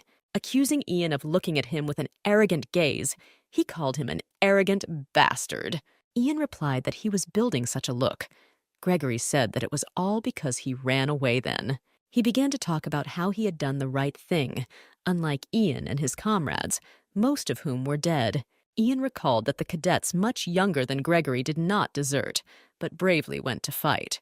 Gregory shouted that almost everyone was dead, and this revel, he was now a mess in his head. Ian turned to Rosen and said that talking with this man was a waste of time. They were about to leave, but Gregory said who this girl was, pointing at Rosen. Ian took Rosen by the hand, and without saying anything, was about to leave, when Gregory angrily said that since when did Ian Connor fawn over a woman so much? The next second, his hand was in front of Rosen's face, about to rip off the mask. Gregory's gaze expressed madness bordering on insanity. Rosen went cold with horror. If he reveals her, he will find out who she is. But Ian punched Gregory in the face, causing blood to spray. Rosen screamed. Ian was beside himself with rage. She had never seen him like this. Gregory lay on the floor, wiping blood from his nose with his hand. Ian stood silently in front of him. Ian's former classmate trembled with anger. He could not immediately say how he dared to hit him. Ian said menacingly, pointing at Rosen, that this is a lady from the Revel family. No one dares to treat her like that. Rosen stood frozen with fear as the others on deck watched what was happening. Ian looked at Gregory contemptuously, rubbing the fist he had hit him with. Gregory felt humiliated in front of everyone, shouting how dare he hit him. Ian, looking sideways at him, said that he should consider himself lucky. If Captain Revel had seen this, he would have received a bullet, not a fist in the face. Ian looked around and realized that they had attracted the attention of everyone on deck. Rosen tried to tell him something, but he wouldn't let him. Instead, he walked up to Rosen and picked her up. She was unable to say anything due to the unexpected turn. Already in his arms, the girl noticed that Tan Connor could be very impulsive, to which he said that it depends on who he is dealing with. Trying to convince a person like Gregory is a waste of time. Rosen asked who this Gregory was. Ian replied that they studied together at the academy. Rosen asked, worried, "He's not some big shot. Ian is definitely not in danger," but he assured that there was nothing he couldn't handle. Gregory shouted after the departing Ian what distinguishes him from others. Ian gave him a look that contained the answer, but his opponent did not let up. Clenching his fist, Gregory shouted that he was accused of appropriating the glory of his fallen comrades. "The same can be said about Ian Connor himself. How dare he look down on you?" He finally shouted that Ian abandoned his hometown, let it burn, and then he had the nerve to lead a victory march as if he were some kind of hero. Rosen looked worriedly at Ian, who was carrying her. Gregory shouted that Ian Connor was simply running away from the truth. He was just as screwed up as his friend Revel. Soon everyone will understand that he did not protect anyone. Then Rosen asked if he didn't take the words of that idiot seriously. This Gregory reminded Rosen of Hindley, who also masterfully played the victim. Rosen asked Ian Gregory about this and found out that the son of some commander fled to Talus at the beginning of the war, and when the war ended, he returned. On this ship because he wants to get a place in the Navy. When asked by Rosen why such a traitor was not executed, Ian answered because Gregory's father was some kind of commander. So why does he care what this idiot said? Ian added that there is some truth in what Gregory said. Rosen regretted that the captain and Henry weren't there. And how could anyone not like Ian? He's a hero. The man asked Rosen how she can be sure that there cannot be people who don't like Ian, but she is sure that everyone hates her. Rosen replied that everything is obvious. Let him name at least one person who would like him. Ian silently looked at her without answering anything. The girl continued to ask, "So who likes her?" "Then it turns out that if he doesn't hate her, then he likes her," Rosen concluded. This was followed by her laughter. He couldn't agree with such a conclusion. Then Ian said that it was time for them to return to the cabin. She was drunk, and it was already late. At this moment, strong sounds were heard. The revival became more and more intense. The fireworks started. People started shouting joyfully. Lila's voice was heard. Rosen started asking Ian to stay at least for a little while. She so wants to look at them. Ian agreed and gave her his jacket. The girl always seemed cold to him. The first fireworks flew off like a comet, and the deck fell silent in anticipation. Rosen could not take her eyes off. These bright lights seemed to her the embodiment of a miracle. Ian also looked at the sky, but his gaze was normal and calm. Splashes of light scattered across the night sky like magic balls. Rosen blushed with delight looking at the lights. At that moment, the girl forgot about all the hardships of life. Without looking up from the fireworks sparkling in the night sky with multicolored tints, she asked Ian if he had seen it. It really was amazing. He didn't give an answer. She was still talking about colors and beauty. Looking at him and being stunned, Ian sat pale as a sheet, looking at one point. Rosen called his name in alarm, but he did not move or make a sound. But what happens when it begins to dawn on her is just like bomb explosions, war, subconscious fear, and paralysis. Sweat poured from him, and he clutched his head, breathing heavily. I immediately remembered Maria's words that Sir Connor might get sick during the war, and he would be transferred to service. Surely he has his own secret that he kept, and it is connected with internal trauma due to the war. I remembered Henry's words. Ian Connor is different from him. How can a hero get sick? But now Rosen realized that such a difficult victory did not pass without a trace for Ian. She didn't know what to do. Ian didn't react. She needed to call for help. She shouted to Henry when she felt movement. The man wheezed, trying to say something, but his intermittent heavy breathing did not allow him. Finally, he looked at Rosen and said quietly that Henry should not find out about this. The girl jumped up and said that then he should let her bring the doctor, but Ian grabbed her hand, stopping her. The doctor on the ship works for the Revel family. Hearing this, Rosen screamed, "Is this really so important now?" Ian repeated again that neither Henry nor anyone else should know. "Why?" Rosen screamed. "Why on earth? What would happen if Henry found out?" Seeing Ian's condition, Rosen scolded him for the fact that everything was so neglected, and he did not tell the doctor. He was in such a terrible state because of some fireworks, and he pretended that everything was fine. Ian tried to loosen his tie, saying that he didn't think that some kind of fireworks would do this to him. Leaning with his elbows and breathing heavily, he croaked that he needed a minute, and everything would be fine. But Rosen didn't think so. Everything will pass. But someone will pass. What a stubborn idiot, but he can't even get up. Rosen was angry at his resistance to call for help. The Empire told him you are a hero, but she understands what it's like for him to carry all this burden alone. Just because he's a hero doesn't mean he's no longer human. They are the same as all these heroes. They can also break. They feel fear. They suffer. The girl sat next to Ian, not knowing how to help him. Suddenly it dawned on her, and she asked Ian if he had a supply of any medicines that the doctor did not know about. "She will bring them where they are." To his silent answer, the girl shouted that the fireworks were in full swing. Of course, even in this state, Ian Connor worries that she will run away. Our heroine said that she has nowhere to run. The ocean is full of monsters, and she doesn't even have the keys to the rescue boat. And all the fruits of Maeria are thrown into the water. She does not ask to trust her, but now she is all that he has. If he changed his mind, he could bring Henry. Then taking his hand, she told him that it was okay, even if she wanted to tell someone who would believe her. The entire Empire considers her a liar. The girl looked him straight in the eyes. How suddenly she heard from Ian whether she was disappointed in him. She didn't understand at first, but barely breathing, Ian croaked that the one she considered a hero turned out to be a complete loser. He really didn't want her to see him in this state. Then Ian remembered Henry's relatives, how he wanted to protect them. That's why he got on the plane then. He did everything he could. Ian tried to justify himself that he had not lied. Powerlessness overwhelmed him. Then Rosen, looking into his eyes, took his face and said that the fact that he could not protect them did not mean that the promise was a lie. She had resentment or disappointment towards him. Ian's pale face, covered with droplets of cold sweat, seemed almost lifeless. Rosen once again tried to get through to him so that he would allow her to help. Something changed in his expression when she said that the reality was that she was the only one he saved in Rio Return. Fragments of articles about an escaped prisoner popped into his head. He watched her movements and prayed that this girl would survive. Exhausted, Ian fell onto Rosen's chest and hugged her. He needed her now more than ever. Rosen was scared with how hard he squeezed her, asking her to sit like that. Sit like this for at least a minute until the fireworks end. The girl wanted to tell him something, but changed her mind and turned to him so that he could focus all his attention on breathing. "At least I was able to save you," Rosen heard.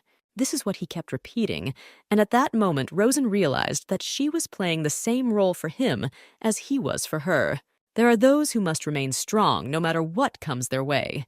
For the Empire during the war, this pillar was Ian Connor. People believe that he was able to survive all the horrors of the war and return unharmed because he was so strong. However, they are all wrong.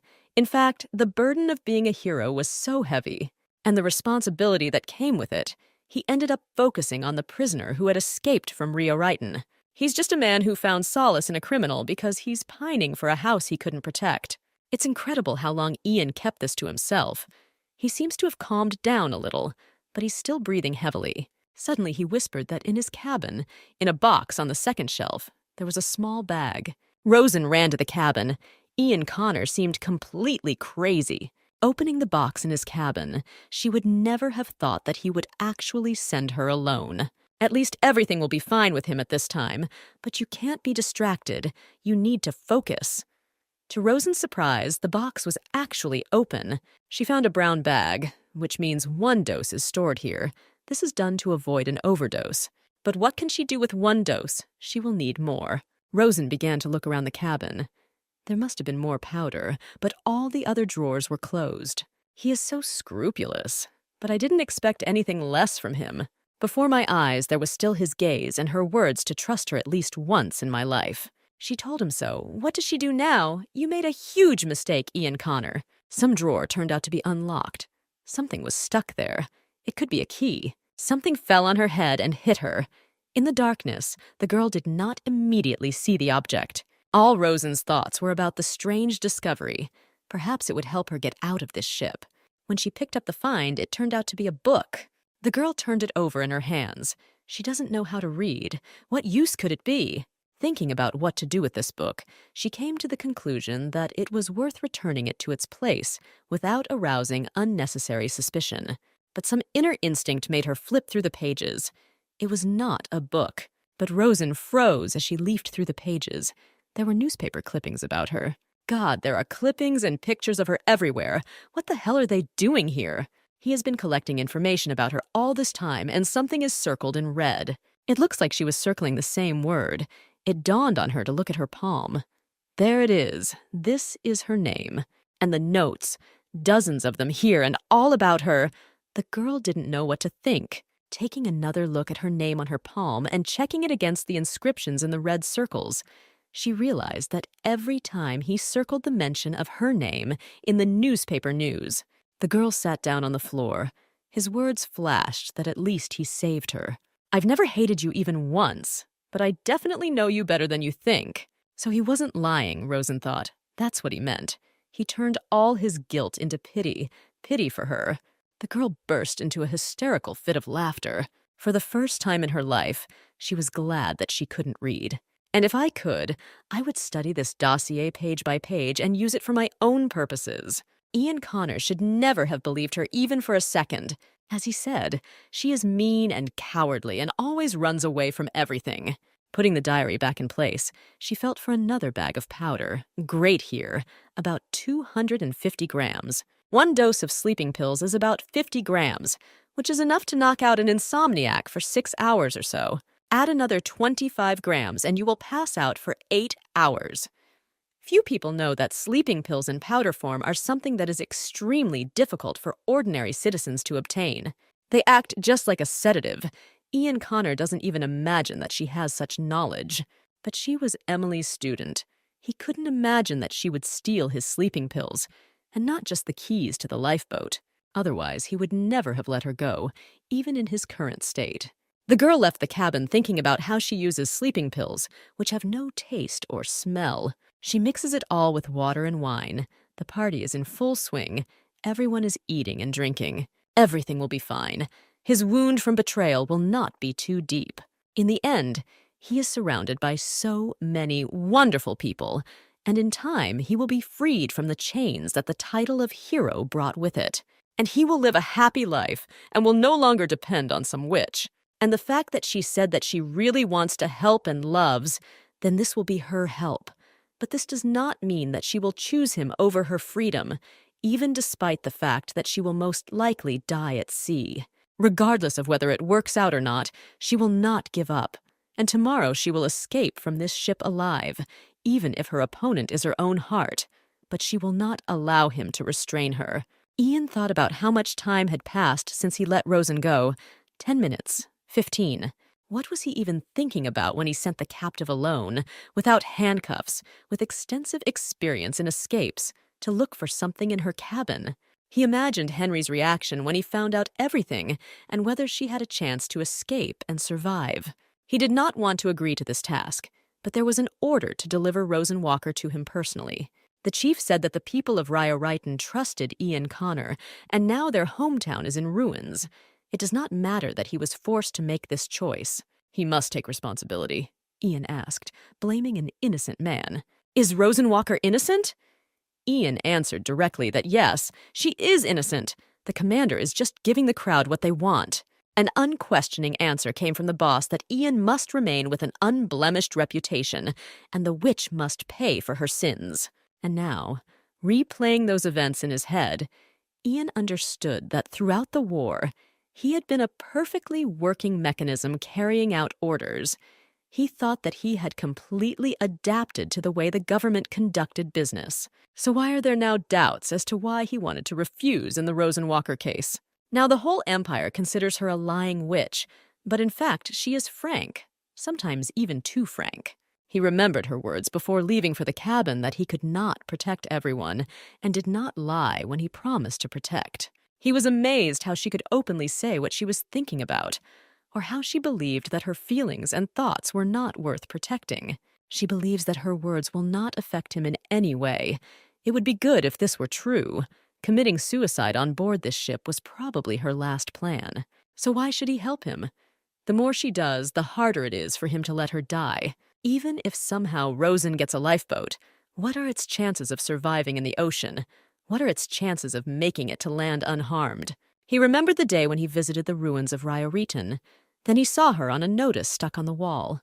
Most likely it was glued there so that people could spit on it or throw a stone at it. And at that moment he felt saved.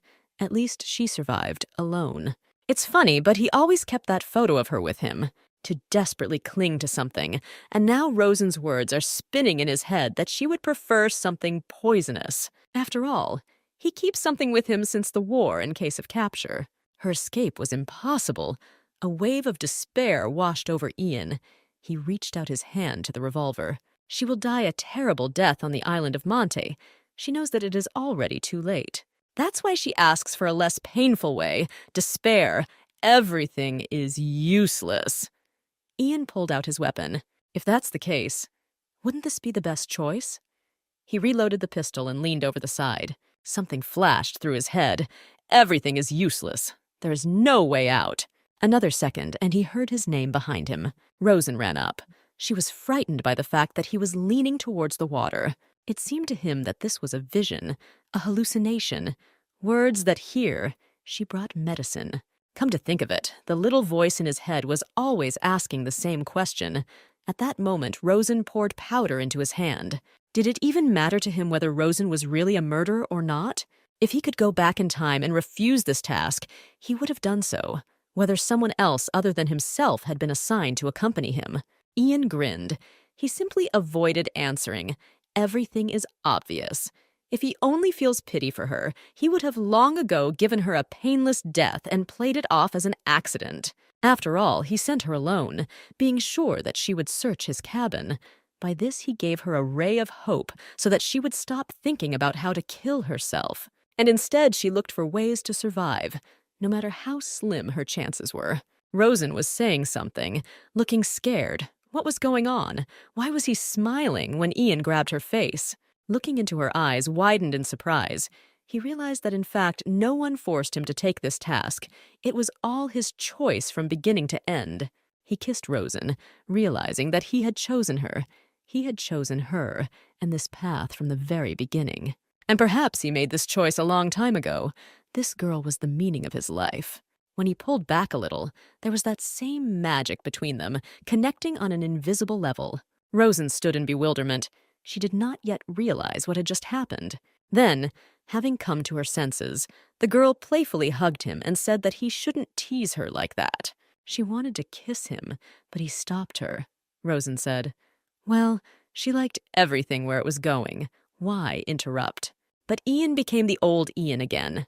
Connor pulled the reluctant Rosen into the cabin. Rosen thought maybe she didn't kiss him back forcefully enough. Rosen, looking into his face, asked if he was feeling better and what kind of kiss it was. Then she added why there was so little language. She can teach Ian, who could not stand vulgarity, interrupted her.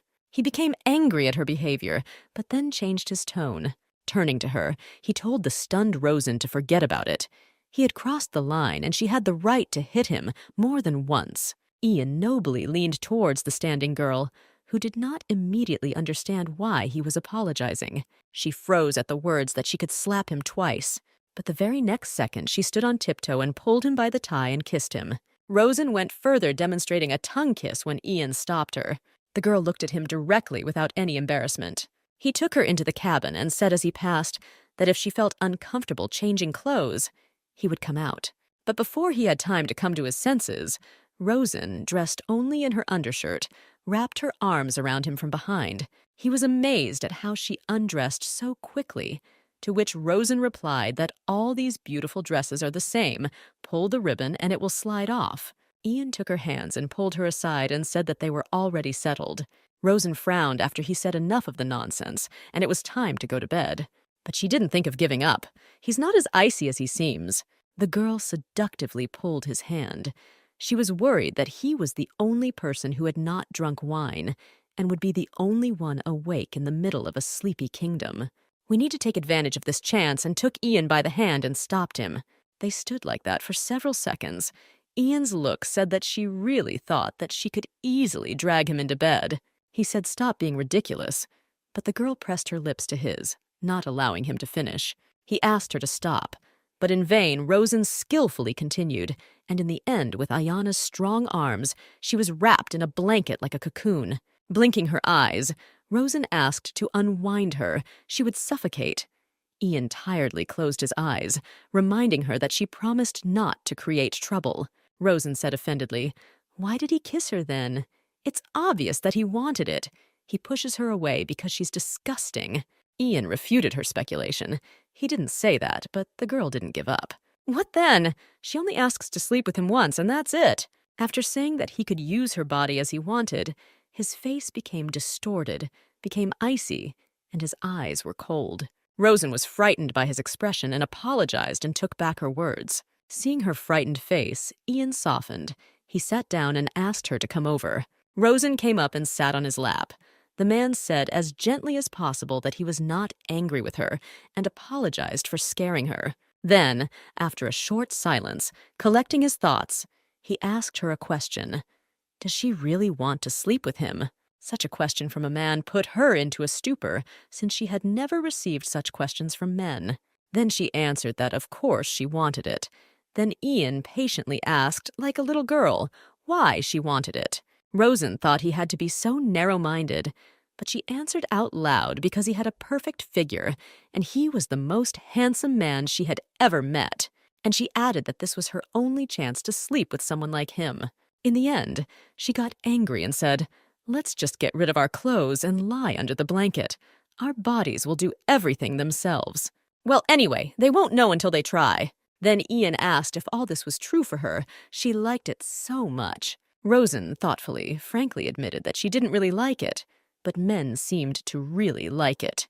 Rosen became more and more confused, and her face darkened. Ian clarified whether it was she or the men who wanted it. She sobbed into his chest, saying that she didn't know.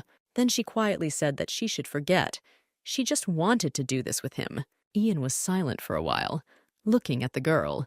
then slowly tried to explain his refusal to her. He stroked her head like a little girl and said that she needed a man who would support her and not a man with whom she could spend the night.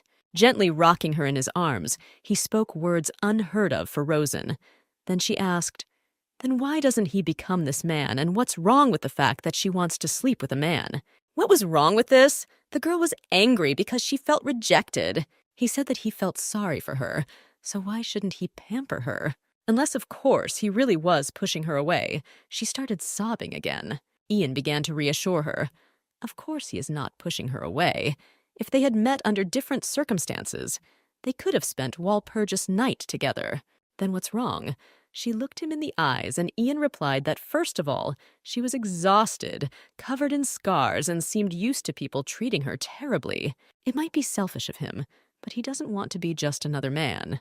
Hugging her face with his hand and looking into her eyes, Ian explained what was in his heart. He felt sad that Rosen was treated in such a way that she no longer valued herself. Ian then stood up, and Rosen asked where he was going. After rummaging around in the chest of drawers, he pulled out a box and brought it to her bed. It was a piece of strawberry cake. He said that he ordered it from the kitchen for her. Rosen asked why, and Ian reminded her that today was Walpurgis night. Then he took a match out of the box and lit it, saying that he thought that this night was significant for her. The girl stared at the piece of cake. He remembered her story about how she and Emily baked the cake. I even put a candle in a piece and lit it so that she could make a wish. The girl sent her prayer to Walpurga. This time she asked the Great Witch to give her strength. She did not need more love. Rosen asked for strength to cope with the difficulties she would encounter, courage to give up comfort, and willpower to survive in this cruel world. The girl asked, and he made a wish. Ian asked not to worry about him. He would eat his piece and let her fall asleep. Seeing that he was hiding the cake, the girl asked so they would eat it tomorrow. Why did they make a wish now? But Ian, smiling a little, said to lie down, and then he would lie down next to him. They lay in an embrace, and Rosen wondered if he really had no desires or aspirations. Ian said that he would be very happy to listen to her, to which the girl replied that she told everything last night, but he was sure that she would remember something else. Ian didn't care what Rosen would talk about. He just wanted to listen to her. He just asked not to lie to him. Then the girl began the story from the moment when she decided to commit suicide. She locked the door in the bathroom. She prepared a loop and heard Emily screaming to open the door, but she somehow broke through and saved her at the last moment. Rosen was surprised when she opened the door. It was locked, and she saw Emily's medallion light up, which meant magic. Emily slowly, soothingly led Rosen away, who asked to leave her. Her friend hugged her tightly, and Rosen, sobbing, said that she could not give birth to this child. Just let her go and let her die. But Emily didn't let go. She hugged her and held her close. She whispered in her ear that she would take care of everything. Has Rosen forgotten? She is a witch of herbs. There is no reason to end her life. Looking into Emily's eyes, she assured that it was all nothing. She would do anything. She has to stop talking about death. Rosen looked at her own face, and tears flowed from her eyes. Then the realization of the terrible step came, and Rosen burst into tears even more, begging Emily to forgive her. A friend affectionately consoled her and said that there was nothing to apologize for. Rosen, sobbing, was afraid that she would become pregnant again. If there are more pregnancies, she will have to get rid of them again and again. She will not stand it. And if there is no child, Hindley will get angry, and who knows what she will do. She no longer needs such a house, and Hindley doesn't need her. She asked, begged to run away, just Emily and her mother. 3 days before, Emily was sitting with her sick mother, who was not getting out of bed. She came to her father and said that her mother was not feeling well. He indifferently said, "So what?" She asked for some money, because he had received a payment from the head of the trading organization. She had some savings. She needed a little more. But Hindley firmly answered no. He looked reproachfully at Emily. She had saved up some money. How could it be that when he asked last time, she answered that she didn't have a single coin? The girl screamed. How could it be otherwise? He would still lose at gambling. Hindley looked at her from under his glasses with a familiar look that did not promise anything good, and again repeated no. Before Emily could answer, he pushed her to the floor. And then she heard that nothing could help her mother. opening her box where she had wounded the money and found that it was empty. Hindley told his daughter that she just needed time to accept this fact. Running his fingers along her back, he added, "She is as slow as her mother." Now she could work and earn money. Remembering this, Emily told Rosen that she was right and they needed to run. But right now, they couldn't run. They would have to stay longer. They need to save up some money, and then the three of them will run away. How Rosen wanted to run away right at that moment. But Emily convinced her that she needed to be patient a little longer. She said tenderly, like an older sister, that everything would be fine. Rosen doesn't even remember how long they sat in each other's arms. The most important thing is that Hindley does not find out anything. Otherwise, trouble cannot be avoided. One morning, Hindley came down for breakfast as usual, and Rosen had everything ready and served. He looked at Rosen carefully without answering. Sitting down at the table, he asked where Emily was. The girl replied that she had gone to collect some herbs. Perhaps it would take several days. To relieve the tension, Rosen said that she was worried about her. It was cool outside, and she didn't put on a warm shawl. Hindley muttered with displeasure that they had become friends, like two boots in a pair. Then he remained silent, began to eat slowly, and asked what about the child. Rosen froze in horror. The girl instinctively put her hand on her stomach and stammered out of fear that nothing had happened yet. Hindley asked about the manager from the orphanage. She could have lied about her health. She was sure that she was not infertile. More than a year has passed. Why are they still without a child if this is not the case? Emily had given her a powder the day before to kill the fetus. It had to be dissolved in water, and the entire dose drunk twice a day. In general, these herbs are harmless, but under the right circumstances, they can become poisonous and lethal to the fetus. Emily warned that it could cause vomiting and stomach upset. But Rosen herself will be fine, but everything must be kept secret. Hindley must not see. He looked at her piercingly, expectantly, a look Rosen knew well. The girl, overcoming her fear, hugged him and said as nonchalantly as possible that he was scaring her because he knew that she was absolutely healthy. And leaning towards his ear, she cooed that there was no need to be upset. The closer their connection, the greater the chance that she would get pregnant. Hindley muttered that apparently it was so and said that he would return in the evening. He was leaving for the casino. When he left, he promised to return with the prize money, and they would have time for the two of them. Emily hid in the house all this time and came out when Hindley left. She told Rosen that they had enough time. They needed to pack their things and leave. The girl went to look for a secret drawer among the books where she put money, but she dropped it from her hands. How can this be? It's empty. Why? At that time, the door opened. Hindley stood on the threshold saying, "Just look at them." He said that he would be lucky today and looked around at his wife and daughter. He felt that these two bitches were up to something and, glancing at Rosen, said that he had spanked her a little. Then he turned to the frightened Emily and said that today she would learn a good lesson. Rosen recalled how she jumped out of the house when she saw patrolling soldiers and ran towards them. She screamed and begged for help, to go home. The soldiers first tried to calm her down and ask her what happened, but Rosen could barely speak out of fear. Sobbing, she was finally able to explain that her husband was beating her and could kill her. When they found out that he was beating his daughter, they replied that they thought it was something serious.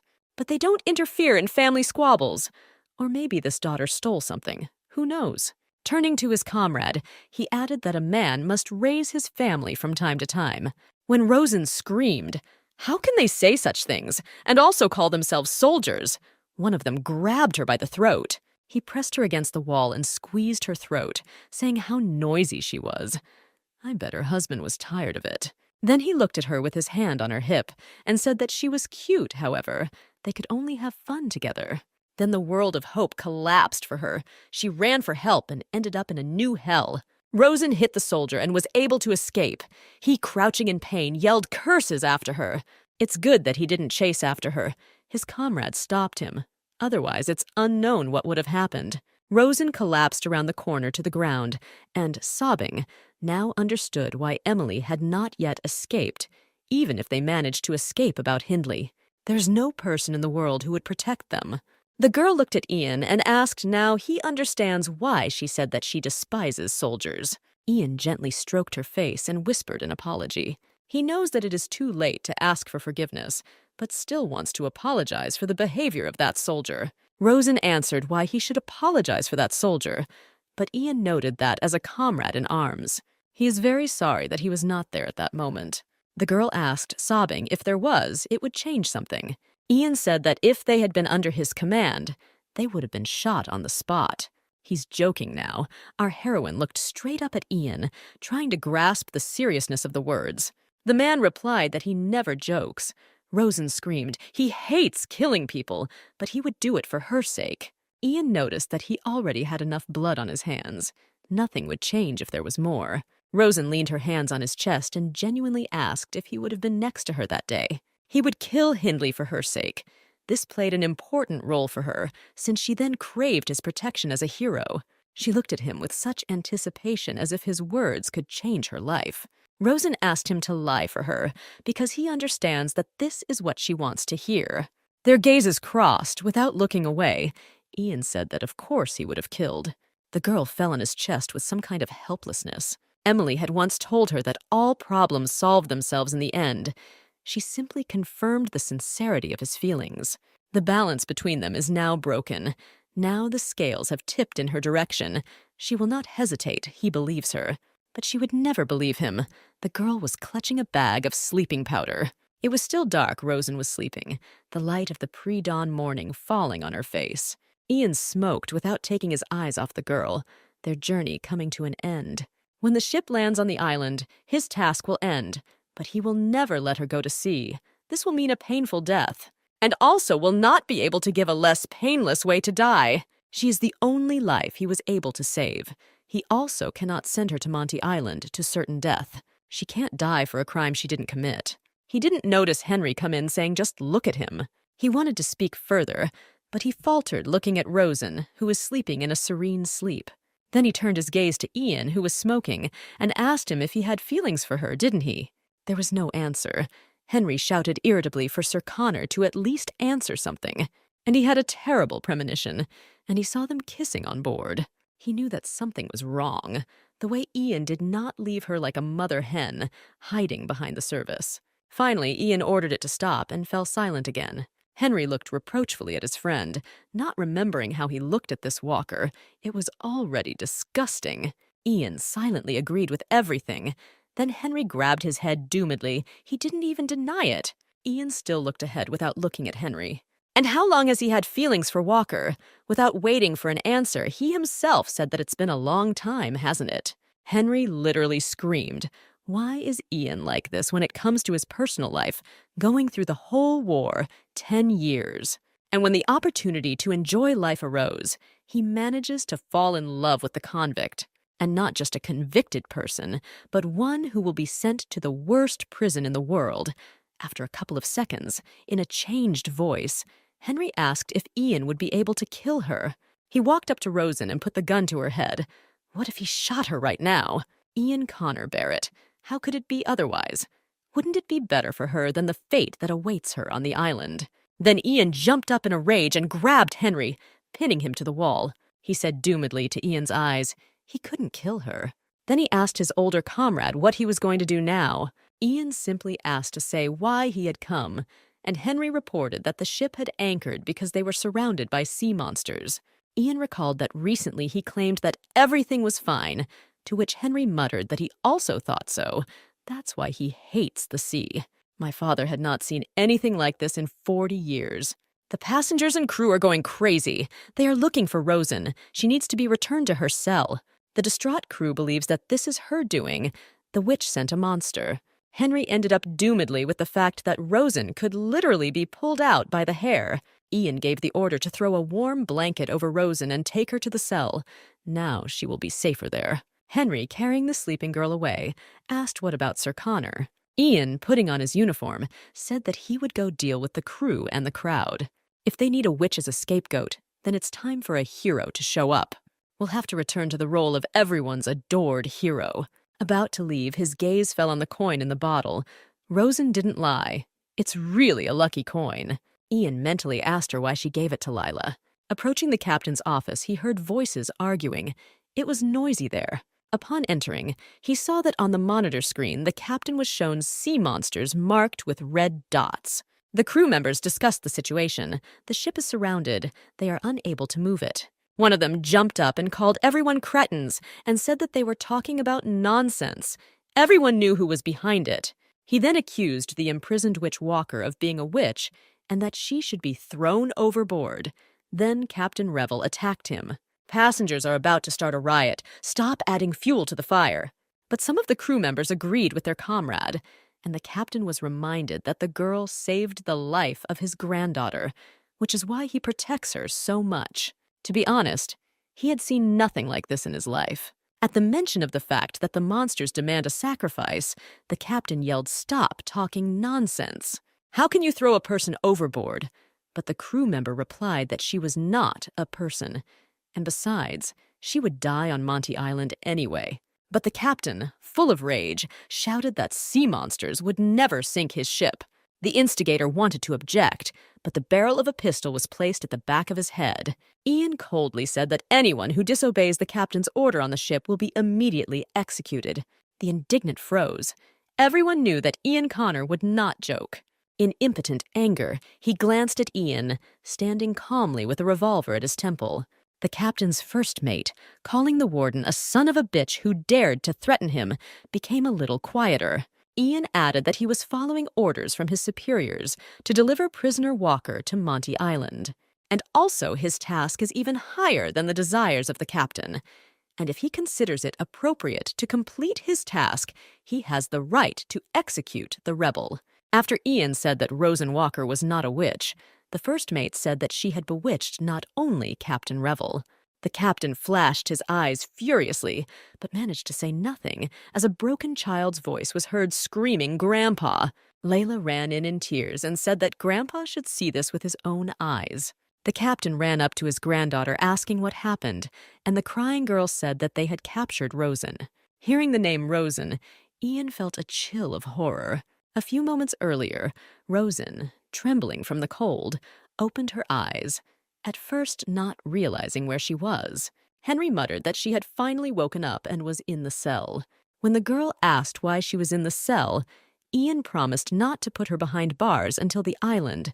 Then Henry had to explain the situation to her. Rosen realized that it was already morning, but why was it so noisy? And it felt like the ship was moving differently.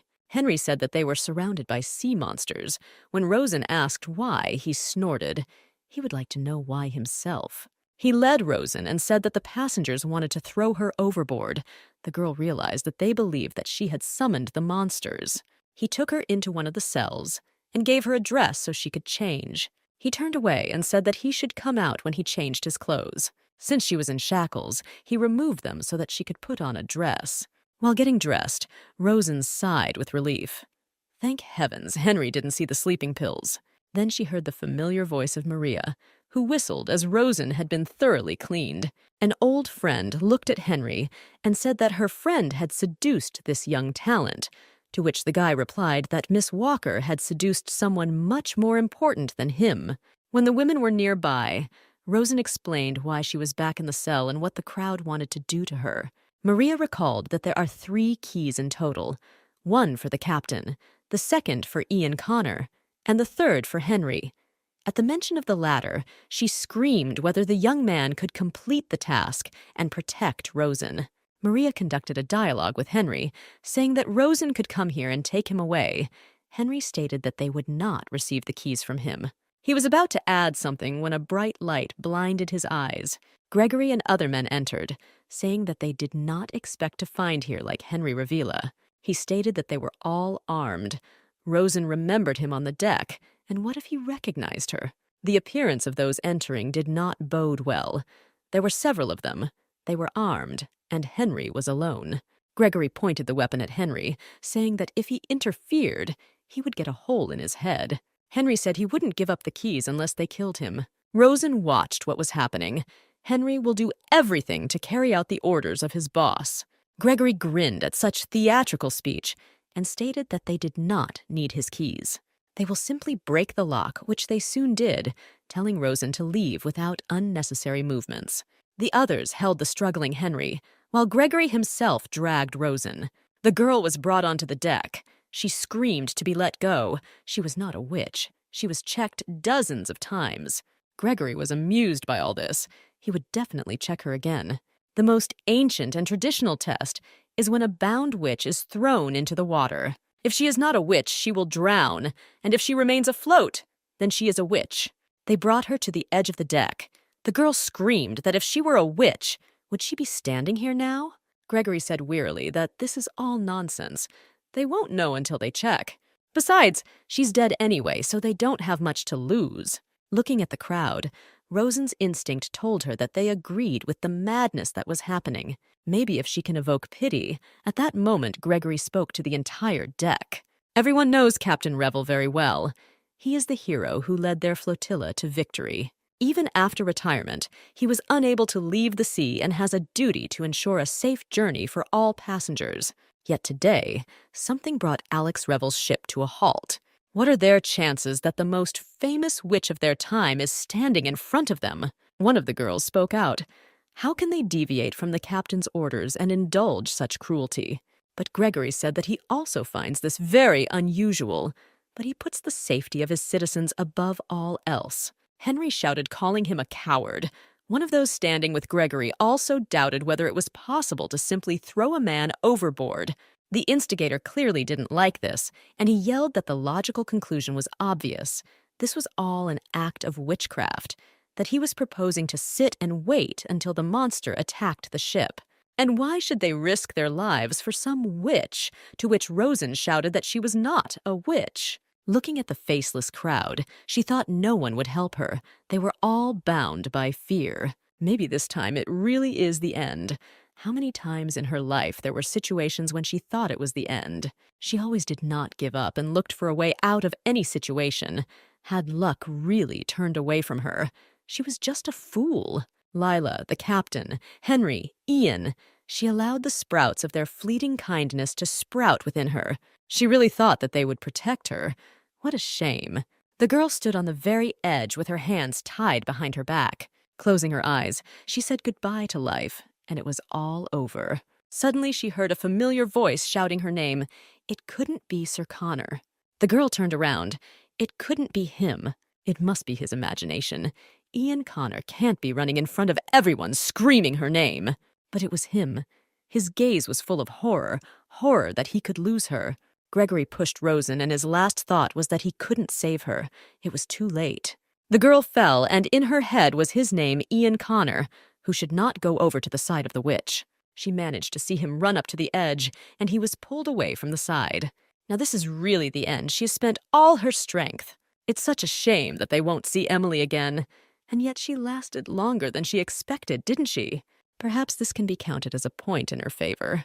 The cold water swallowed her up, and the girl began to instinctively gasp for air.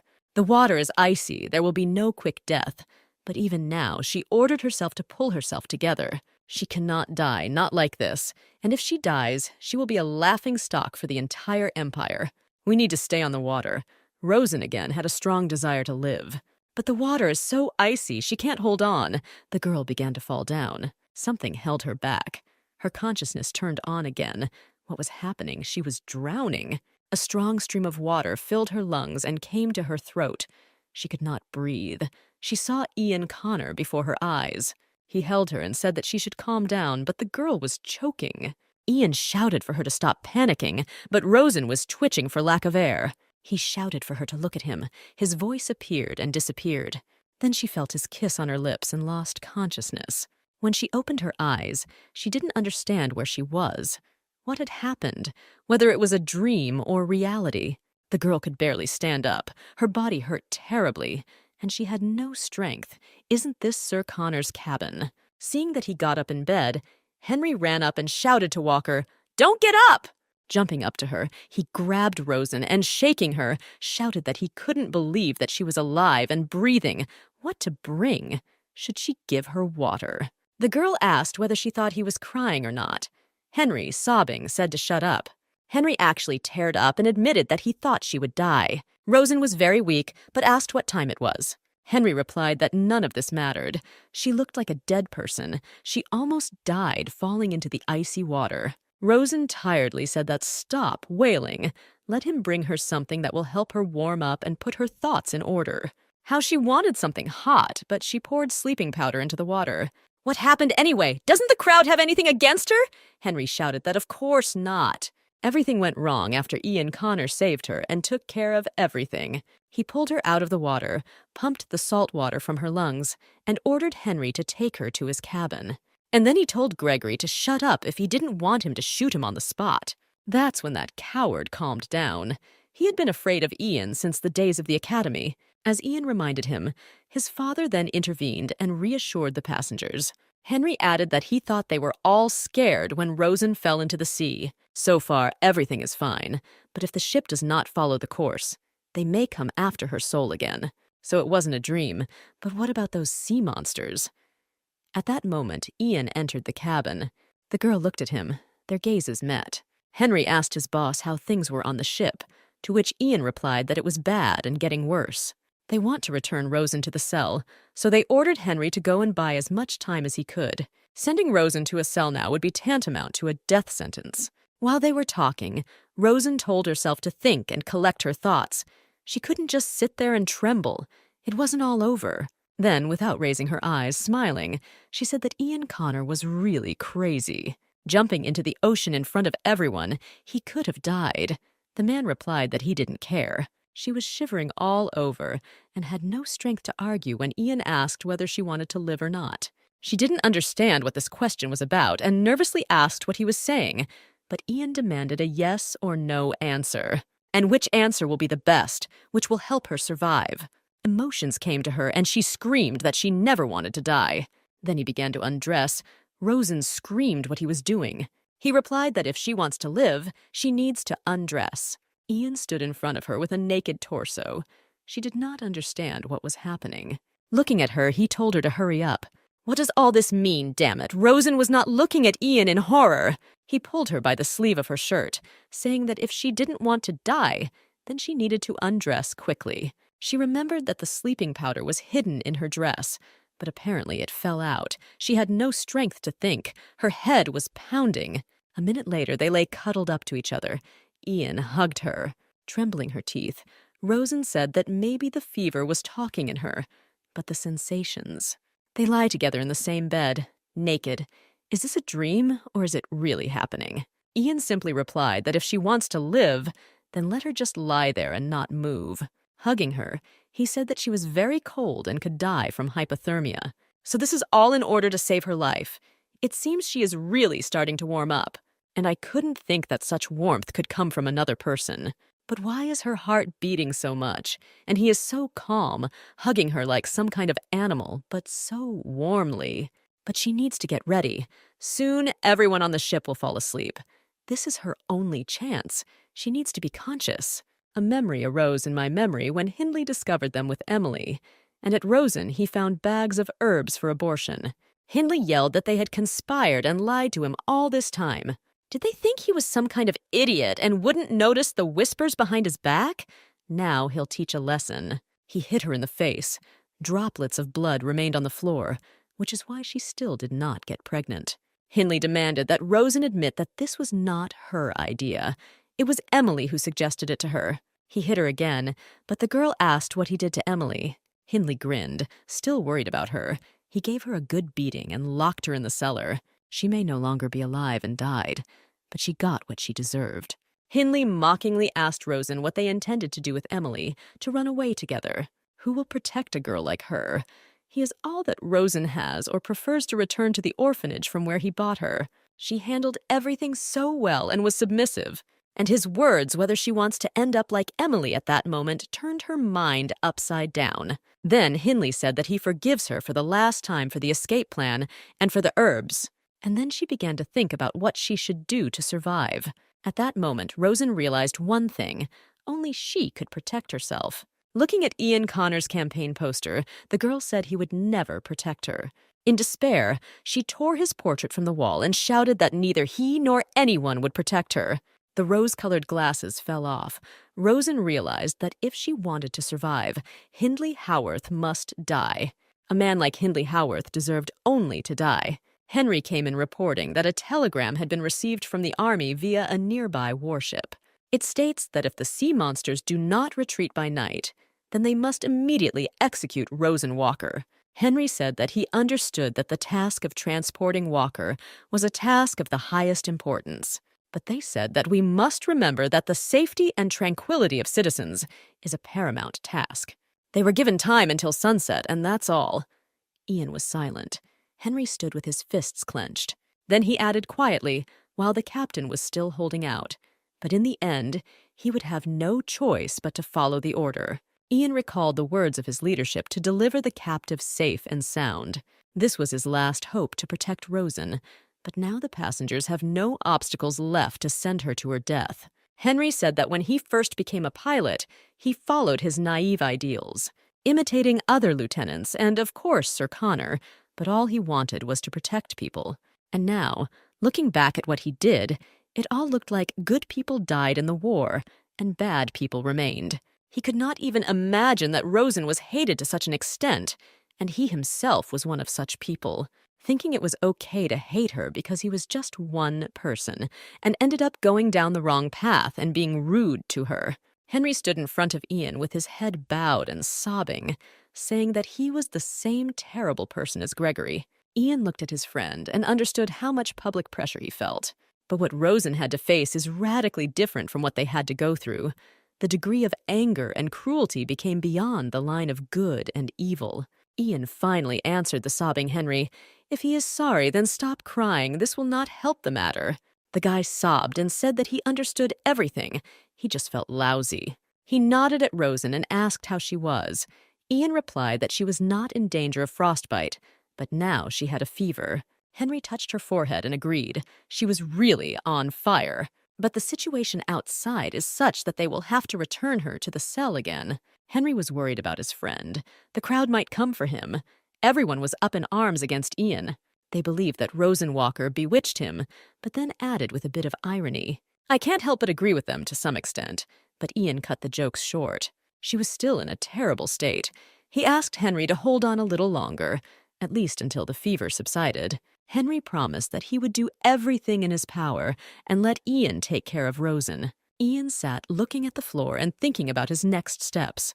Then he undressed again and lay down next to Rosen, who opened her eyes. Rosen grabbed him and asked if it was really him or if she was having a vision. Ian wanted her not to pass out and asked her to speak. She stated that the gods definitely created him, and she definitely wants to sleep with him. Ian asked not to talk nonsense, and Rosen asked if he was so calm, since she was lying very close in the clothes her mother gave birth to. Ian touched her hair and confirmed that she was very attractive, and Rosen was surprised at his composure, because usually men lose their minds when a woman is with them. He kissed her hair and said that if she weren't sick, maybe he would try something. Rosen smiled. He doesn't say that for the sake of flattery, but Ian reminded him that he never jokes. The girl whispered that people would be disappointed in him. He was too attracted to the imprisoned witch. Ian reassured her that it was too late to bother with such trifles. Besides, he doesn't care about others and what they think of him. Rosen asked him why he saved her. He was not an ordinary person, but a war hero. And what will people say? But Ian reassured her by saying that everything was fine. He never wanted to be a war hero. He just did what he had to do, that's all. What is happening now can be considered redemption. The girl wanted to ask something else, but she coughed. How much longer could she endure this fever? Ian hugged Rosen even tighter and said that she would soon feel better. She closed her eyes, saying that he probably couldn't imagine how much she wanted to live. He was hooked by her performance. She remembered the moment with Myeria, then on the deck during the fireworks. But how can he determine when she is telling the truth and when she is not? He is a jailer and should not be soft. She mentioned that she wanted to live. The girl nodded, and Ian agreed nicely. Everything else doesn't matter. Wow, Sir Connor is bewitched. Ian replied that this has not been news for a long time. She cannot imagine how he felt when she said that she wanted to live. Ian said that he carried her cutout photo with him, but then he still denied everything. He kept telling himself that he just needed something to cling to because there was nothing else left. He thought he was going crazy, but now he realized that everything was extremely simple. He just wanted to meet her. Wow, Rosen grinned. It turns out they had the same thing on their minds, so maybe we can work on fulfilling one of her wishes. When she hinted at bed, he immediately stopped it. Then the girl asked to listen to his voice, like from those radio programs that he did. Yes, she knows he didn't like it, but his voice will make her feel better. A private broadcast, just for her. And Rosen's consciousness transported her to the past as she waited for these transmissions. Looking at him on the poster, she heard his bewitching velvet voice, which was the support of everyone. She and Emily, like thousands of other people, shared their strength huddled together in the basement listening to Ian Connor, who helped survive the war. His voice said how much he valued them all. They would be saved. And this ray of hope said that the war would end and their lives would become better. Ian, hugging Rosen, said a phrase from his radio broadcast, ending with the fact that you do not need to feel guilty for anything. He remembered how he entered the radio station room. There was a microphone. The boss told him to tell him about himself, who he was and where he was, that they will protect them all, say what people want to hear. And here was his first radio broadcast. He introduced himself, asked everyone not to worry. The Air Force will always protect them. You will never be in danger. Rosen opened her eyes slightly. She put her hand on his face from which tears flowed. We will protect you all. It was still dark. Henry came in and said it was time. His father caved in. There is no longer any time to waste. It's time for Walker to return to his cell. Ian said to wrap Rosen in a blanket. The fever somehow subsided, but the cell was cool. Now his long lie to the people of Ryoreton has finally come to an end. Will her lie be able to hold out now? He noticed a sparkling coin in the bottle. At this time, someone called Rosen's name. She opened her eyes. Everything was so unusual. She saw a familiar and dear face. It was Emily. The girl jumped up. It was really Emily. She was apparently sleeping. Rushing to hug her friend, she said that if this was a dream, she didn't want to wake up. Emily replied that she just needed to wake up, but then Rosen said in fear that Emily would disappear. How much she missed her. Emily, smiling affectionately, said that they would see each other very soon, just a little more. She couldn't give up. She remembers their promise to meet on the island of witches. Walpurgis, that same mysterious island whose existence cannot be said for sure. But they say that witches gather there to hide from the outside world. They wanted to escape to Walpurgis, which is not far from the island of Monte. Emily added, hugging the girl. Now she understands that she is getting closer to her, which is why she was able to appear to Rosen in a dream. Rosen asked how Emily found him, and she really is real. Hugging Rosen's face, Emily reminded them of their promise. Yes, she survived. And now their agreement to meet on the island of Monte is almost fulfilled. Rosen didn't think it was possible. The last few years have been so difficult. All she could think about was how to survive.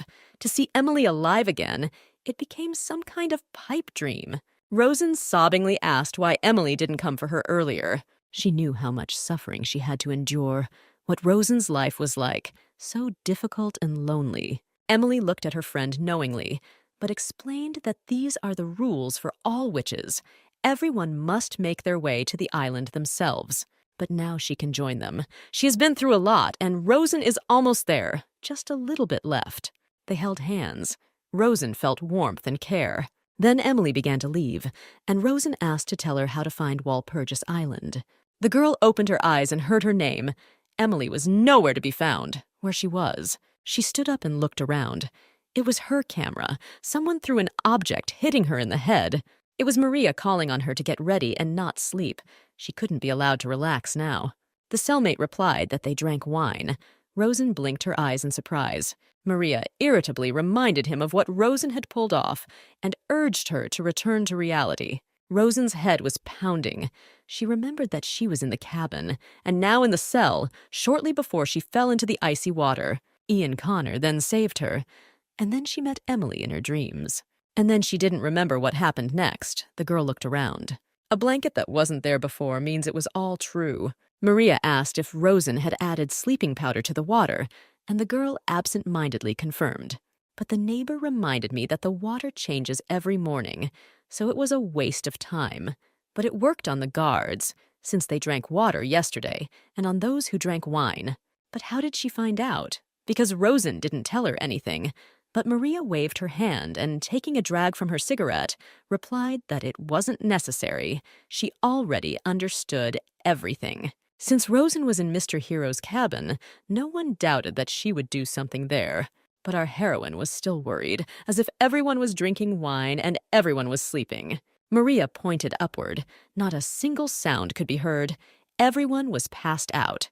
Apparently, everyone was nervous about how Rosen was thrown into the sea, and everyone needed to calm down. Then she pointed her finger somewhere behind Rosen. He waited for the girl to wake up. A lizard-like creature sat on the bars of a small window and looked at Rowan. But how is this possible? What kind of creature is this? It began to descend along the wall. Rosen trembled, and the animal approached her, squeaking. What could it be? Not a fish, since it has legs, then maybe a lizard.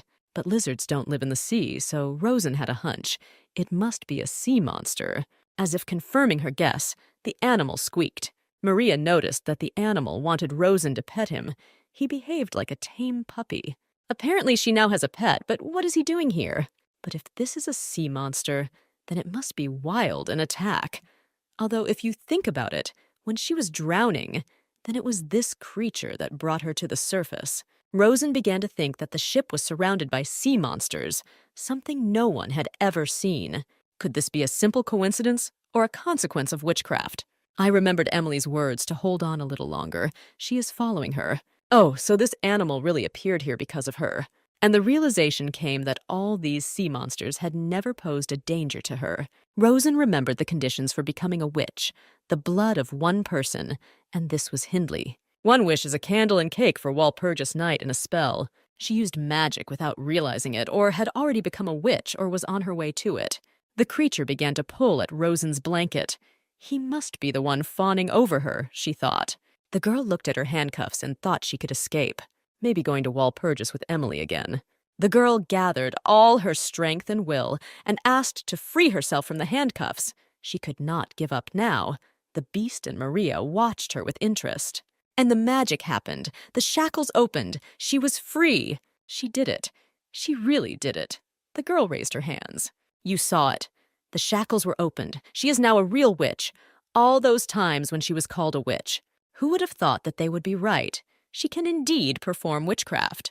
Emily sent this creature to her, and now you can join her on the island of witches. Now you can finally escape. But first, something else needs to be done.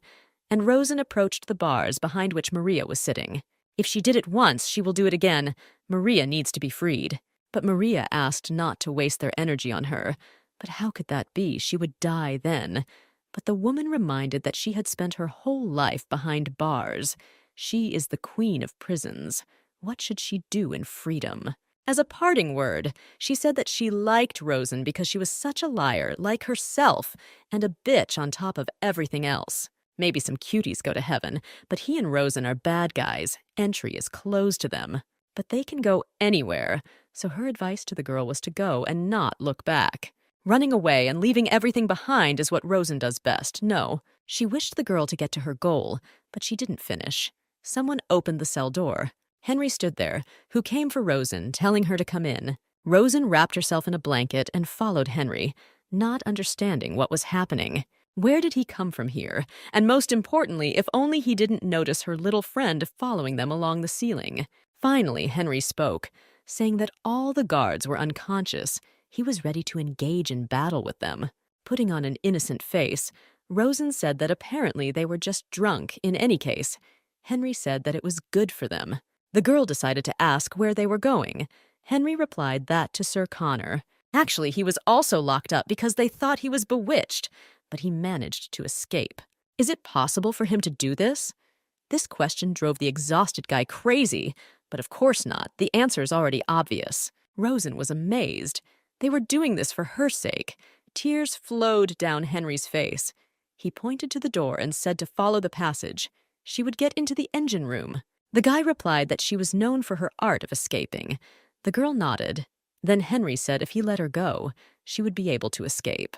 She smiled and slyly asked whether he was doing this on his own or with the permission of Sir Connor. Still with his eyes filled with tears, he replied that he didn't know who was crazier now, Ian Connor or himself. She saved Lila. He owes her his life for his life. Does everyone really die there on that island of Monte? The girl reached out her hand to his face. Having hugged him, Rosen thanked Henry. Surprisingly, he turned out to be a good and generous guy. He asked her to persuade Ian Connor. He really has tender feelings for her. The girl smelled alcohol from Henry. The guy admitted that he drank wine. But how can you not drink it? Then Roshan carefully clarified, and Sir Connor drank. He didn't know. Ian doesn't drink at all. But after this, maybe he did. He wanted to ask why she needed to know this. But he felt that everything was blurry before his eyes. The next second, he was lying unconscious on the floor. Rosen was touched by his action. She could not afford to escape by framing Henry. Gently stroking the guy, she asked him not to blame himself. There was no need anymore. He was not responsible for those deaths. He was just a child, and they all survived the war. Still, they both set each other up once. He did not always behave correctly with her, but now they are even. The girl kissed him with gratitude.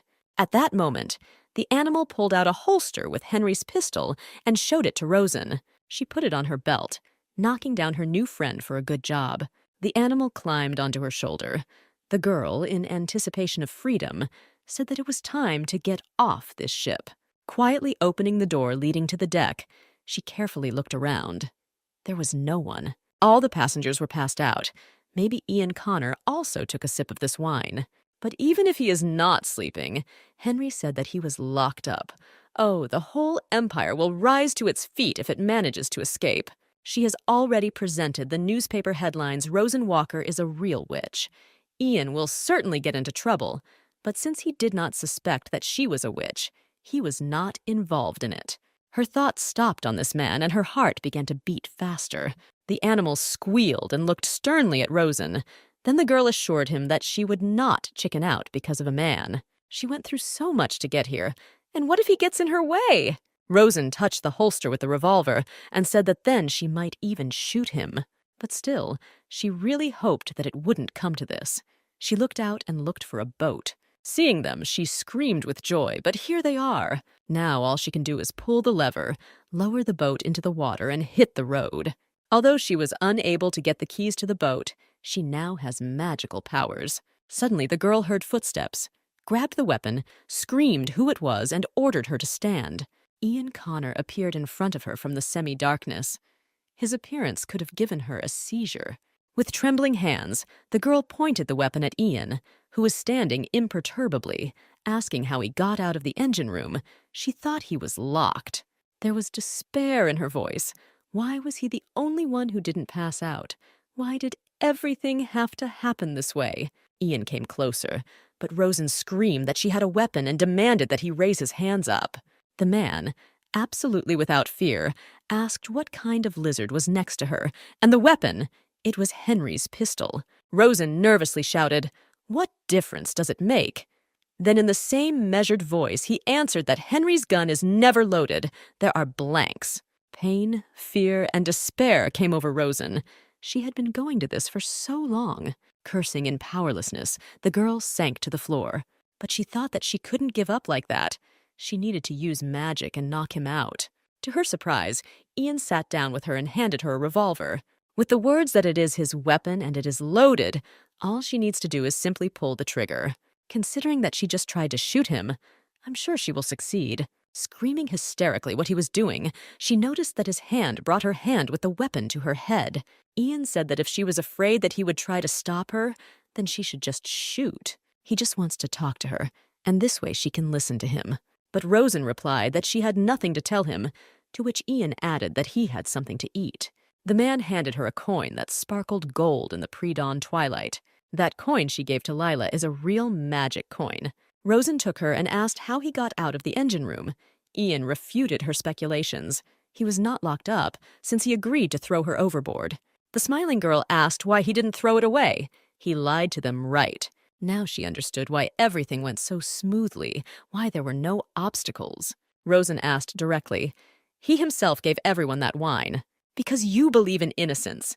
You believed everything that she told you." Smiling, the girl added that he was mistaken, and it turned out that she really was a witch. Ian looked at the frowning animal and replied that he noticed this animal running after Rosen. It looks like she really is a witch. Rosen put down the revolver and asked the nagging question about why Ian Connor was doing this for her. They looked at each other. prisoner and guard. The man reminded that she wanted this.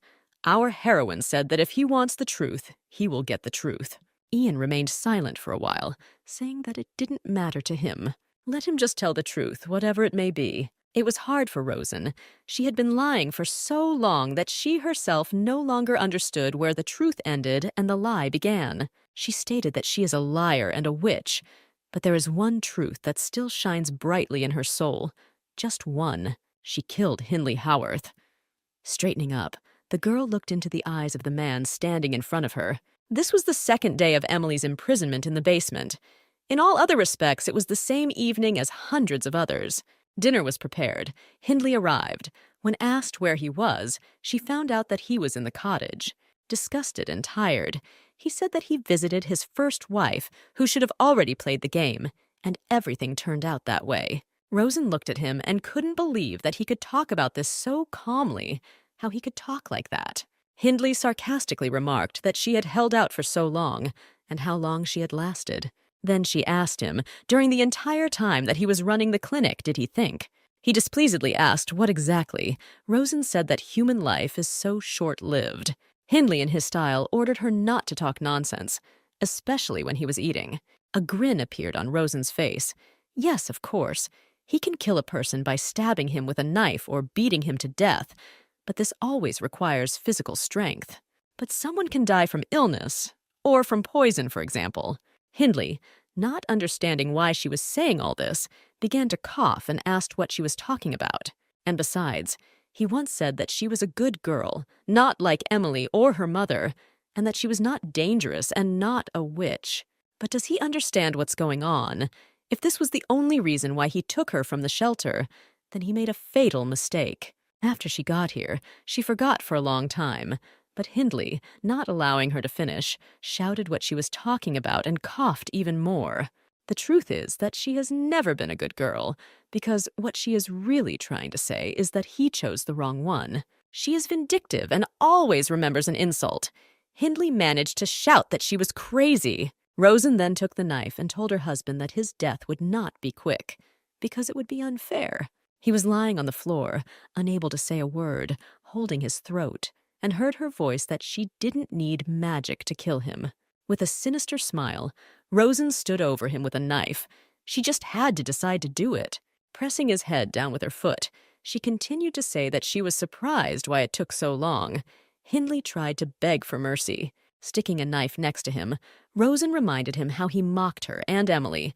Didn't he promise to kill them, all because he was a coward? He needed them to mock him, but they didn't need him. She saw his horror and fear, that strength sitting in her. Humiliation and pain burst out. She had absolutely no regrets about ending his insignificant life. Hindley begged for mercy, saying that she would be tortured and burned at the stake. Rosen didn't care what they did to her.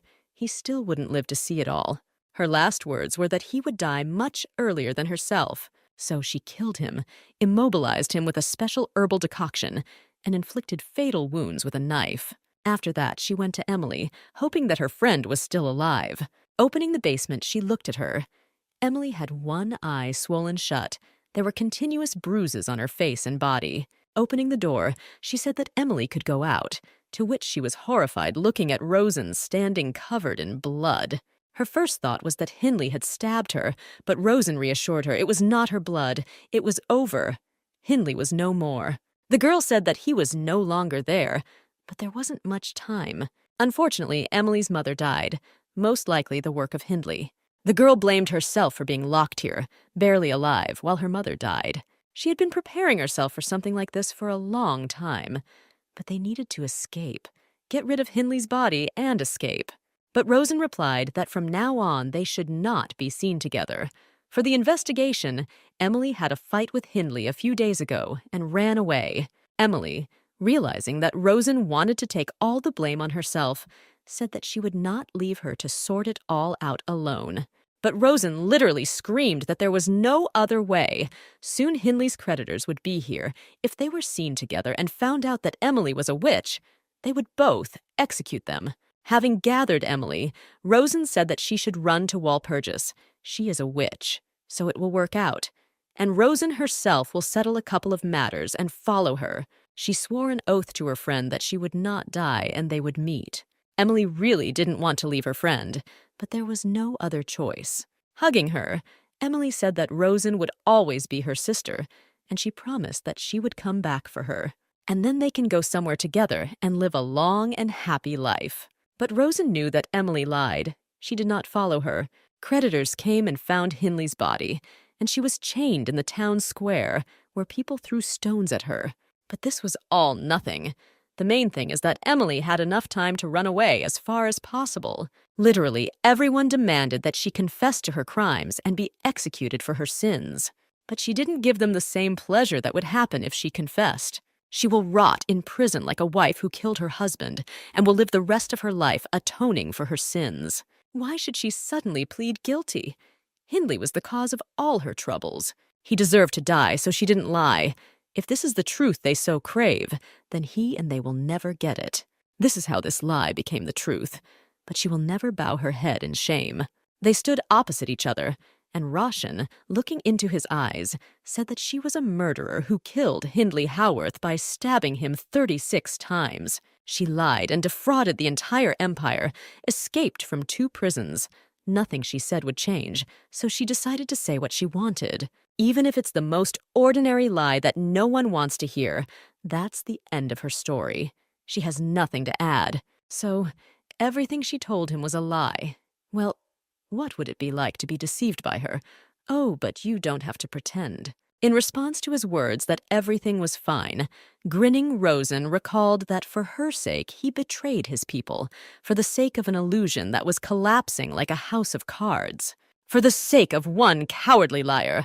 But this is not what she wanted. Ian Connor was not supposed to know anything about the truth. He was supposed to be used by it. And then just forget her and return to your well-deserved position in society. She did not want such an ending. The only reason she revealed the truth to him was because he handed her his gun without doubt or hesitation, and because she loves him. Although can it be called love? Can he forgive her lies and selfishness? Ian gently took her chin and raised her face. For him it doesn't matter. He was talking. At her dumbfounded look, Ian leaned over and kissed Rosen. None of this matters were his words. Rosen flared up.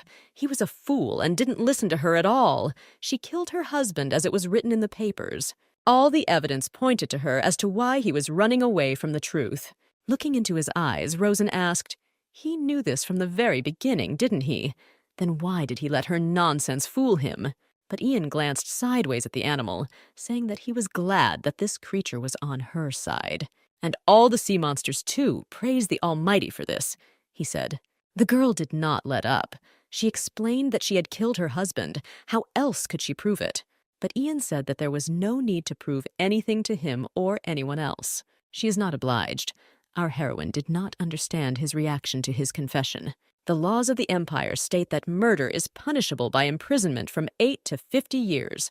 From 17 to 25, she served 8 years. She received her punishment. Now she is free.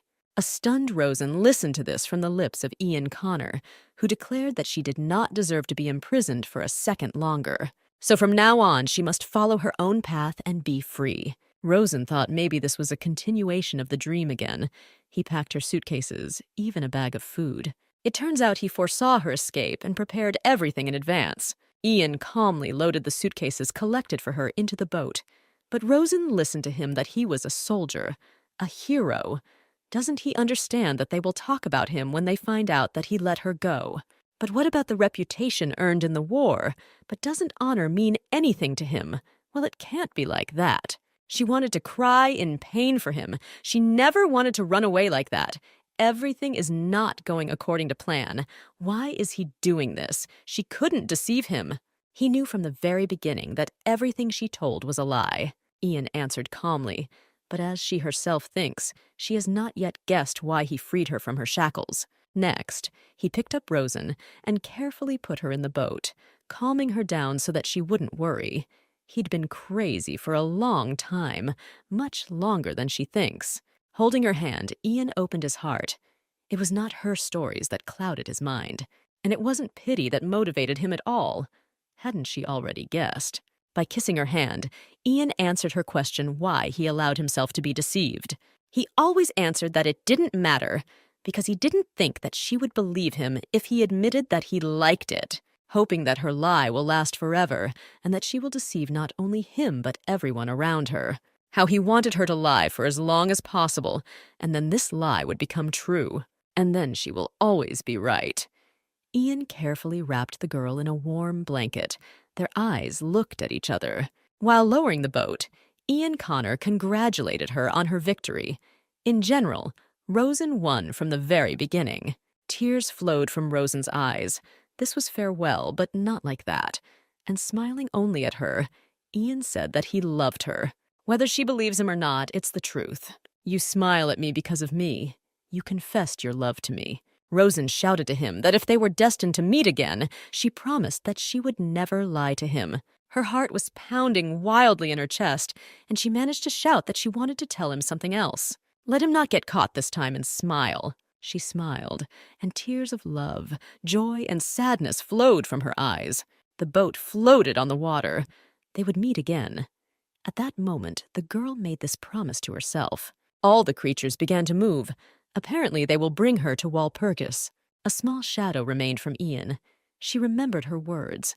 Let her lies last forever, and endless lies will one day become the truth. One man's blood, one wish, one spell.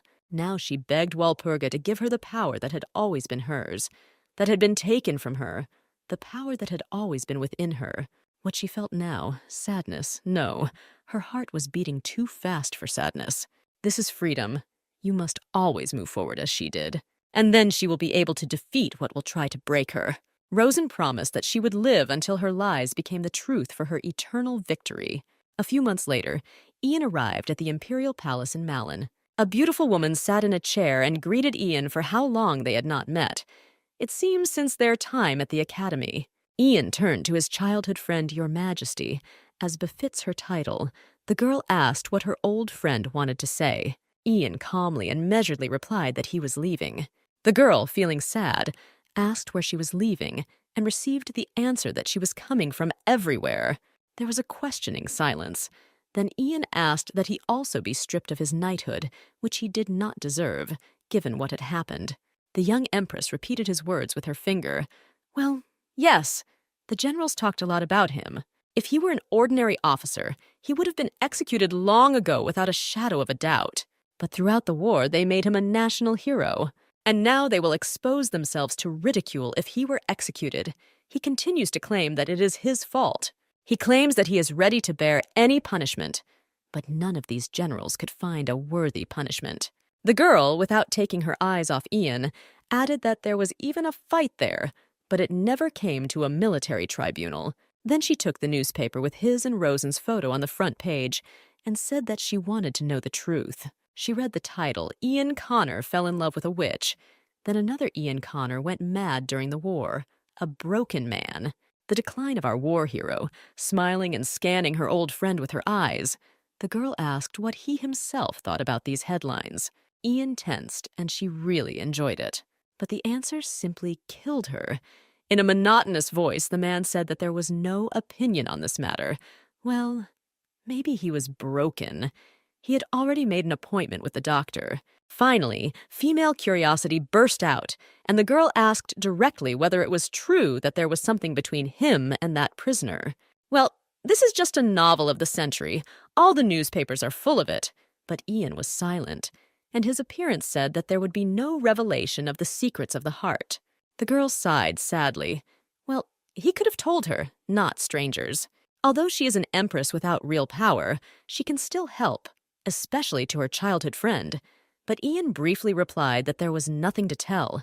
Rosenwalker managed to escape again, and he missed the captive. But the girl seemed to be scanning him. Then she said that most likely he would be sent to some island. This was almost decided. But Ian's calm clarification of whether it was Monty's island made her horrified by such a guess. Of course not. Throwing him in prison is also a blow to the Empire's reputation.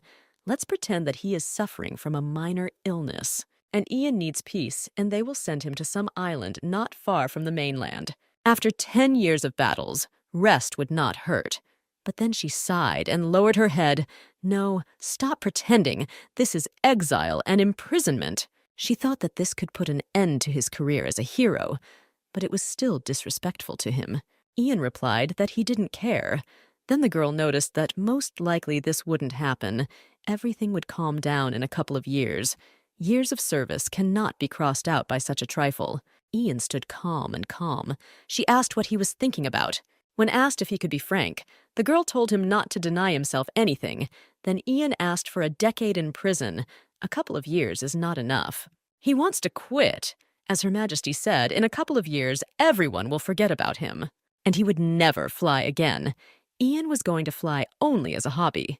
Looking at her childhood friend, the Empress noticed that they were speaking like an old man in his twilight years.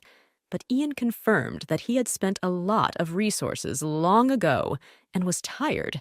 But it didn't escape her feminine gaze that he looked much happier. Having unfolded the map, she offered to choose any island he liked, where he wanted to spend the rest of his days in exile. In turn, she offered her friend the islands, popular among tourists, a real paradise on Earth. Ian stood still as calmly. Then she flared up. Well, he could have at least pretended to listen to her advice. Ian pointed his finger at a point on the map and replied that he would like to go here. It seems that the Empress did not expect this, even from Ian Connor, Primrose Island, which is unsuitable for life. It is very far from the mainland, inhabited by sea monsters, and he decided to choose it instead of a paradise. But Ian was adamant.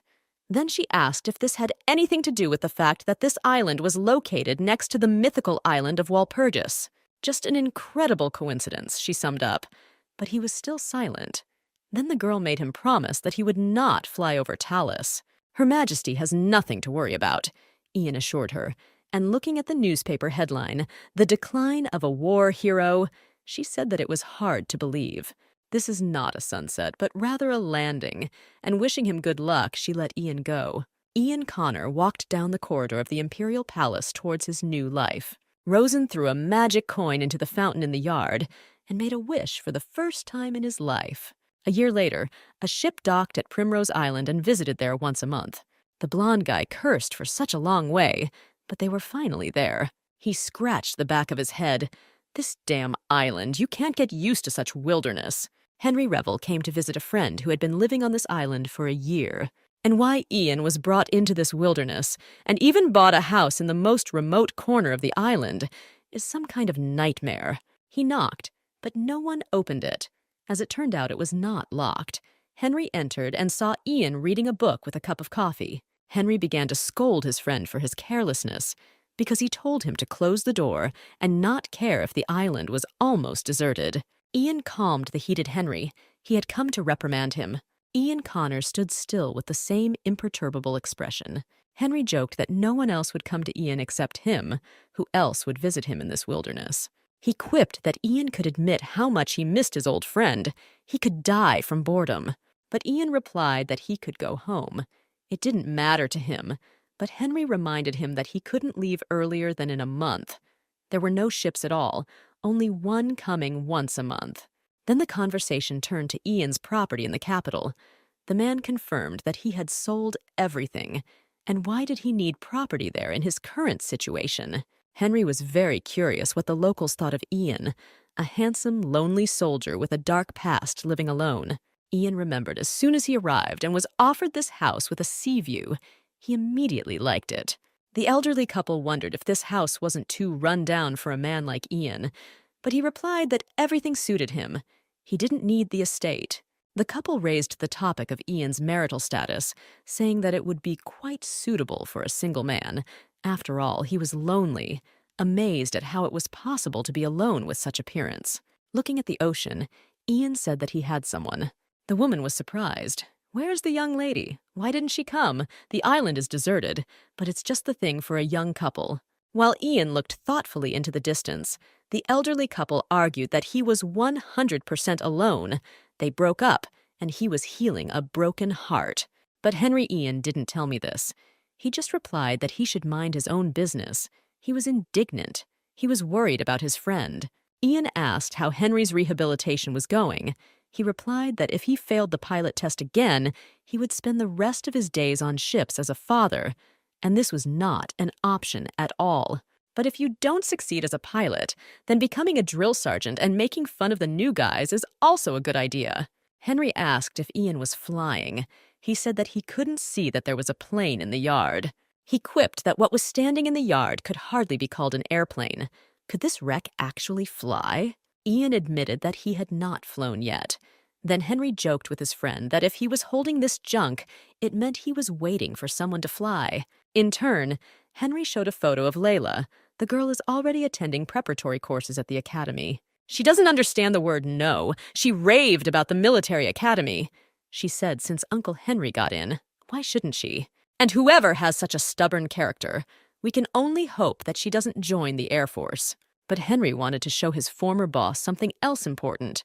He even doubted whether it was worth it. He handed the photo to Ian, who at first just looked. Then his face revealed where Henry got it. The guy explained that one of the novice pilots took a wrong turn and took a photo of that very Walpurgis of the mystical island. Ian asked who else knew about this, but Henry reassured him. He is not an idiot and took the film and photo from that pilot. Burn the film! This is the only photo. A refuge for witches. An untouched corner of paradise. A mysterious island where those who do not have magic cannot reach. Ian kept a photo of the island. No one should know its coordinates, even including himself, although there is someone on that island whom he would like to see with all his heart. Henry added that when they flew over the island, the instrument panels went crazy. No one knows the coordinates, and the witches are very powerful. Ian asked how they got out of there, and not without pride, Henry said that since Ian left, he became a better pilot, plus intuition. Then he smiled slyly and pulled his hand towards the photo. He could burn it. But with a stern face, Ian put his hand on the shoulder of Henry, who had the photo. Then she motioned for him to immediately return this photo. Henry couldn't hide his pleasure and teased his friend if Ian had seen his face. No, he's not the only one. All his colleagues should see the face of Ian Connor, who is in love. Henry smiled and told Ian that she was alive and everything was fine with her. She was not a weakling. But after saying that from the photo of the island where his beloved Ian will cherish his love, he received a slap on the head. But then Henry added quite seriously that if Ian ever saw Rosen, he should be on his knees, begging, crying, so that they could live like a young couple on this island. The old faith has been preserved on this island. Witches are not hated here. They pray to them and will gladly accept them for the sake of protecting the island. But Ian ordered to stop talking nonsense, to which Henry sarcastically added, well, who would have thought that Ian Connor would be the very first and most devoted fan of Rowan Walker? He teased Ian about how nice it was to see the indestructible Ian Connor jumping into the pool of love. It was night. Ian was sleeping. Moonlight was falling through the window. Ian suddenly opened his eyes and quickly got out of bed. The man broke out in a sweat. He opened the front door and looked around the yard. It seemed again. Despite the fact that he is much better here than in the capital, his insomnia has not gone away. It is almost impossible to fall asleep, the same dream every time. But this is the kind of dream from which you don't want to wake up. And when you wake up, it's very painful to realize that this is just a dream. And in this dream, she is. Rosen comes up to him. He hugs her tightly. Then he tells everything that he has wanted to say for so long, how good it is to hug her. There are so many things he wants to ask her, but in his dreams she never speaks. But he continues to ask questions, even though he knows that he will not receive answers. Did she get to the island without incident? Was it cold there? Did she finally see Emily? Is she happy now? And then, overcoming her shame, asks if she has forgotten him, and if this has made her happier. Does she miss him and think about him at least sometimes? But when Ian wakes up, he realizes that the dream is just a dream, a reflection of the subconscious. This is recognition and acceptance of his thoughts. This is a reflection of inner hidden desires. But the important thing is what happens after a bunch of questions. A smile appears on her face. He strokes her hair. He doesn't know whether she heard him or not, but he is lost in her so much that he can no longer control his heartbeat. He presses her flesh to flesh against him. His lips greedily kiss her skin. Her breathing becomes completely unsteady and quickens, and her body simply burns. And the end is always the same, without exception. He wakes up. "You're crazy," Ian Connor says to himself every time. And so every night, all day long, self-loathing and repentance. Today, everything will be as usual. Maybe a large dose of sleeping pills will help. Suddenly, Ian's hearing perks up and he hears some movement outside the window. As he approached, he saw that someone was knocking on the glass with a tree branch. What the hell? Opening the window, he saw 3 children. What had they forgotten under his window at such an hour? When the guys said hello, Ian sternly replied, "What a hello! Now is not the time to walk around the streets. Their parents are going crazy." But the guys calmly chirped that they were having an adventure in the forests. But in the sun, it was not fun at all. Oh, but they saw his plane, but they could ride it. Ian answered the children looking through the window that of course not. Firstly, they wouldn't all fit there, and secondly, the children should sleep at night. But the children started talking indignantly, so he always says no. If he doesn't ride, then they won't carry out his instructions. What other instructions were he seeing them for the first time? But one boy busily replied that the instructions were given by other people. What the hell is he talking about? Ian thought. Henry sailed 2 days ago. What normal person would send his child on an errand in the middle of the night? And there are no vacationers here. This is a forgotten island. Then Ian replied that it would not be possible to cheat to ride a plane, but the children were indignant. This is not a scam. 2 ladies are looking for him. They asked where he lived. Then Ian's heart began to beat wildly. He began to ask what they looked like, but the child did not remember. The boy only remembered that one of the women was blonde. After these words, Ian froze in place. Ian frantically began to pull on his robe, and the children whispered that they shouldn't have been told this. When they said that the ladies were saying something about the fact that they had come to tell about an eternal lie, Ian ran out into the street like crazy, and the children were already scared and doubted his adequacy. He ran to the houses closest to him, where she was. If what the children said was true, then it was her. It was Rosen. He knocked on his neighbors and asked if the stranger was looking for him. But people looked anxiously at the man who was knocking on houses at such an hour and answered that they had not seen any stranger. He returned home and sat down on the floor doomedly. The children apparently just said things out of fear. But on the other hand, how could they know the details? But she is also nowhere to be found. You just need to go to bed.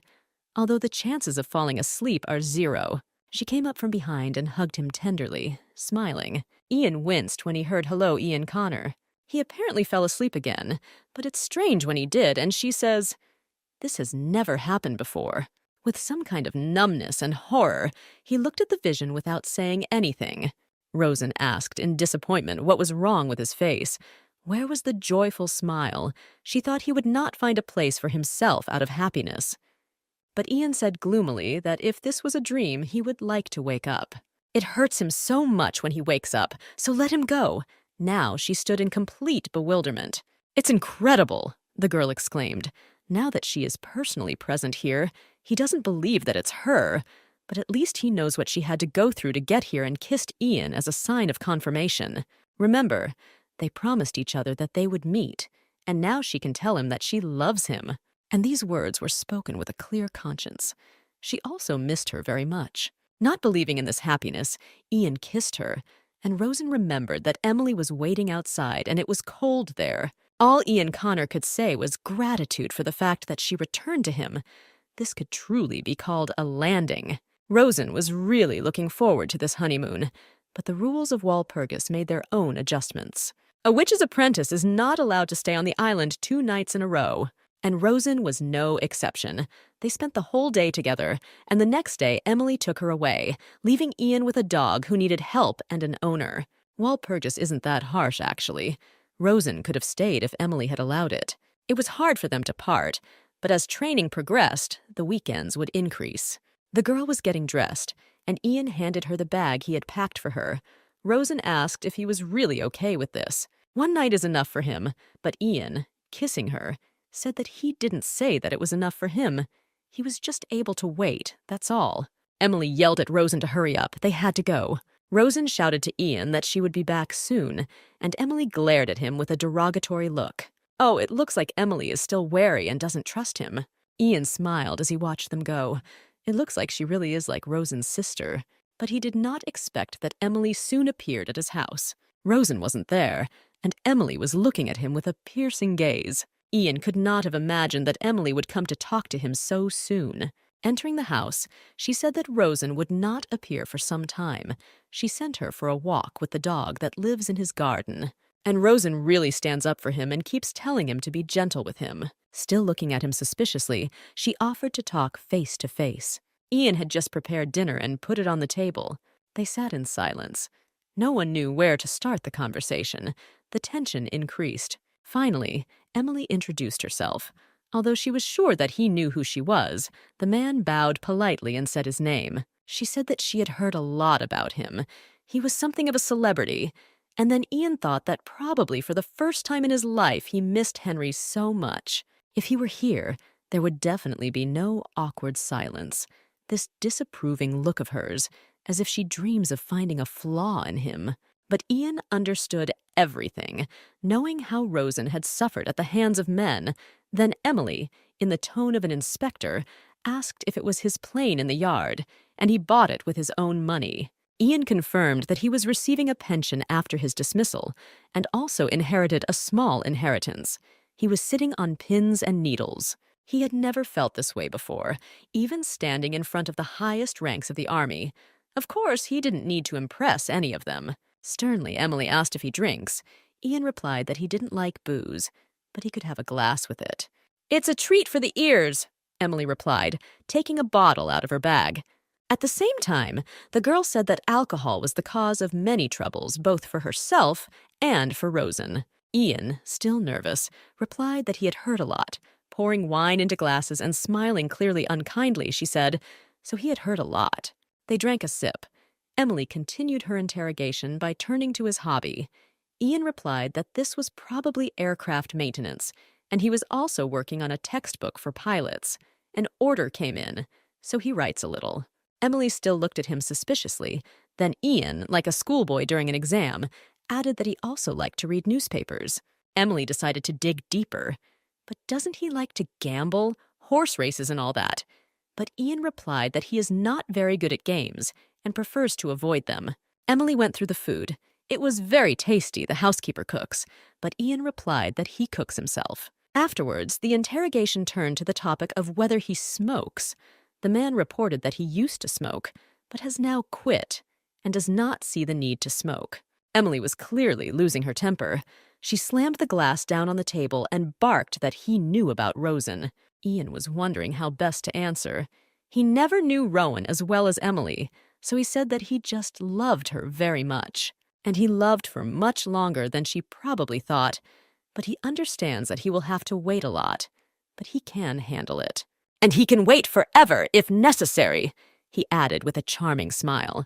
When Rosen returned, she saw Emily and Ian drunk in the trash. If Emily was already lying face down on the table, then Ian reacted to Rosen's arrival. Barely moving their tongues, they tried to say something to Rosen, who was shocked by what she saw. Emily squeezed out that Ian Connor was annoying. Ian answered indignantly what exactly she didn't like about him. Rosen barely got a reluctant Emily to sleep, who found an argument that she didn't like that Ian looked so good. Rosen asked why they drank so much in such a short period of time. Ian sobered up a little. Pulling the girl towards him, he asked if she would need to return tomorrow before sunrise. Rosen nodded. But Rosen doubted that Emily would come to her senses before morning. Ian sat her on his lap and asked her not to leave, to stay one more night. Rosen smiled, and he really got drunk, and if he stays, what will he do? Ian replied that he wouldn't do anything. They'd just lie next to him, because that's not all that's going on in his head. The girl playfully replied that you couldn't say that from his dreams. Realizing that she had spilled the beans, she justified herself that she didn't even think of following. She just needed to practice magic and messed up a little. She just wanted to visit him, because she really missed him, and in this way she would get rid of nightmares. Ian became gloomy and replied that he really thought that these were just dreams, and asked her never to do that again. He couldn't control himself in a dream. She hugged him, asking even if she missed him very much. As he said, she can't control herself in her sleep, so let her come only if she's sure she can leave on time. They silently looked at each other, loving and happy. Ian hugged his beloved and kissed him. not wanting to waste precious time. On her next visit, Henry arrived with Lila, who told Rosen that he thought Ian Connor had gone crazy. Rosen held Lila on her lap and told him not to talk nonsense. But Henry insisted that she admit that Ian Connor was completely different from the moment they first met. He knew that Ian had gone crazy, remembering that incident in the bathroom when he interrogated Henry and forbade him to approach Rosen. His reasoning was interrupted by Rosen pointing at Lila. Although she had grown up a little, she was still a child. And a squabble began in the style of Henry and Rosen. They fought over Henry's accusation that Ian was in the pool of love because of her. Lila, as always, turned out to be a peacemaker, telling Rosen that there was no need to listen to her uncle. Henry recalled the fisherman's son who recently gave Rosen a lift. He always addressed her as Madam Witch. And Eric from the grocery store, who gave her fruits and vegetables, also disappeared somewhere and began to avoid her. Ian drank his tea without turning around, and Rosen really noticed that they had become very modest and stopped greeting her as before. Henry couldn't calm down, nodding and pointing at Ian what he found in Rosen. Rosen couldn't help but tease Henry by saying that there was a fatal attraction between her and Ian. Finally, Ian turned to Rosen and Lila. Ian greeted the girl, noticing that she was apparently tired from the trip, but Henry yelled that, in fact, he had arrived too. Ian replied that he came too often, that he had no work.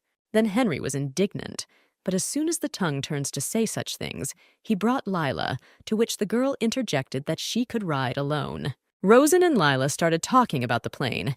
It would be great to ride. Pointing to Ian, she noticed that no matter how she begged him to ride on an airplane, but so far he only forces him to learn all these rules and procedures. Apparently, these are all excuses. But Ian denied. He's just afraid that an accident will happen. Of course, he will never let her get into it. But he is still afraid. This means he still wants to take her on a plane, but if he's not ready yet, then he may not rush into it. Ian assured her that this plane was originally intended only for her, and if he didn't want to take her for a ride, he would have immediately said so. They looked at each other with loving eyes, and Ian chirped how he wanted to show her what it was like to fly. They were interrupted by Henry's voice, who indignantly noted that he and Lila were actually still here. Then he grabbed his reluctant niece, declaring that it was time for them to leave. Ian chopped vegetables and fruits to prepare a snack. Rosen quietly came up behind him and hugged him, smiling. Ian said that we need to be patient a little more, and everything will soon be ready. Suddenly, Rosen pulled out a black box from her pocket and showed him it was a gift. She opened the box. There was a ring. The girl showed the stones. Not that they were precious, but these were the frozen tears of a magical creature. Putting the ring on his finger, Rosen noticed that these stones were very rare, so only a witch could give such a gift. But she noticed that Ian's face couldn't tell that he liked the gift. Or maybe he wants to pretend to be lonely while she's not there, so everyone on the island knows about them. But the man denied everything. That's not the point. He's just too handsome, Rosen noted, not without pride in him. Ian assured her that she had taken his heart, so she had nothing to worry about. Ian began to kiss her passionately, but Rosen stopped him. He had not forgotten anything, reminding him that they actually had guests, to which he objected that they had left. They can come back at any time, Rosen retorted, his argument being the fact that he locked the door. And if they have even a drop of conscience, they will go to spend the night in a hotel. All he wanted was to be with her and not be separated for a minute. She couldn't hold back her laughter. Ian asked why she was laughing. Then the girl said mysteriously that maybe Henry was right, but she would never admit it to him. When Rosen woke up, she did not immediately realize that it was already deep night. Rubbing her eyes sleepily, she realized that her finger was somehow unusual. When I looked closely, I saw 2 rings on my finger. The dream disappeared instantly. So beautiful. And why there are 2 of them, and most importantly, where from. Ian was no longer sleeping and admitted that this was his gift, and that this precious stone was mined not far from the island. Now she understood why he was previously upset about her gift, because she gave it first. He admitted that it was, but his ring was not half as beautiful as hers. He prepared one for himself and one for her, so they would both wear 2 rings. Rosen asked what the name of this stone was. Ian replied that it was primrose, which means stars in the night sky. And also magic. Wow, the girl looked enthusiastically at his gift. What a suitable name. Ian looked at her with love. This is what happens when you observe a landscape that cannot be described in words. When unexpected happiness falls on your head, people call it magic. Rosen fully agreed that they were in a situation that could be called magical. A war hero and an escaped prisoner smile happily at each other on this peaceful island. What is this if not magic? Because love is something both magical and beautiful, like the stars in the night sky.